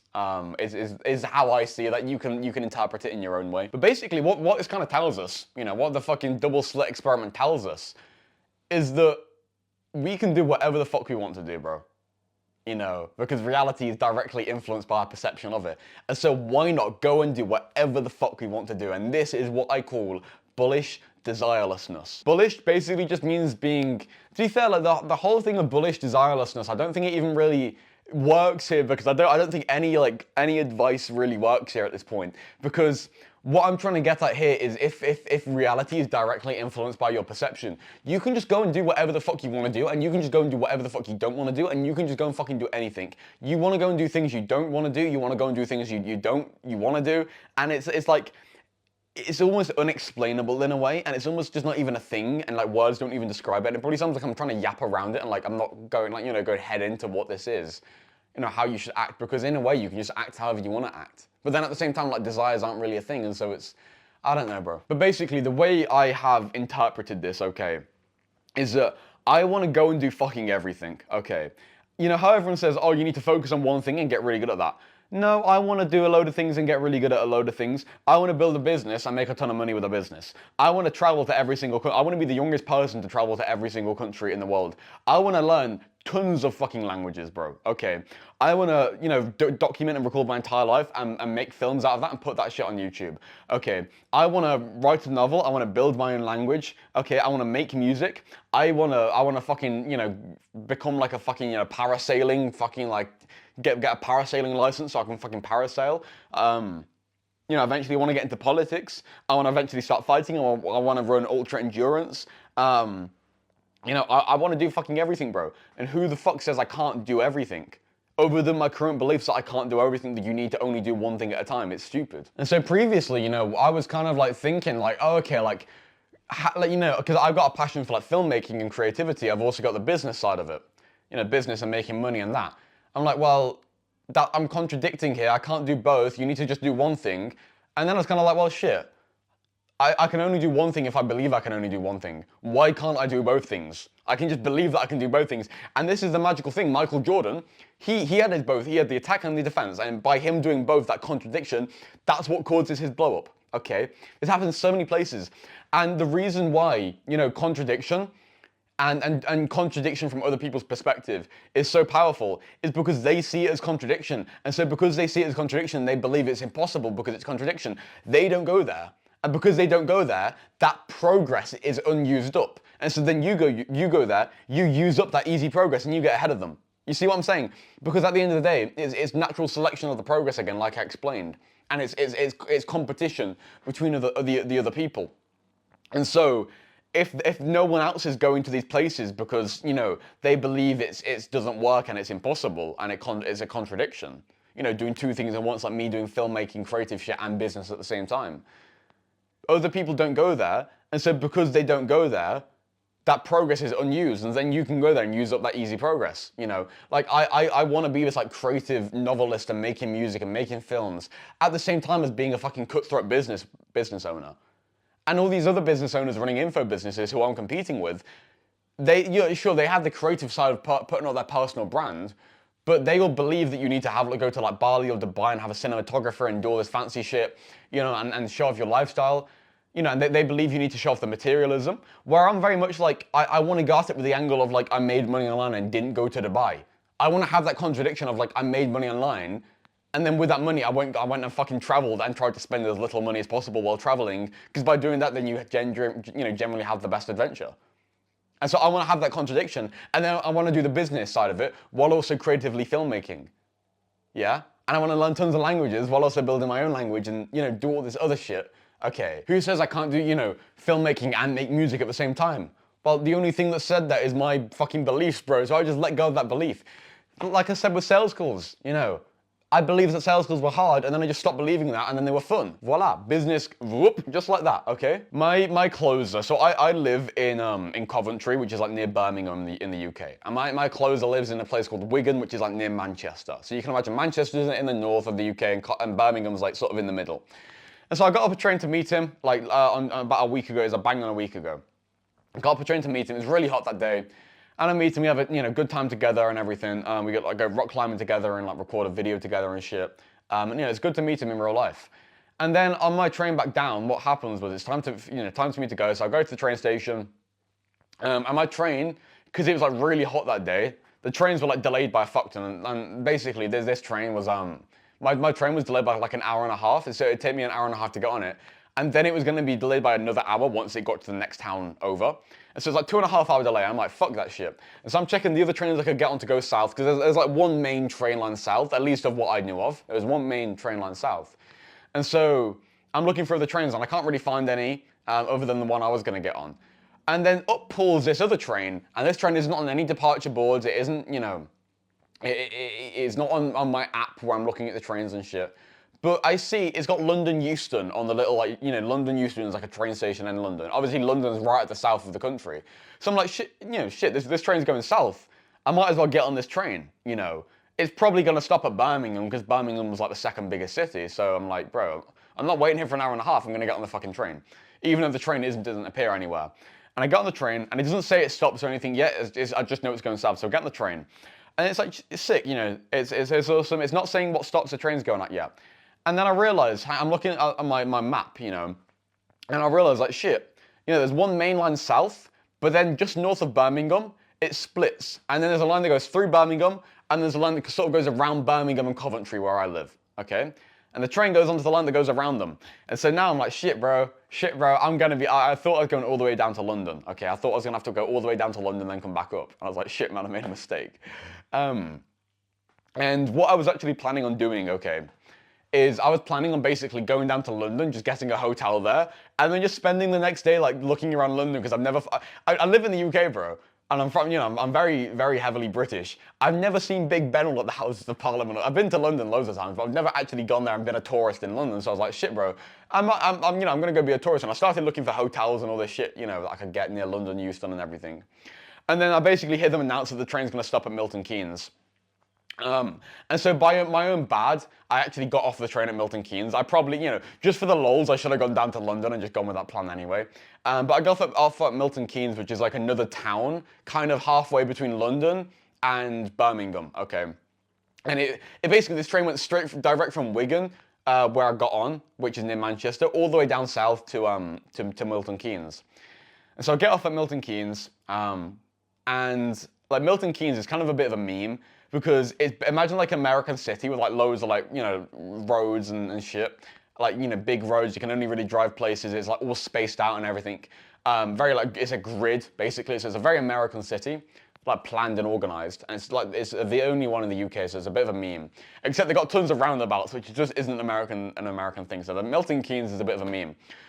And I had like 20 minutes until my train back up to Coventry from Milton Keynes. So I just spent those 20 minutes walking around Milton Keynes and just looking at roundabouts and shit, bro. And just like exploring Milton Keynes. And like, why did I keep in mind at this point, like my guts were fucked. Like I'd like something, I ate some moldy apple or some shit, so my guts were fucked. And so I was like constantly needing to go to the toilet. And I was tired and it was hot and I was like fucking shaky from it being so hot. And I just wanted to fucking, you know, sit in the air conditioned train station. But instead, I just went out and explored Milton Keynes for those 20 minutes. Why? Well, because it was just like the best dad law thing to do, you know? It was a lot more fun than just like staying inside. And then you might be like, well, Sam, like, sure, it's fun, but you know, why don't you just do the easy thing? And this is kind of what I'm getting at here. This is, you start to see, when you realize that you can do whatever the fuck you want, you kind of realize, well, if I could do whatever the fuck I want, like, you know, what's the point in even having goals, you know? What's the point in having goals, really? Like, sure, you know, sure, you can make 100K a month. Sure, I can get back to Coventry, my home. Then what? Well, I just continue living my normal life. Okay, I hit 100K a month.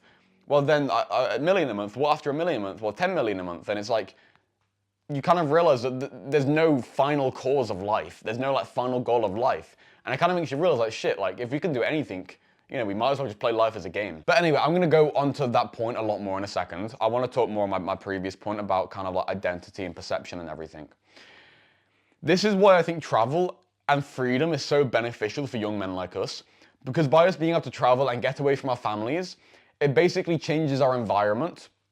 And because it changes our environment, it gets rid of a lot of like the locks on our current identity and our current perceptions and our current beliefs. Basically meaning the border between the two nations becomes a lot less heavy. And it's much easier to pass between the border and create a new identity for yourself and go and find that new easy progress, okay? In the start of 2026 and the end of 2025, my business just blew the fuck up. It went from like 2K a month to 10K a month. Why did it do that? Well, the reason that it blew the fuck up like that is basically because I started to focus on business for the first time fully then. But the thing is, I'd focused on my business before and still been fully plateaued. What happened in between, what happened in that summer of 2025 is I went and traveled. I formed a new identity. I learned a load of new lessons and everything. And that basically, you know, I got the new easy progress within me. And then what happened there was when I finally got in business, like the external results caught up with my current beliefs. And then the business blew up. And now, for example, my business has blown up from 10K a month to 25K per month solely just because I've been able to shift my beliefs, and now the belief shift, and then the external results follow. And also, here's the other thing. If you're like formless and you kind of like play life like a game, and we're going to talk about playing life like a game in a second. But if you kind of realize that you can do whatever the fuck you want in life, and you can just like, just for the memes, do whatever you want, you kind of lose that neediness, and you kind of lose that having an agenda. Like, imagine like you speak to a girl, and you've got the agenda of trying to sleep with her. I mean, I guess in like a red pill environment in the club, I guess it would kind of work. You speak to a normal girl on the street, okay, or just wherever, and you got the agenda of trying to sleep with her, she is going to pick up on that energy and she is going to be repelled to you. Same thing on a sales call. On a sales call, if you've got the agenda of just needing to get that money, and you're really needy in that sense, well, they're going to be repelled by you. It's like the law of attraction type shit, I think it is. Whereas if you can just kind of like play life like a game and realize like, shit, man, there's no final cause in life. We can do whatever the fuck you want. I want to do everything just for the dad lore, for the lols, for the memes and shit. Then you kind of lose that agenda, and then shit just naturally comes to you. You let go of the need for it, and then it comes to you anyway. The universe basically just rewards you for being authentic and not being like fucking weirdly needy. And this is what I said about becoming like LGBTQ non-binary, bro. And I'm not even kidding. They're actually onto something with this, because the original like polarized belief was you're either a man or you're a woman. There's no in between. They make their grid like more fidelitous, and they start thinking in non-binary, and they're like, well, shit, you can be neither a man or a woman, or you can be both. And that's kind of how the whole, non-binary thing came to be. And I don't think most people understand it. I think, in all honesty, my current perception is that at least in the past, when it kind of blew up a couple of years ago, the whole LGBTQ thing was kind of like almost like a fashion thing. It's like a political fashion thing more than anything. I think a lot of people who sort of identified that way kind of just did it because it was fashionable, if you get what I mean. I don't think, I think there might, I don't know about this, but there might genuinely be people who it is like, they genuinely are, biologically different and everything. I don't know about that. So I don't want to make a statement on that. But I think, it became a fashion thing, but I think the people who are genuinely like authentically into that, they have the mindset of like, you don't have, they got the non-binary mindset in the sense of like man and woman, if you get what I'm saying with that. And that then allows them to not be confined to just one gender, and then they can kind of, the interesting thing is I'm now struggling to speak with confidence on this, because this is going against my previous identity of being like, polarized against people in like the LGBTQ community. I'm now having to force myself to like not cringe at myself in a way, to like basically form a new identity for myself and enter that new region, like I said. But yeah, it's like, they benefit from not being, but not thinking binary around that. And so genuinely, like, if you were to become non-binary, like as your physical gender, then like, or your sex or whatever the word is for it, then by doing that, you'll very much be shifting your identity to be a lot more non-binary, and you'd be doing that as almost like a statement in a way of like, you don't have to do it. Like I said, like, I previously thought that I had to, wake up at like, 9 a.m. or 10 p.m. or wake up at like 10 a.m. and then go to bed at like midnight or later than that. And I'm just like, no, I don't have to do that. I can wake up when I want to. And you just get freedom to do whatever the fuck you want, bro. You're not constrained by these limiting beliefs. And also, the world is just inherently chaotic as well. Like, shit is just constantly changing. The world is just like the fucking ocean, bro, okay? And like I said, if you try and keep your boat still in the ocean, then the boat's gonna capsize, okay? If you're there fucking stuck in your little fucking protective armor, okay, you're gonna starve to death because you are unable to move to the new food source when the current one runs out. The belief systems will change. Belief systems have constantly changed throughout all of history, and I've proven that to you. And they're gonna continue to change. And this double slit experiment, non-binary shit, okay, this is gonna become common knowledge. And so you basically need to adapt to it and accept it now, because you just need to be like this formless being which can adapt to anything. Now, the thing with being formless, you don't want to be completely formless, because if you're completely formless like a gas, well, a gas can't really influence anything. It's very weak, okay? It's almost like water, like as Bruce Lee, I think it's Bruce Lee who said, like, you want to be like water, okay? Water, it takes the shape of anything, okay? It can adapt itself to anything. But then when it hits, water can hit really fucking hard, bro. You know what I'm saying? And so it's kind of like, you want to be formless, but then when it's time to hit hard, you want to concentrate your forces and hit really fucking hard. And at the same time, what I was saying about, like, the journey and the destination and playing life like a game is there's not really any final cause of life. There's not any real destination. There's not any real, okay, what's the destination of, what's the goal of life? Well, it's to reproduce. What's the goal of reproducing? Well, so we can continue reproducing.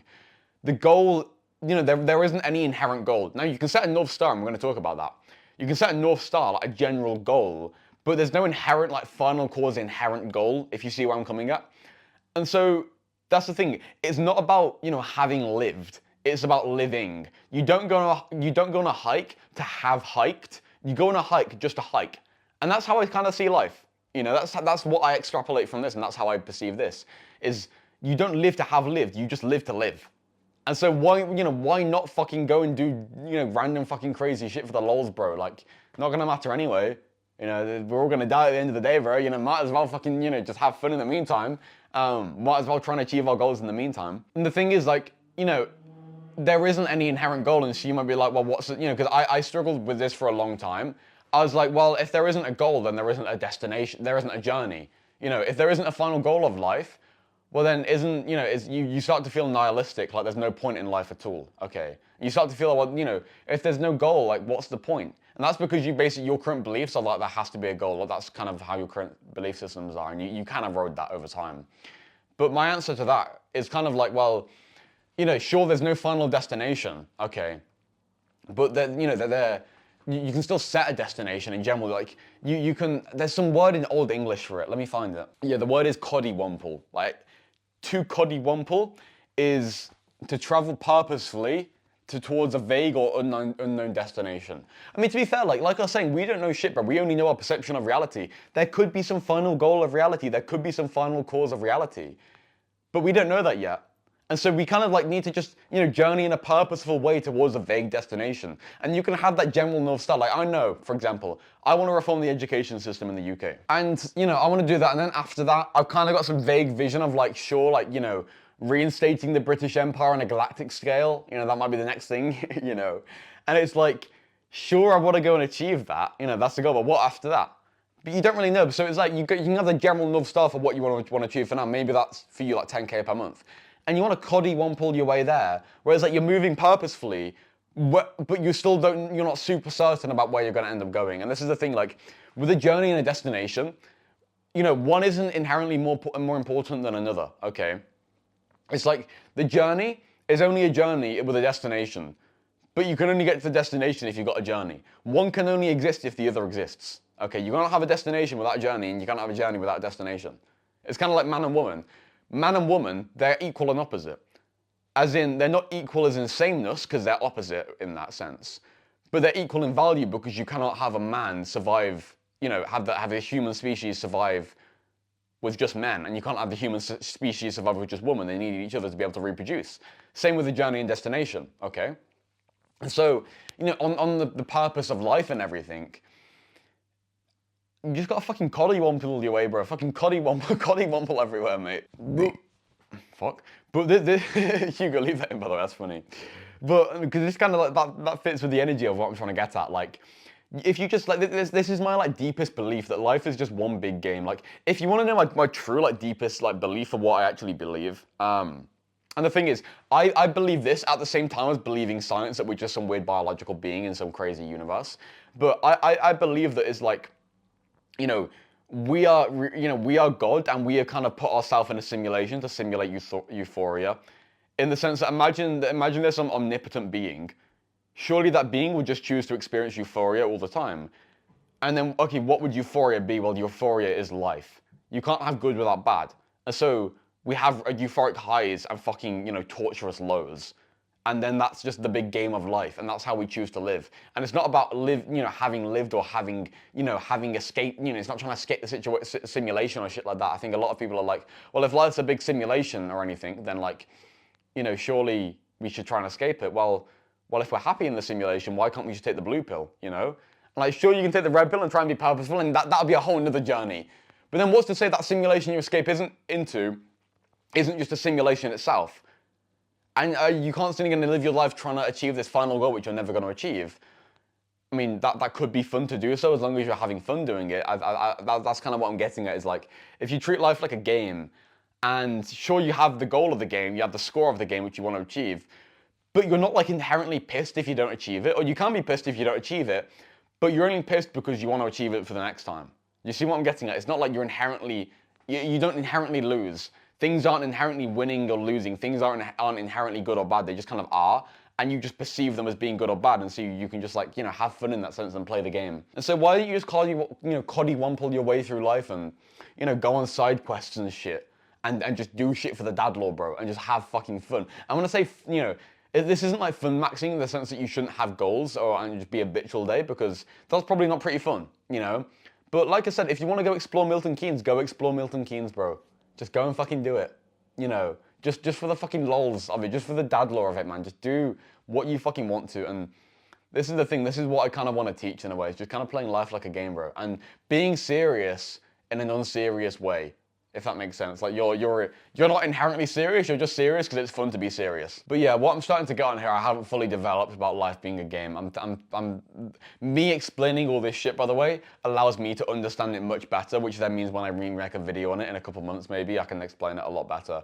But this has been a long ass fucking video, bro. I didn't realize this video would be this long, but it's been really fucking long, man. And I really, really hope that this video has been able to really change your life. And really open up your eyes to this and really upload my brain to yours is kind of what I'm trying to achieve with this. I mean, it's fucking mad how, bro, like, reality and logic isn't how we see it. It's fucking crazy, man. It probably gives you goosebumps. It gives me goosebumps when I explain that double slit experiment shit, man. And the thing is, you're probably trying to, like, you know, understand this video and try and, like, conceptualize it into your current framework. What I've just explained to you, this doesn't fit into your current framework of reality. For this to make sense and for this to basically fit within your perception of reality, you need to move over to the next nation and fully accept this. It's kind of a paradox. You need to fully accept this to be able to accept it. But yeah, if this has opened up your eyes, and I do have more videos on my channel similar to this one. This is probably the deepest video I've made on my channel, but there are going to be much more deeper videos to come after this video as well, because I'm always continually learning. Like I said, bro, like this book, which I've learned a lot from, I haven't even finished this shit yet, so there's probably a lot more lessons deeper in this which I haven't even come to understand yet. So, and we're going to continue making videos like this. Also, if you want to know how to apply these principles physically into a business and essentially manipulate reality and get ahead of everybody else who doesn't understand this by making money, then I've got my free school linked below, and you can join that if you want, and that'll teach you basically how to make your $5,000 with self-improvement coaching and, you know, go even further than that as well. But yeah, also, you might never see me again. You know, you've watched this video, you probably like who I am. You might never actually see one of my YouTube videos again, or maybe you barely see my YouTube videos on your feed. It might be that you're not subscribed, okay? And so if you click subscribe, then you'll see more of my videos on your feed, you get more lessons like this, you become a better human being, you achieve your goals more, you live a happier life, just by clicking that little red subscribe button. And that would also help me out a ton, bro. I'd really appreciate that. But if you want to join my free school community, and you can talk to me there personally and discuss this with me in DMs and on the post and shit there, and get my entire course for free, you can join the link for that in the school below. But yeah, I really, really hope that this video has been able to change your life, man. And I'll see you on the next one. Bye-bye, bro.